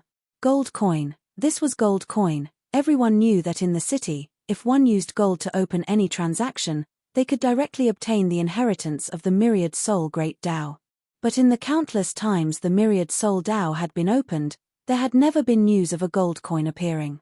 It was like a legend. And now, they were witnessing with their own eyes the scene of a legend becoming a reality. Qin Yu, just who was he? Gold coin, where did he come from? And more importantly, he had the gold coin in his hands but he hadn't made any transactions at all. What did this mean? It was clear that in his eyes, the so-called myriad soul Great Tao wasn't important at all. This caused Yunfeng and the others to feel shocked and bitter at the same time. It had to be known that when they entered the myriad soul Tao, their ultimate dream was to obtain the inheritance of the myriad soul Great Tao. As long as they could accomplish this, they would become the core of their families in the future and their future achievements would be limitless. But compared to Qin Yu, their so-called dreams seemed worthless. The two sides weren't even on the same level. Beneath the black robes, Xia Chun and Daoist priestess Taiping glanced at each other. They sighed inwardly. As expected, Qin Yu knew of the existence of source energy from the very start. If it weren't for this, how could he have looked down on the myriad soul Great Tao? Their collaborator was truly mysterious and unfathomable, shrouded in a dense fog. Luckily, the heart-linking fruit had already had a miraculous effect and they were now on the same side. Otherwise, if they were to become enemies with Qin Yu, they feared they wouldn't even know how they died. Outside the private school's long alley, Xiongling Yu was quietly sipping tea in a tea house. Suddenly, the teacup in his hand shattered and scalding tea splashed onto his hand. But he didn't seem to notice it at all. His eyes were locked onto the private school, filled with shock. His Excellency's seal had actually been opened. How was this possible? It had to be known that even he couldn't open His Excellency's seal in his current state. Without any reason, Qin Yu's figure appeared in Xiongling Yu's mind. It was him, it had to be him. This human cultivator was far more difficult to deal with than he had imagined. He took a deep breath and suppressed the shock in his heart. A cold light appeared in the depths of Xiongling Yu's eyes. No matter what, he wouldn't allow these people to ruin what His Excellency was doing. As for Qin Yu, he couldn't stay. Sure, his figure flickered. Xiongling Yu leapt out of the tea house and vanished from sight in several flashes.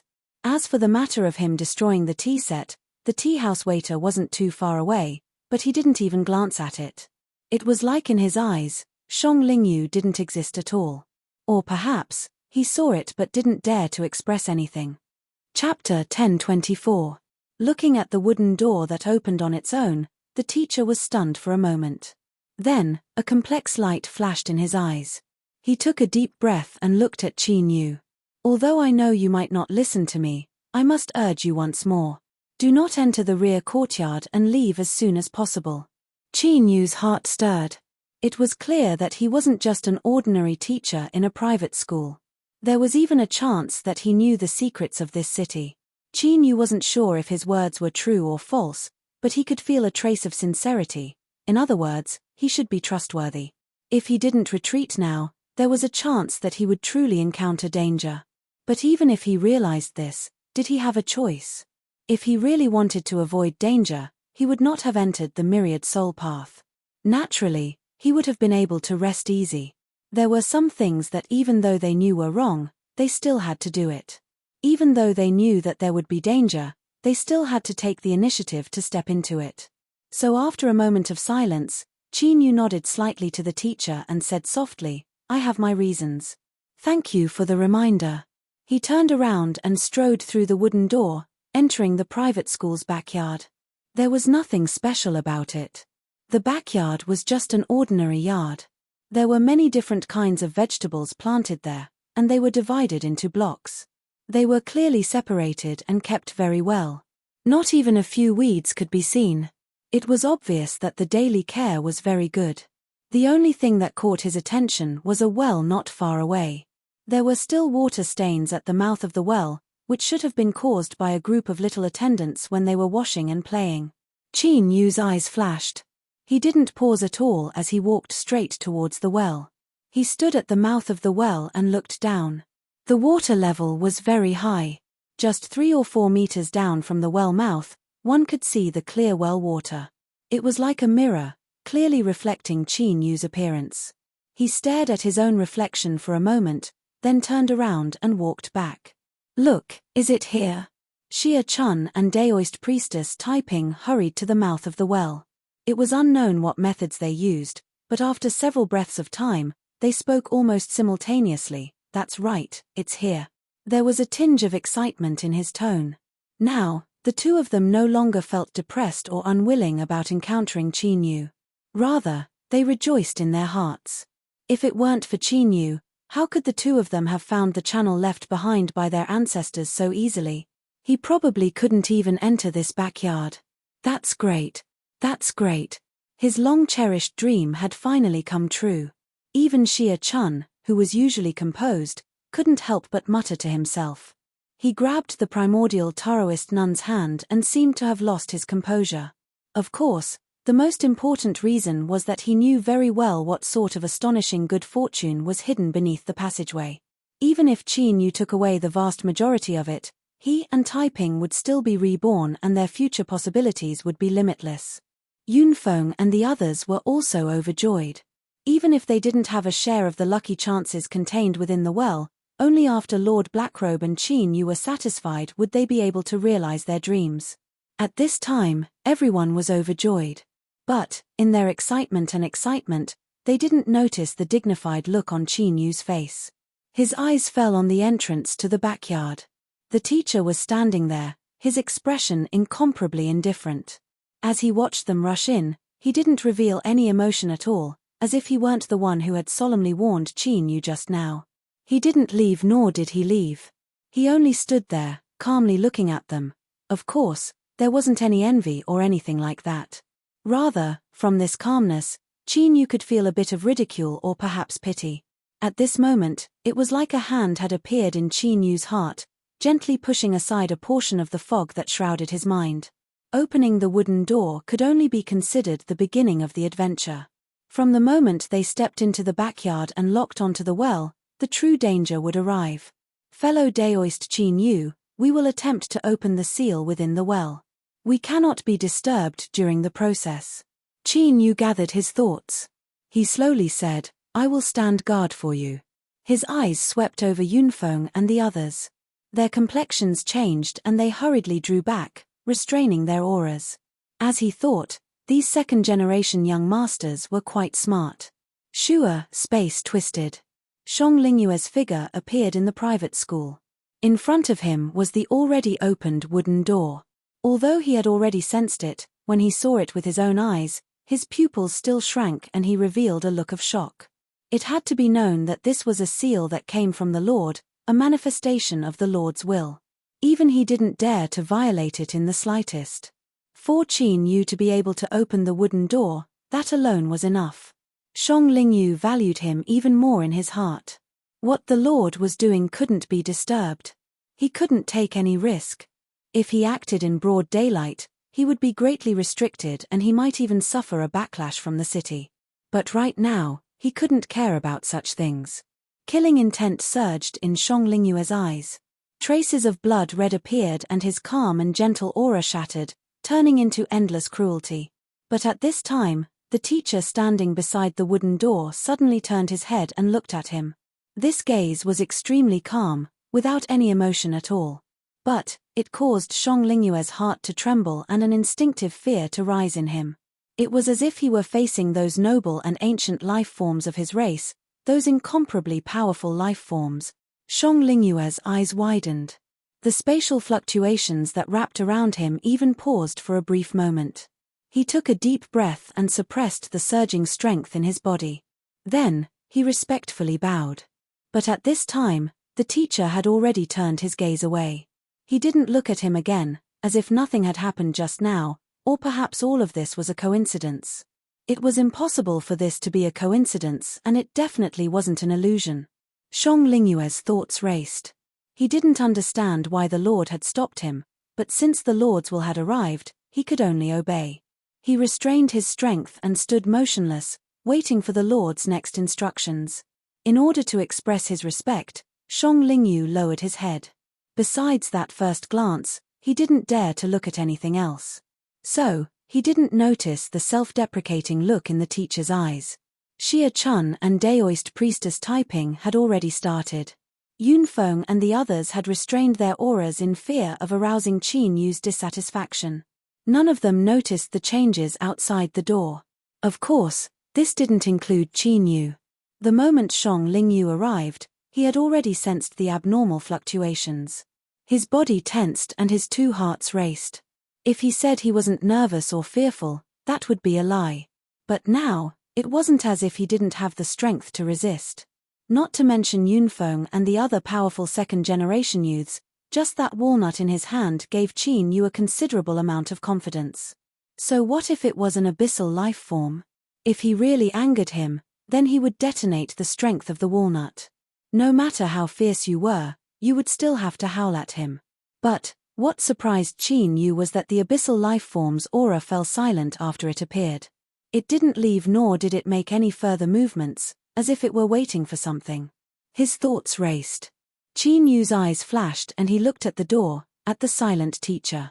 He didn't know if it was a coincidence, but the teacher also looked at Qin Yu.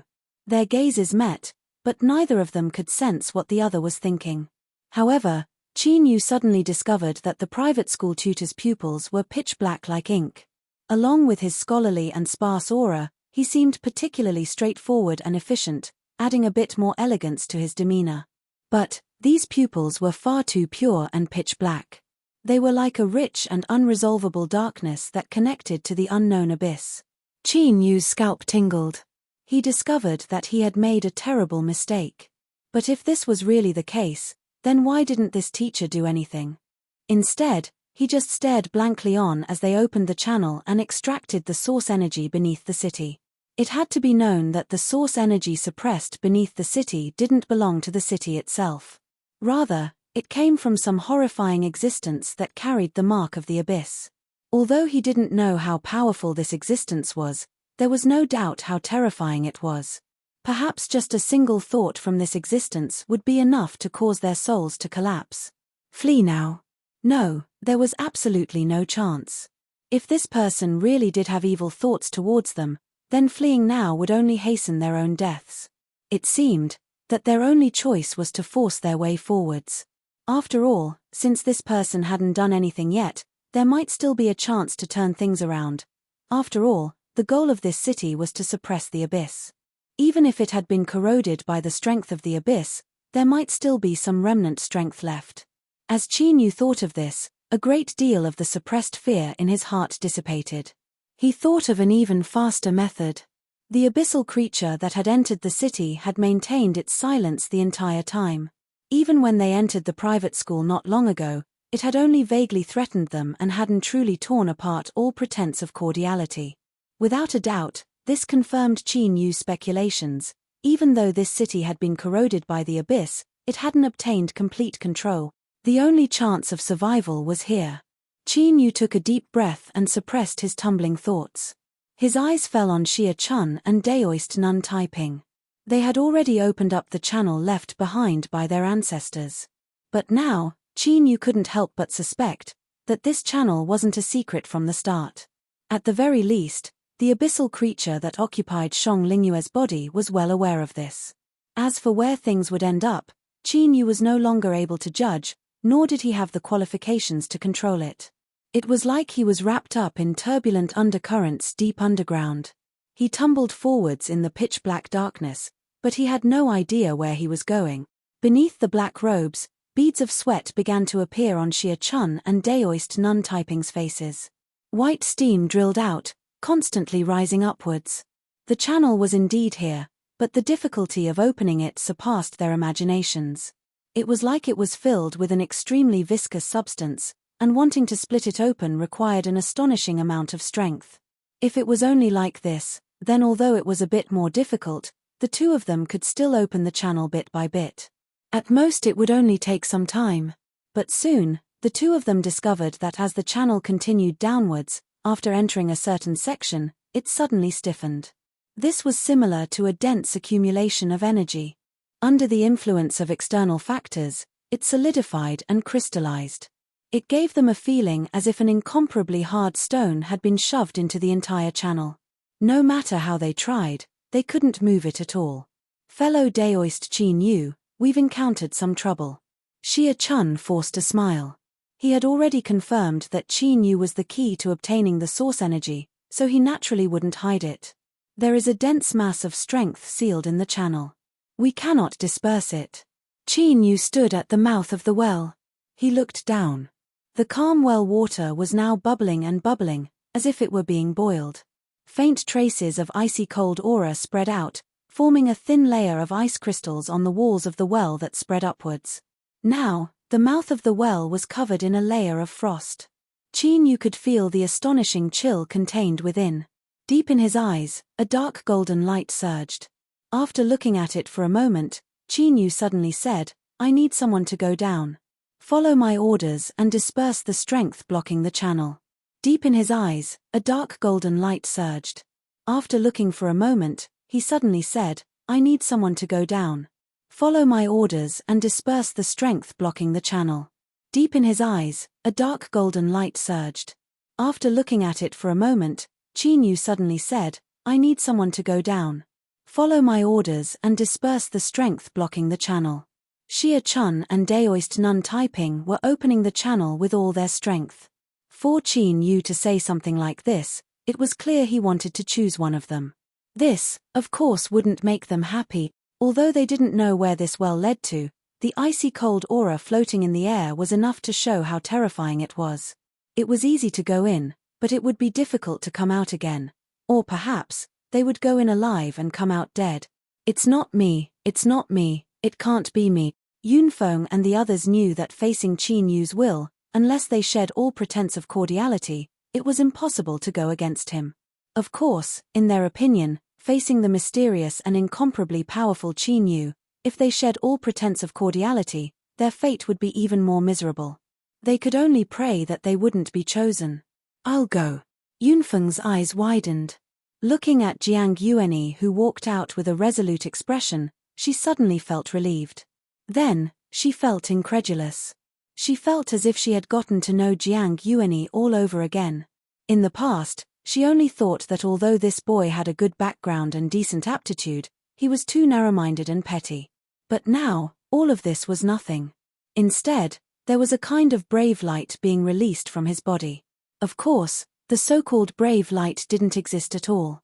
The reason Yunfeng's opinion of him had changed was because Jiang Yuanyi had offered himself to them on his own initiative. If so, they would all be safe. That's right, he had offered himself. In their opinion, Jiang Yuanyi's decision was already sending half his body into the gates of hell. Qin Yu's eyes fell down. After a moment of surprise, he nodded. "All right, it's you." Jiang Yuanyi shivered. He clenched his teeth and walked to the well. Seeing that Qin Yu didn't stop him, he leapt in. His body rapidly sank down. He could feel the icy cold aura drilling into his body through his pores. His heart was filled with fear and madness. "I have to go all out. If I handle this matter well, I might be able to forgive myself for offending Qin Yu.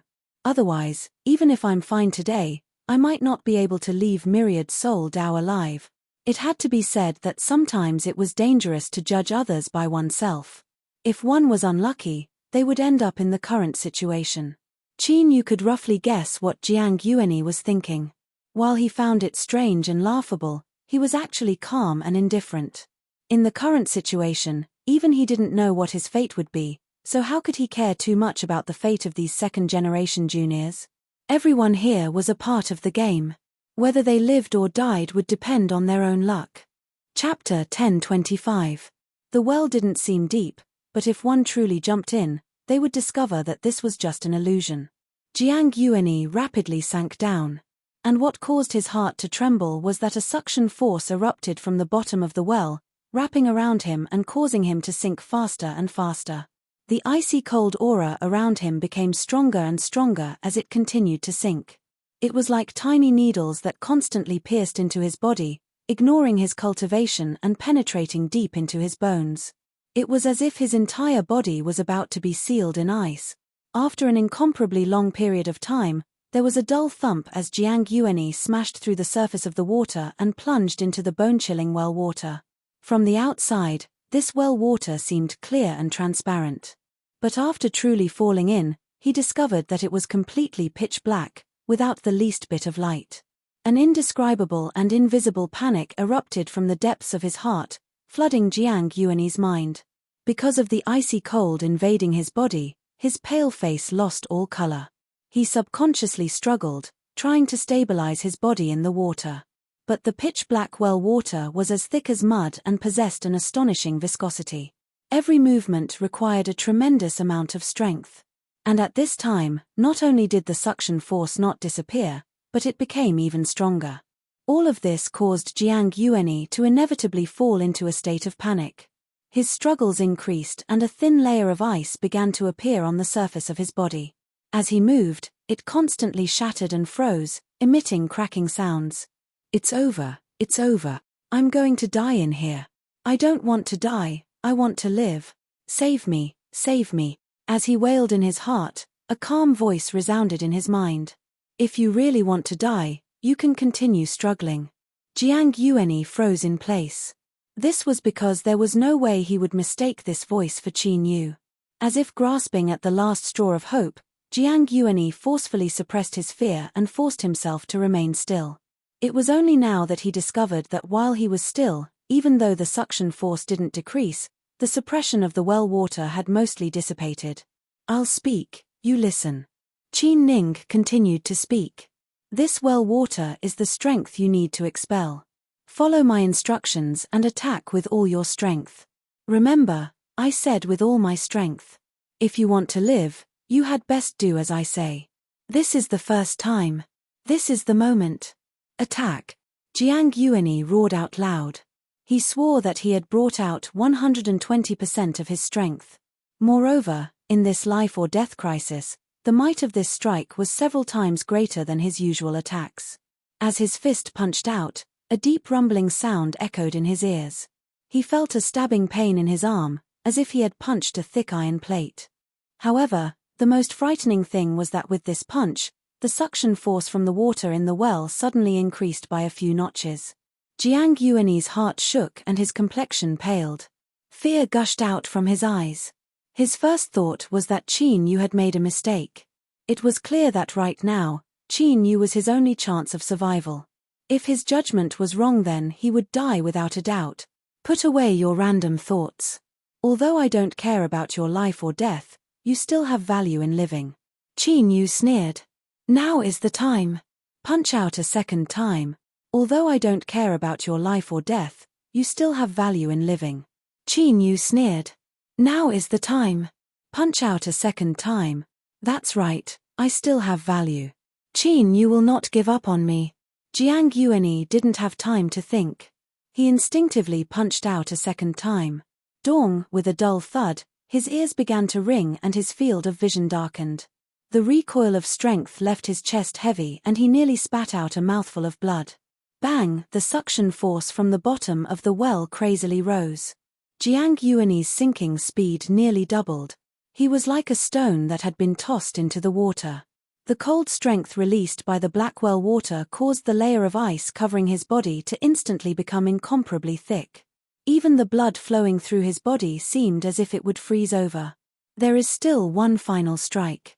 Take out your trump card. As a second-generation young master with an extraordinary background, don't tell me that you don't have a trump card in this desperate situation. Now is the time for you to use your trump card. Qin Yu said in a low voice, a dignified tone in his voice. Remember, this opportunity only lasts for an instant. If you can't grasp it, you will really be pulled to the bottom. Although I don't know what is down there, you will absolutely die a miserable death. It was unknown whether it was because the suction force was too strong or because of the ice sealing his body, but Qin Yu's voice sounded weak to Jiang Yuanyi's ears. Moreover, there was an ethereal feeling to it. But there was one thing he could not deny. If he couldn't grasp the timing of this punch, he would die a miserable death. Death was the greatest fear and resistance of all living beings in the world. Even if one fell into a hopeless situation, as long as there was a slim chance of survival, no one would give up. Moreover, this was Jiang Yuanyi, a second-generation young master with a formidable background. If he couldn't die, he had to live. In the pitch-black well water, within the thick ice, a brilliant light erupted from Jiang Yuanyi's eyes. This was his final attempt to survive in his despair. Trump cards, of course he had them. As Qin Yu said, if he didn't use them now, when would he? Bang! A powerful aura instantly erupted from his body. The thick layer of ice covering Jiang Yuanyi's body instantly shattered into countless pieces, each piece wrapped in a terrifying strength. They pierced through the well water and smashed into the walls of the well. With a loud rumble, the entire ground trembled. Azure flame crows surged out of Jiang Yuanyi's body, completely isolating him from all the outside world's influence. Unfortunately, this situation was only maintained for a short while. In less than a breath of time, the cold aura once again invaded. The blazing blue flames immediately dimmed. The light it released was unable to penetrate the pitch-black well water.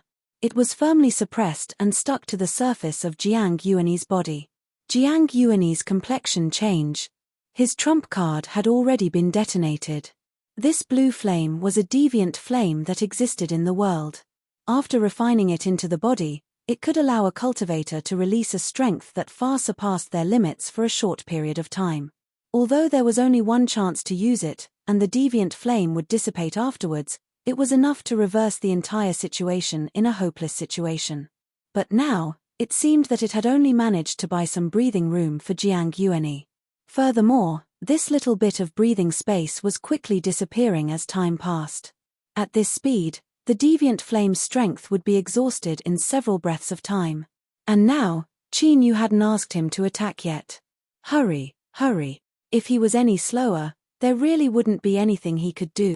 Every breath of time seemed to be stretched and twisted, becoming especially long. The blue flames on Jiang Yuanyi's body were nearly extinguished. Attack! Jiang Yuanyi roared. He lifted his hand and punched forwards. This punch gathered all his despair and fear, as well as the remaining strength of the blue deviant flame. Catcher! A clear sound echoed in his ears. But at this moment, Jiang Yuanyi wasn't sure if his own bones had broken or if he had broken something. A violent feeling soon spread through his body. His bones had broken. Jiang Yuanyi's eyes filled with despair. But right at this moment, the pitch-black and ice-cold well water that enveloped him suddenly parted to the sides. Of course, this wasn't accurate. The truth was that the cold and darkness in the well water was rapidly dissipating.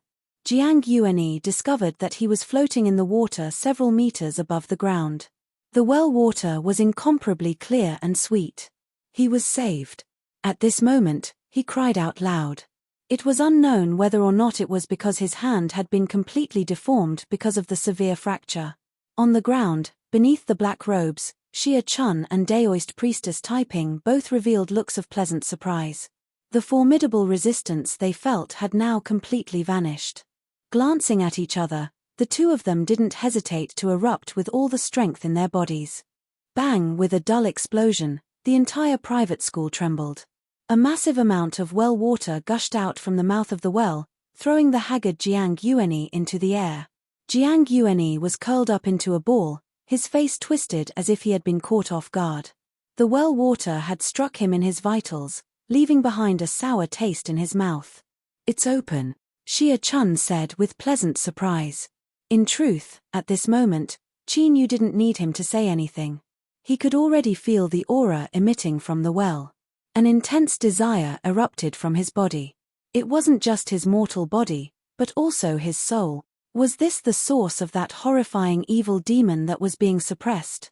At this moment, Qin Yu suppressed the surging emotions in his heart. A question rose in his mind. If this was really the case, then why did he have such an instinctive and intense desire towards the source of this evil demon? But at this time, Qin Yu didn't have time to think about this. A light sigh echoed in his ears, one that was filled with helplessness and melancholy. He turned and looked at the silent teacher outside the rear courtyard. The teacher's pitch-black pupils were now expanding outwards. The moment his eyes met Qin Yu's, they completely occupied his eyes. "I already said that you would use the way to leave, so why didn't you listen to me? Greed will be the greatest original sin that will lead to your death." Qin Yu's pupils violently shrank. Without hesitation, he rushed towards the ground, towards the well that had opened up a channel. Sure, he leapt up and rushed into the well. He could clearly see the surface of the water from head to toe. But at this time, an icy voice sounded out in his ears.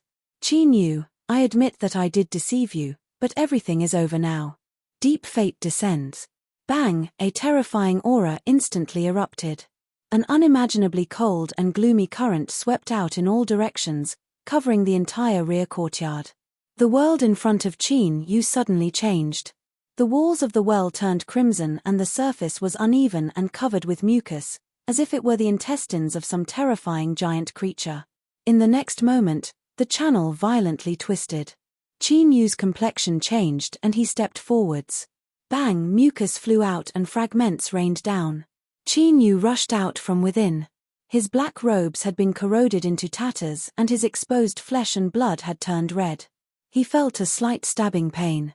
As far as the eye could see, the entire private school had changed beyond recognition. The sky was a murky dark red, and the layers of clouds were rolling like a thick accumulation of blood. In the rear courtyard, the neatly planted vegetables were like the claws of a demon, constantly twisting and wriggling in the air. Shang Lingyu smiled. Deep in his eyes, there was an icy chill that couldn't be dispelled. As he looked at Qin Yu, killing intent surged out from him. At this time, meeting Qin Yu's gaze, he spread out his arms and his smile widened. "Welcome to my world, the great and destined abyss that will occupy and rule this world." Bang! The crimson ground that seemed as if it had been soaked in blood suddenly broke apart. Several thick flesh and blood tentacles drilled out. The ends of each tentacle split open, revealing dense circles of fierce fangs. Like pythons, they howled through the air, aiming to bite at Qin Yu. At the same time, the air around Qin Yu suddenly became thick and sticky. A powerful oppressive strength filled the air with a sticky and slippery feeling. At the same time, he was completely suppressed. Abyss, this was the abyss. Qin Yu's complexion paled. This was caused by the uncontrollable fear in his heart. But fear didn't mean that he would just wait for death. As he looked at Shang Lingyu, there was a calm look in his eyes. Perhaps he had underestimated the strength of the terrifying abyssal creature that occupied Shang Lingyu's body. Or perhaps in the world of deep destiny, the abyssal creature's strength had been greatly increased. In short, Qin Yu was certain that he couldn't resist his opponent's slaughter. Yunfeng and the other second-generation cultivators might not be weak, but at this time they couldn't help him at all. But it wasn't as if he didn't have the strength to fight back. Within his chest, 2 hearts wildly beat, pushing his blood energy to rapidly circulate. Qin Yu exerted strength in his fingers and there was a light cracking sound in his hand. In the next moment, he threw it out. A walnut appeared in everyone's line of sight.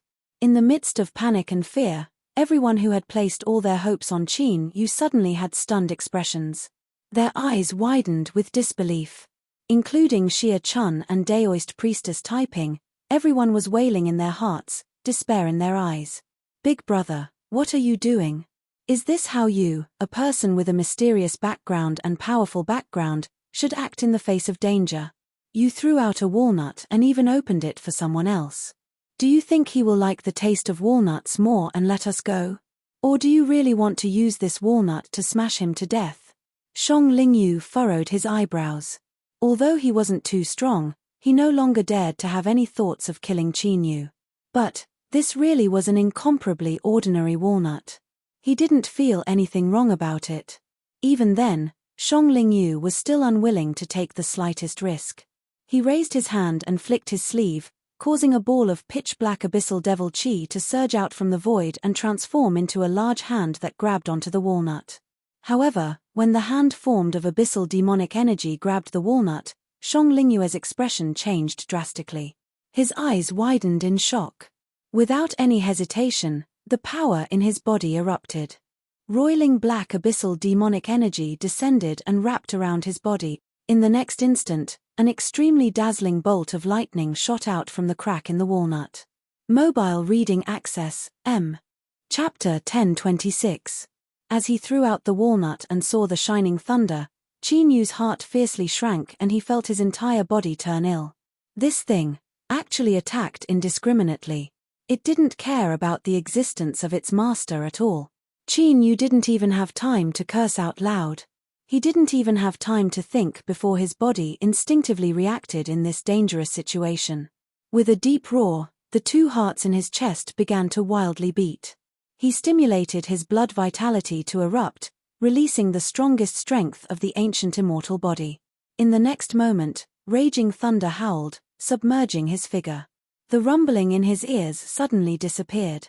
He was like a rag that was sent flying away, tumbling about.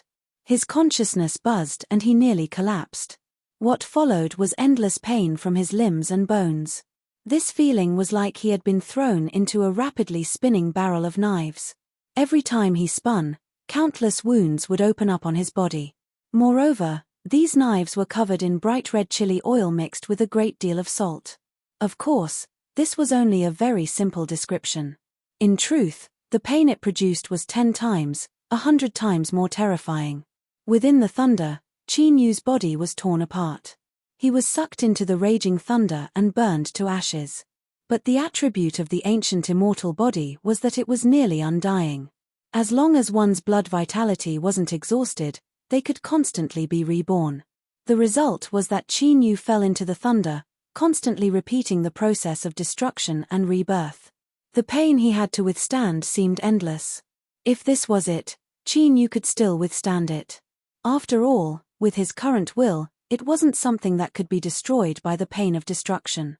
What left him uneasy and even fearful was that the terrifying thunder that gushed out from the walnut was even faster than the ancient immortal body's rebirth. In this sort of situation, even if Qin Yu's blood vitality was abundant, once the ancient immortal body was completely destroyed, all that awaited him was death. The ancient immortal body was known as undying and indestructible. It required any part of the body to remain. Even if it was just a little finger, it could still be reborn. But once the entire body was turned to ash, he originally thought that the walnut in his hand was his trump card to kill his enemy and reverse the situation. But he never imagined that it would end up delivering his own life instead. How laughable. As Qin Yu was tormented by the thunder and nearing destruction, there was someone who was suffering even more than he was. However, the devastating roar of thunder drowned out his howls.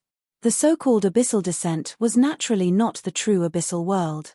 Rather, it relied on the powerful strength of the abyssal lifeforms to forcefully distort the world, turning it into the abyssal for a short time. Once completed, the strength of the abyssal creatures within would be greatly enhanced. In addition, the entire abyssal world would be under his control. He could control it with a single thought. It was equivalent to his own domain. However, everything in the world abided by some invisible law of balance. Such a powerful method naturally had its drawbacks. When the abyssal world endured a power that exceeded its limits, it would cause a terrible backlash against the abyssal lifeforms themselves. This was because, to a certain extent, the so-called abyssal descent was the extension and evolution of the abyssal creature's power. It was precisely because of this that the exploding walnut released a monstrous destructive lightning. Although it was an indiscriminate attack, Shang Lingyu had withstood at least 80% of its power. This feeling could be understood as having a very thick firecracker placed in his stomach. Of course, the might of a walnut was thousands of times more terrifying than a firecracker. No matter how thick it was useless, because the thunder released from this walnut had a terrifying name, the thunder of nirvanic extermination. What was nirvanic extermination? It was the deathly stillness of the world, the annihilation of all. Strictly speaking, this was a kind of thunder that didn't originally exist between the heavens and earth. It was something that relied on some medium to compress and fuse the power of thunder to the limit. Only then could one finally obtain it. Of course, those that had the qualifications to fuse and refine the thunder of nirvanic extermination weren't ordinary characters. Otherwise, just touching it would cause one's life force to be annihilated. Who would dare to touch it? Moreover, there was one more point. Countless years ago, when the world of life and the abyssal abyss first met, a great calamity erupted that swept through the world. At that time, the thunder of nirvanic extermination didn't exist. This was because this was a weapon of war created to deal with abyssal lifeforms. It could ignore the corrosion of abyssal demonic energy and erupt with an even greater killing power against abyssal lifeforms. Otherwise, with the strength of the abyssal lifeform that occupied Shang Lingyue's body, no matter how terrifying a walnut containing powerful thunder was, it wouldn't be able to cause much damage to him in the abyssal world. But now, the tumbling abyssal demonic energy stimulated the might of the thunder of nirvanic extermination. The entire abyssal world began to rapidly collapse. Shang Lingyue's body was nearly destroyed. All that remained was a black heart wrapped in a thin layer of flesh and blood that wildly beat. The thunder of nirvanic extermination, it was actually the thunder of nirvanic extermination. He didn't believe that this was just a coincidence. With Qin Yu's cultivation, he absolutely didn't have the qualifications to control it. Could it be that the erosion of the abyssal abyss in the myriad soul Dao had already been discovered by the world of life and that Qin Yu was a chess piece they had placed down? But at this time, there was no more time for him to think. If he didn't escape from here soon, all that awaited him was death. Within the wildly beating heart, roars came out. "My lord, save me, save me." As the most optimistic junior powerhouse of the nightmare demon race, his goal was to grow into a supreme king amongst the abyssal races. He wanted to personally lead the brave warriors of the abyssal races to occupy the world of life and turn it into their pasture. How could he die? Of course he couldn't die. The entire backyard of the private school had already been completely abyssed. However, there was one exception. That was the wooden door that connected the backyard to the front yard. The teacher stood there with a calm expression, as if everything that happened around him had nothing to do with him. It was only at this moment that he heard Shang Lingyue's roars that he frowned. Then, he lifted a hand and pressed forward. The abyssal world was like a bubble at this moment. After being gently popped, it directly shattered into countless pieces, tumbling and disappearing. What disappeared along with it was the raging thunder of nirvanic extermination wrapped around the abyssal demonic energy and annihilated. Shang Lingyu, who only had a black heart left, didn't dare to stay any longer.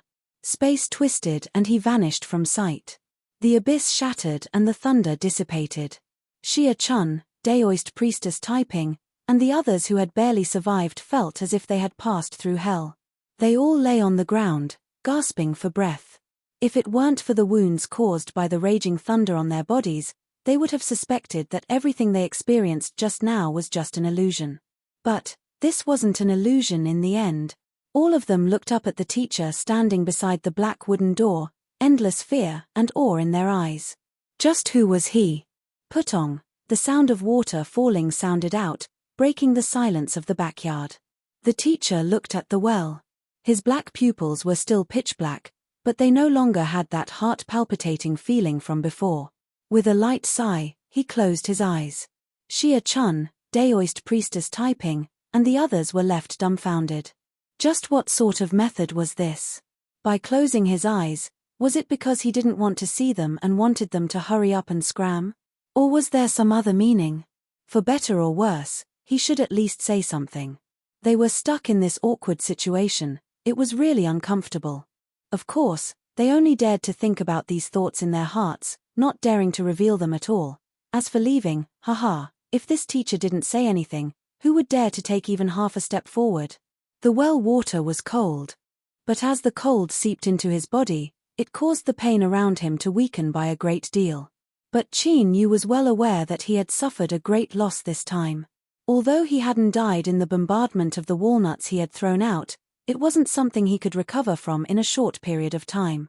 Moreover, the most important thing was that the walnuts he had thrown out had nearly cost him his life, but he still hadn't been able to kill Shang Lingyu. Since Shang Lingyu hadn't died, he would come looking for revenge sooner or later. Let alone his current half-dead state, even if he were to return to his peak, he feared he would still die without a doubt. As Qin Yu was feeling bitter, a voice suddenly sounded out. "It's not too late to leave now. Otherwise, you will most likely die." This voice, sure Qin Yu's eyes shot open. He saw a phantom appear in the well water. Its face was blurry, but it gave him a familiar feeling. "It's you." His pupils violently shrank. The phantom in the water frowned, as if he never thought that Qin Yu would be able to see through his true appearance. Ripples flowed and the face became clear. Shockingly, it was none other than the teacher who was sitting there with his eyes closed. His expression was calm as he looked at Qin Yu. "There are many secrets hidden on your body. Even I cannot clearly sense them. But my intuition tells me that if you continue to live, you will have an inestimable effect on the entire world of living beings. This is why I have reminded you again and again. This city is doomed to fall. Perhaps you have already guessed that the strength of the abyss has already corroded it. It has fused with me and cannot be separated. Take advantage of my lucid state to leave. Announce to the entire world of living beings that they will never attempt to enter the myriad soul Tao again." Qin Yu suddenly said, "This should be the second time we've met, right? You also appeared when I was participating in the Three Mountains test." The teacher was silent for a moment. "Your senses are sharp, so you should be able to judge that everything I say is true." Qin Yu said in a low voice, "You want to seal off the myriad soul Tao." The teacher had no expression. Since there is no other way, continuing to suppress the strength of the abyss is the best choice. He turned to leave. This was clearly a reminder to Qin Yu that he had no intention of staying. "Hold on." Qin Yu's thoughts raced. He stared at the teacher's back and said, "I want to know the secrets of the myriad soul Tao." The teacher didn't turn around. "This inheritance is wrong to begin with. I will not give it to you." "No. I don't want the inheritance. I only want to know how to unravel the myriad soul Tao." Qin Yu bowed. This simple movement caused many wounds to open up all over his body. Blood gushed out and poured into the well water. But strangely, the well water wasn't dyed red at all. Instead, it simply vanished. "You want to unravel the myriad soul Tao? My wife is one of the split souls of a cultivator of the myriad soul Tao. I hope that she can continue living."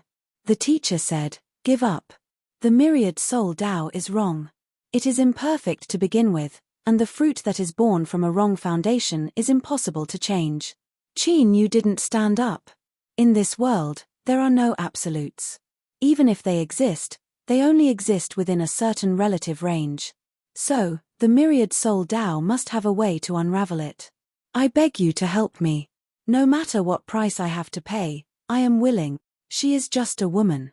Not to mention the many secrets you hide. With your current cultivation, you can obtain countless things with just a thought.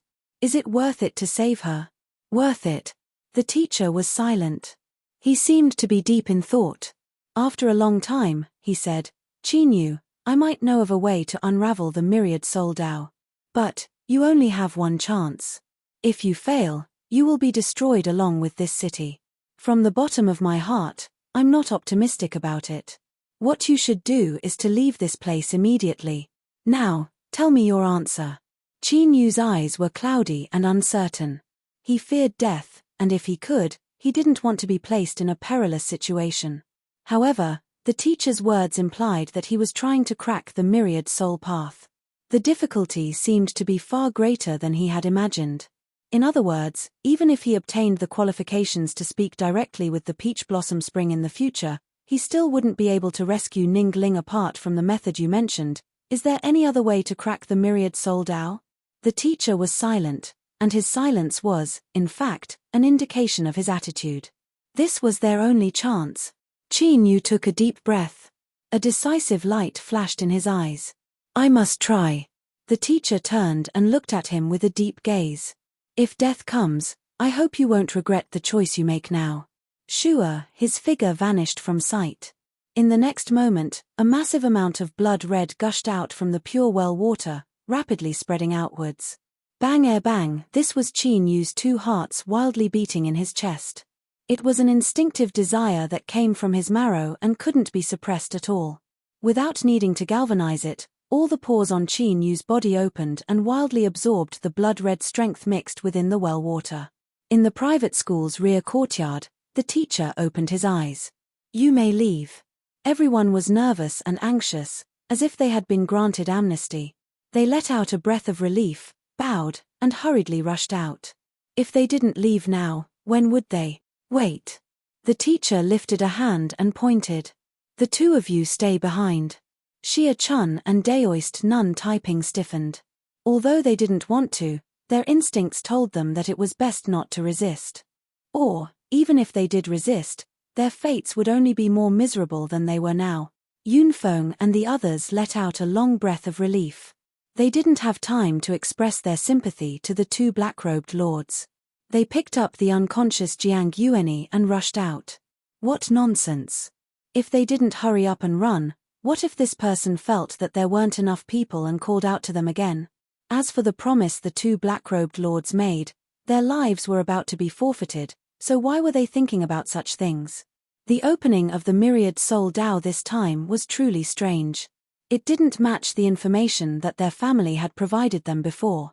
With this, even if their family blamed them in the future, they would be able to shirk responsibility and say that it was all because their information was wrong. It wasn't easy for them to survive.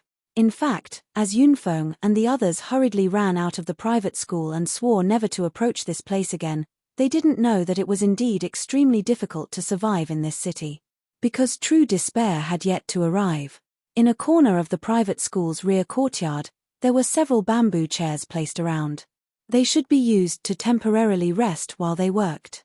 The teacher walked over and casually sat down. He looked at the neatly cleaned vegetable field in front of him. His face didn't reveal any emotion, making it impossible to guess what he was thinking. Xia Chun grasped Daoist Nun Taiping's hand, indicating with his eyes that she shouldn't speak any further. He took a deep breath and bowed. My lord, I am willing to stay behind and listen to your orders. Could you allow me to leave? Daoist Taiping's eyes widened. Xia Chun, shut up. Xia Chun roared out loud. He lifted a hand and pulled down his black robes. He respectfully knelt on the ground. If my lord agrees, Xia Chun swears to obey any order you give. The teacher glanced at him and expressionlessly said, Is Xiahou Bo your ancestor? Xia Chun was startled. The awe on his face deepened and he respectfully nodded. Then this woman is a descendant of the Sun family. The teacher had a faint expression. In the past, when your ancestors were building the myriad soul Dao, they were tempted by the abyss and left behind a contingency plan. This caused the power of the abyss to leak out, causing the entire myriad soul Dao to fall short of success. This crime is punishable by the execution of all 10 bloodline clans and their souls will be drawn out and refined. Puff Daoist Taiping's legs weakened and she slumped to the ground. Beside her, Xia Chun wasn't much better. His face was pale white and he was sweating profusely. Just now, when the teacher spoke, they felt as if they were standing on the edge of destruction. It was like they would fall into the abyss in the next moment and be torn to pieces, never to reincarnate. After an unknown period of time, the 2 of them regained their composure. They looked up at the silent teacher and their pupils shrank in fear. At this time, there was the sound of splashing water. Qin Yu flew out from the well and landed on the ground. As Xia Chun and Daoist Taiping saw Qin Yu, their eyes brightened. They subconsciously wanted to speak, but they held themselves back. Qin Yu frowned. He didn't know why the 2 of them were here, but he guessed that it was the teacher's orders. He immediately suppressed his thoughts and cupped his hands together. Greetings, teacher. This person's identity was now clear. He was the self-condensed consciousness of the myriad soul Tao. Or, it could be said that he was the current incarnation of this city. He had fused with the abyss, hiding the yin and yang sides of the abyss. What they faced now was the yang side of the city. Otherwise, with a wave of his hand, the three of them would likely be turned to ash. The teacher glanced at Qin Yu and said, "There isn't much time left, so I will get straight to the point. Listen well. A long time ago, in the war between humanity and the abyss, humanity paid a tremendous price. Countless powerhouses perished, but in the end, they managed to slay a powerful king that descended from the abyss. But although its mortal body died, its soul still lived on. After research, they discovered that there was an enormous secret hidden within the soul of this abyssal king. Afterwards, the myriad soul Tao was constructed and the heavenly cycle array was laid down. The abyssal king's soul was suppressed here, and the power of the array formation was used to obliterate its soul and extract its source. Thus, this city was created and the inheritance method of the myriad soul Tao was also created." The teacher's voice paused. But in truth, the original plan wasn't like this. They hoped to find someone to absorb and refine the source left behind by the abyssal king so that they could replace his identity and return to the abyss. After all, for countless years, the world of living beings and the abyss have fought countless tragic wars, and even been on the verge of being destroyed and occupied by the other side. But what is laughable is that we know nothing about the situation within the abyss. Chapter 1027. Xia Chun and Daoist Priestess Taiping's eyes widened. They looked at the teacher in front of them, beads of sweat covering their faces and their complexions pale. For the two of them to obtain approval and be allowed to enter the myriad soul Tao, they were naturally outstanding figures of their respective races. Their wisdom and shrewdness were both first class. Although there was no concrete evidence, with Qin Yu's current attitude and the teacher's performance, it wasn't hard to guess his identity. Of course, the most important point was that because their ancestors had participated in the construction of the myriad soul Tao, they already knew that this city had its own will. As they thought about how the teacher had helped Shang Lingyu escape just now, and in addition to the matter of the abyssal strength leaking out, the two of them felt a chill in their hearts. They felt as if they had fallen into an eternal pit of ice, as if all the blood in their bodies would freeze. Their ancestors had actually committed such a great sin. The teacher looked at the two of them. His eyes seemed to see through everything, and they seemed to pierce into the depths of their minds. "I'm keeping you two alive because you still have a chance to make amends for the sins of your ancestors. If you die because of this, then that is your fate." Qin Yu took a deep breath. "Mister, you mean that I should try a plan that didn't work before, and that is to refine the abyssal king's source?"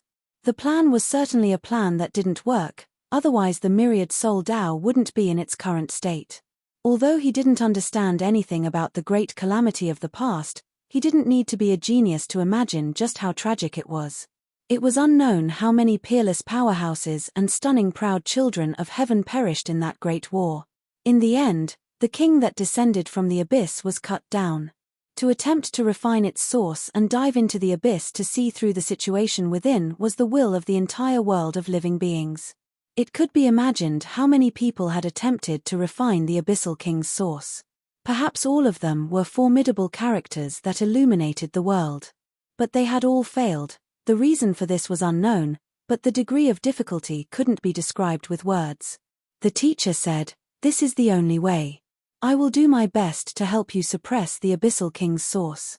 If you succeed and obtain the source, you will be able to perceive all the secrets hidden within its soul. Naturally, you will be able to find a way to unravel the myriad soul Tao. If you fail, I will activate my self-destruction and drag the abyssal king's source with me into the endless nothingness where I will fall into an eternal slumber." Qin Yu cupped his hands together. "I ask Mister to teach me." The teacher stood up. "There is no need for me to teach you. When the source appears, you will naturally know what to do. Now, we just need to wait." He strode out of the rear courtyard and beckoned with his hand. A private school student hurried over and bowed. "Mr. Shu." His voice was respectful and his eyes were filled with admiration. "Tell the dean to dismiss all the private school disciples." The student widened his eyes in shock. "Teacher." The teacher didn't explain further. He waved his hand and said, "Go. The dean will understand what I mean." A short moment later, there was no one left in the private school, including the dean. Everyone bowed respectfully and left in a hurry. As he stood in the spacious front courtyard of the private school and gazed at the place where he'd lived for countless years, a trace of a complicated expression appeared in the depths of the teacher's eyes, and then it returned to calm like a quiet spring in the depths of the ground, without the slightest ripple. He didn't turn his head, but he seemed to see Qin Yu, Xia Chun, and Daoist priestess Taiping standing there quietly. He lightly said, "The strength of the abyss has been eroding this place since a long, long time ago. At the start, it was suppressed by me and its progress was incomparably slow. But later I learned that this was only a deliberate strategy it used to numb me. Unfortunately, by the time I realized this, the situation had already spiraled out of my control. Strictly speaking, this city is already, the will of the abyss holds the advantage. But I have the ability to drag it down with me in destruction. So for these past years, it has been patiently nibbling away at it, not daring to make any drastic reactions. I have tried to reverse the situation and seal it away once more. But all my attempts have ended in failure under the test of time."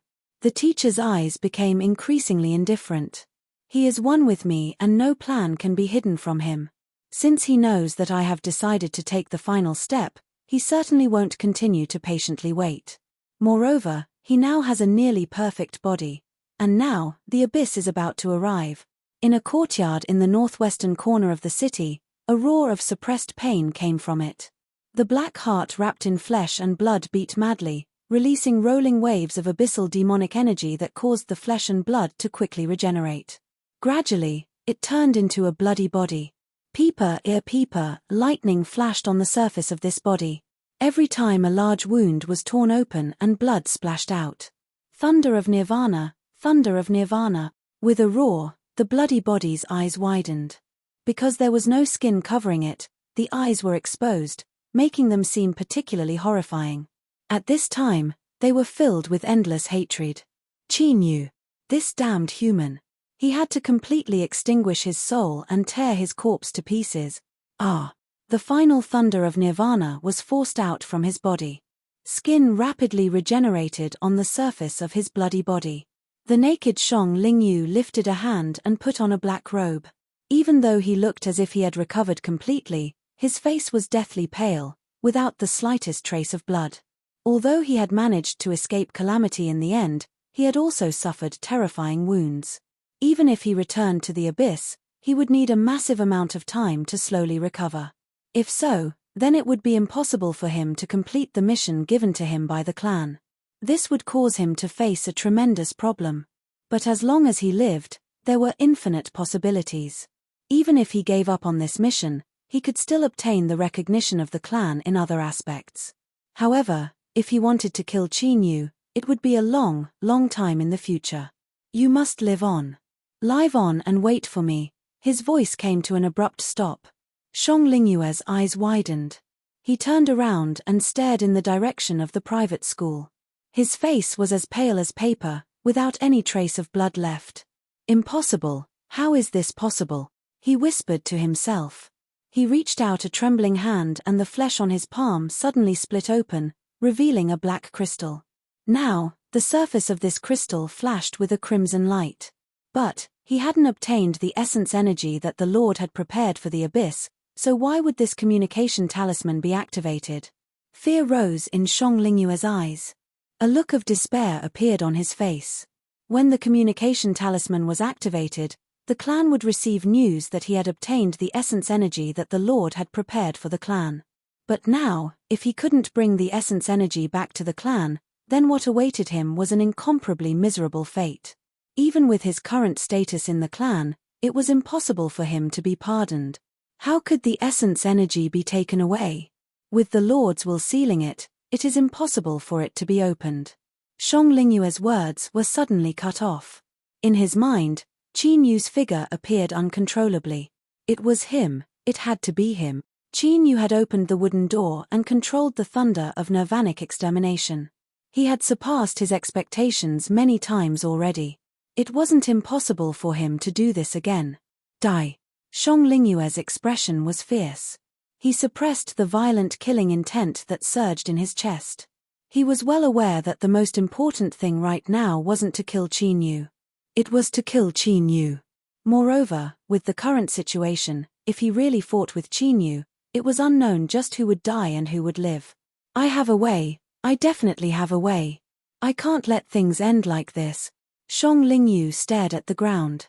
A look of struggle appeared on his face, but in the end, it turned into endless madness. Doing this might bring him endless troubles in the future, but the situation had already reached this step. So what if things collapsed? Qin Yu, you forced me. You forced me to do this. I will let you taste the most terrifying pain in the world and let you die in despair. Kneeling on the ground, Shang Lingyu began to chant. His deep and suppressed syllables echoed in the courtyard. At this moment, the air gradually became thick and a cold and yin aura was released. Above his head, the light that shined into the courtyard suddenly dimmed as if it was swallowed up. The nightmare demon race was a rare race in the abyss. They were born nobles and had a powerful and unique bloodline inheritance. In the past, the abyss king that died in the world of the living was the strongest king of the nightmare demon race. Because of his background, Shang Lingyu, no, perhaps he should be called by his true abyss name. Kang Wu knew a secret related to the nightmare demon king. As someone with the bloodline of the nightmare demon race, after entering the myriad soul Dao, once he encountered an uncontrollable factor, he could borrow the strength of the nightmare demon king in a desperate situation and obtain unbelievable might for a short period of time. This was because the nightmare demon king had never truly died. Even when he was surrounded by the world of the living in the past, it was all part of a plan. But even the elders of his race that informed him of this strictly warned him not to use it unless he had no other choice. This was because this would ruin the great nightmare demon king's plan and even affect the plans of the entire abyss. The world of the living has already sensed the nightmare demon king's plan. Even if I don't expose it, they will know. If that's the case, why don't I take action and completely destroy this city to help the nightmare demon king escape? At that time, this great merit may be able to offset my own great sin. Yes, that's right, this is my last chance. Shang Lingyu looked up. His eyes were now filled with pitch-black pupils that flashed with madness and cruelty. Great nightmare demon king, please hand your strength over to me. Allow me to release your anger and thoroughly burn down this city. Burn away the shackles placed on you by flesh and blood, burn them to ashes. Bang! Black flames suddenly drilled out from the ground. They touched Kang Wu's body and rapidly spread upwards, finally wrapping around his entire body. Ah! Strength, this is my king's strength. No matter how strong it is, it will surpass all in this world and become an eternal existence. As Kang Wu roared, fear appeared in his eyes. This was Shang Lingyue's consciousness that had been awakened from a deep slumber by the terrifying fluctuations of strength. Lowly servant, to be able to dissipate beneath my king's strength is the greatest honor of your life. Now, let this city tremble beneath my feet. Kang Wu roared out loud. The fear in his eyes rapidly faded away. Or, to be more accurate, it was directly erased by the powerful strength surging within his body. Rumble, rumble, loud rumbles fell from the skies. Billowing black clouds surged out, weaving together and forming a thick curtain that covered the city, bathing it in darkness. Abyss! Abyss! At this moment, all living beings within the city heard this ruthless and crazed roar. Thus, the abyss truly descended at this moment. Chapter 1028. The reason why the abyssal kings were so powerful was because they had obtained the recognition of the will of the abyss. Perhaps this was a bit vague, but it could be said that the abyssal kings had obtained the might of the abyss and had become a part of it. By borrowing the strength of the King of Nightmares, Kang Wu was equal to the incarnation of the King of Nightmares when he reached his limit. He could use his own strength and summon the descent of the abyss. The descent here was different from what had occurred in the private school's backyard, where the real world was distorted into the abyss. A part of the will of the abyss had directly descended here, turning the entire city into a part of the abyss. Before the will of the abyss retreated, this was the abyss. On the street, behind a steamed bun steamer, the cleanly dressed stall owner's mouth cracked open, revealing pale white gums hidden beneath his flesh. Blood mixed with saliva dripped down. "Customer, steaming steamed buns. If you don't like it, it's free. How about one? He opened the steamer, revealing a human head inside. Although it was steamed to a pulp, it still hadn't died. Their facial features were twisted and pained howls emitted from their mouths. The cultivator standing in front of the stall instantly paled. This was because he discovered that one of the heads in the steamer looked exactly like him. He lifted a hand and knocked the steamer over. Then, the cultivator hurriedly retreated. The stall owner's horrifying face instantly turned fierce. Where do you think you are going? Without you, how am I supposed to steam steamed buns?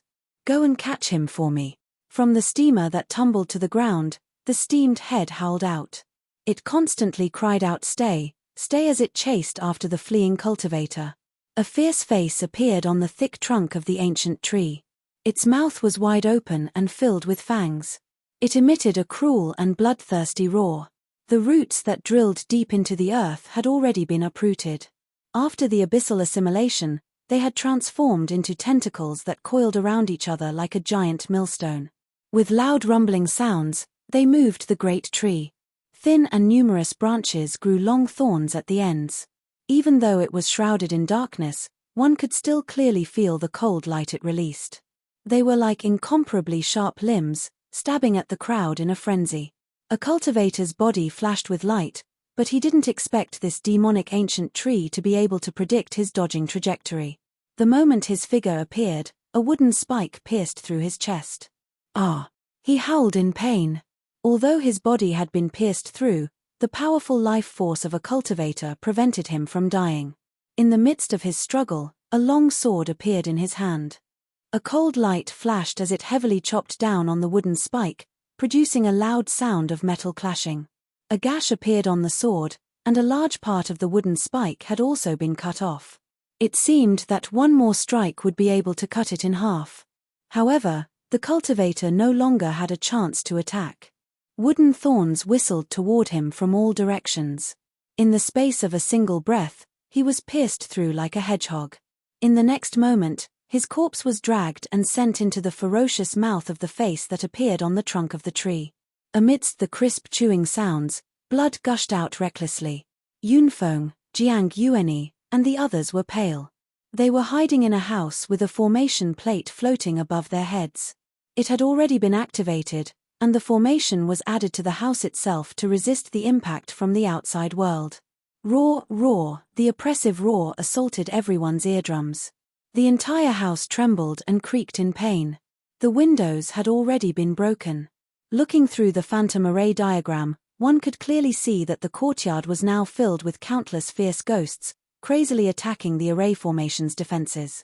And they were well aware that these ghost-like people were originally harmless natives of this city not too long ago. When the abyss arrived, they were corroded by the power of the abyss.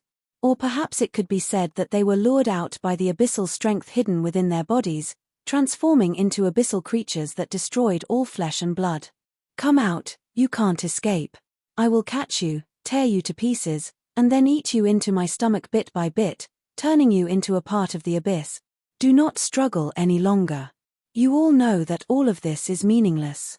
In the end, all that awaits you is death. Within the room, Yunfeng and the others paled. They had exhausted all of their abilities to escape here and activate this array disk. Although they didn't know what had happened, they had experienced the transformation of the private school's backyard into the abyss, so they were well aware of what was happening in front of them. This entire city had become an abyss. Moreover, what was most terrifying was that the natives of the city had all transformed into horrifying abyssal creatures. There was no place that was safe. This was already their final place of retreat. But no matter how powerful the array disk was, it couldn't withstand the tide of abyssal creatures. Just how long could it last? Once the array disk broke, what awaited them was being torn to pieces. If someone were to fly into the skies and overlook the entire city, they would discover that it had become an amusement park for the devils. The abyssal creatures that had gone berserk began to wildly attack the cultivators that arrived, tearing them to pieces and cleanly eating them. But there was one place that was an exception. The private school in the southern alley of the city was now covered in a faint layer of white light. Although it wasn't strong, It clearly possessed an inconceivable might. It isolated the erosion of the abyss outside, allowing it to maintain its original appearance. The teacher, surnamed Shu, stood in the empty front courtyard of the private school. Every pore on his body emitted light. He was the source of this light that covered the entire private school. He looked up at the pitch-black skies and slowly said, "Qinyu, remember, you only have one chance. If you fail, then you will be buried forever with me." With one last glance at the familiar private school in front of him, the teacher closed his eyes. Whoosh, whoosh, the light that covered the entire private school howled back. In the next moment, he turned into a mass of radiant light that flashed into Qinyu's chest and fused into his body. Bang! An incomparably powerful aura burst out from his body. At this moment, Qinyu felt as if he were the center of the heavens and earth. No, it was more accurate to say that the heavens and earth had to crawl beneath his will. With a single thought, he could control everything. Xia Chun and Daoist priestess Taiping's eyes widened, disbelief on their faces. This method of directly fusing strength surpassed their imaginations. To the two of them, Qinyu was like a blazing sun. Any tongue of fire that spat out was enough to burn them into nothingness. Could such a formidable strength not be enough to suppress the strength of the abyss? Just how terrifying was the strength of the abyssal king that was killed in the pass? In fact, Qinyu would soon be able to unravel the shock and doubts in his heart.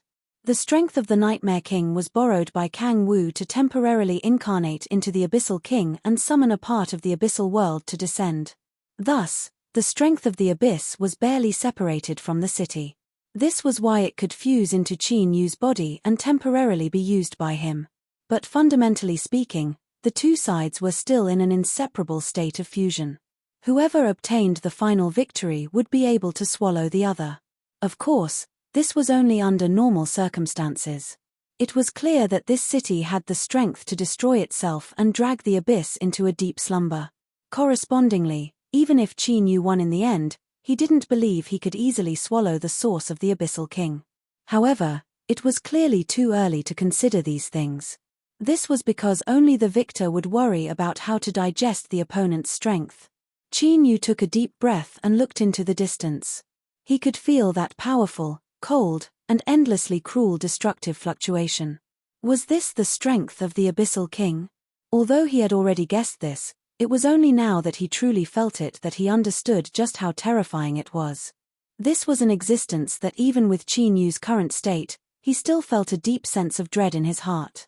In fact, he even faintly felt as if he were being suppressed. Bang! A loud explosion rang out in the distance.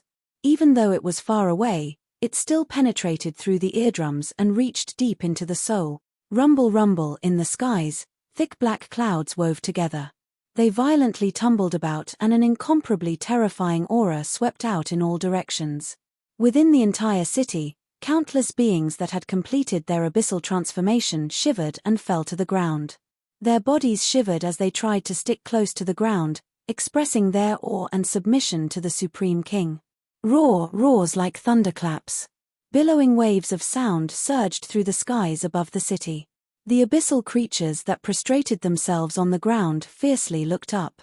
Their originally cold and bloodthirsty eyes became even crazier. Because at this moment, they received the will of their king: tear apart all life and destroy everything in front of them. This city that had imprisoned the strength of the abyss for countless years would be thoroughly destroyed today. The abyssal creatures that had been instinctively restraining their desires suddenly went completely berserk. Based on their instincts and their keen sense of smell towards flesh and blood, they crazily surrounded the cultivators in the city. A cultivator that was submerged in the sea of abyssal creatures revealed a look of despair. With a loud cry, the aura within his body instantly went berserk. In the next moment, with an earth-shattering explosion, his entire body completely exploded, shattering into countless fragments of his body. The terrifying power produced by the explosion tore apart the nearby abyssal lifeforms, destroying them along with him. But in the blink of an eye, the empty space created by the explosion was filled up with abyssal creatures once more. They crazily devoured flesh and blood. Whether it was the flesh and blood creatures that blew themselves up or their fellow clansmen that were torn apart, they were all chewed and swallowed. And this wasn't an isolated case. Within the entire city, as the abyssal creatures went berserk, nearly half of the cultivators had died in just a dozen breaths of time. As for the rest, such as Yunfeng, Jiang Yuani, and the others, they didn't have enough and could only bitterly hold on. If there wasn't a turning point, with the current situation, they would soon all die one by one. Kang Wu stepped through the void, his entire body burning with black flames. A sharp horn grew out of his head and fine and exquisite lines appeared on the surface of his body.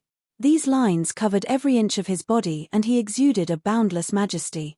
His indifferent eyes were like those of a being that sat in the highest heavens, coldly looking down at the city that had now turned into hell. The essence energy that the king had prepared for his race had already been taken away. He wanted to take as little as possible to lessen the guilt he had to bear, so he naturally had to condense another portion of human essence energy.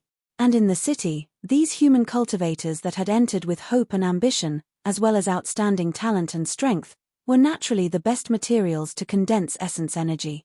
Of course, if he wanted to obtain the forgiveness of the abyss, a complete portion of human essence energy could only be considered a supplementary reward. A king that had escaped and returned to the abyss was the foundation of everything. Now, Kang Wu was going to destroy the will of this city and completely swallow up all of his strength. This was the place, he had arrived. In the skies above the private school, Kang Wu's indifferent and icy cold eyes revealed a trace of fluctuation. He looked at Qin Yu on the ground and could feel the sun-like terrifying aura that was released from his body. An icy cold killing intent tumbled in his chest, crazily rising at this time. It's him. It really is him. This lowly human cultivator was no different from a bug. He must have been a pawn sent into the abyss by the world of the living. As I thought, my guess wasn't wrong. Humanity has already sensed the changes that occurred in the myriad soul Tao. So, everything I did was correct. Qin Yu, all of the accidents and changes were caused by him. Die. With a deep roar, Kang Wu lifted a hand and pressed down. Then, he would use Qin Yu's death and destruction to draw a perfect end to all of this.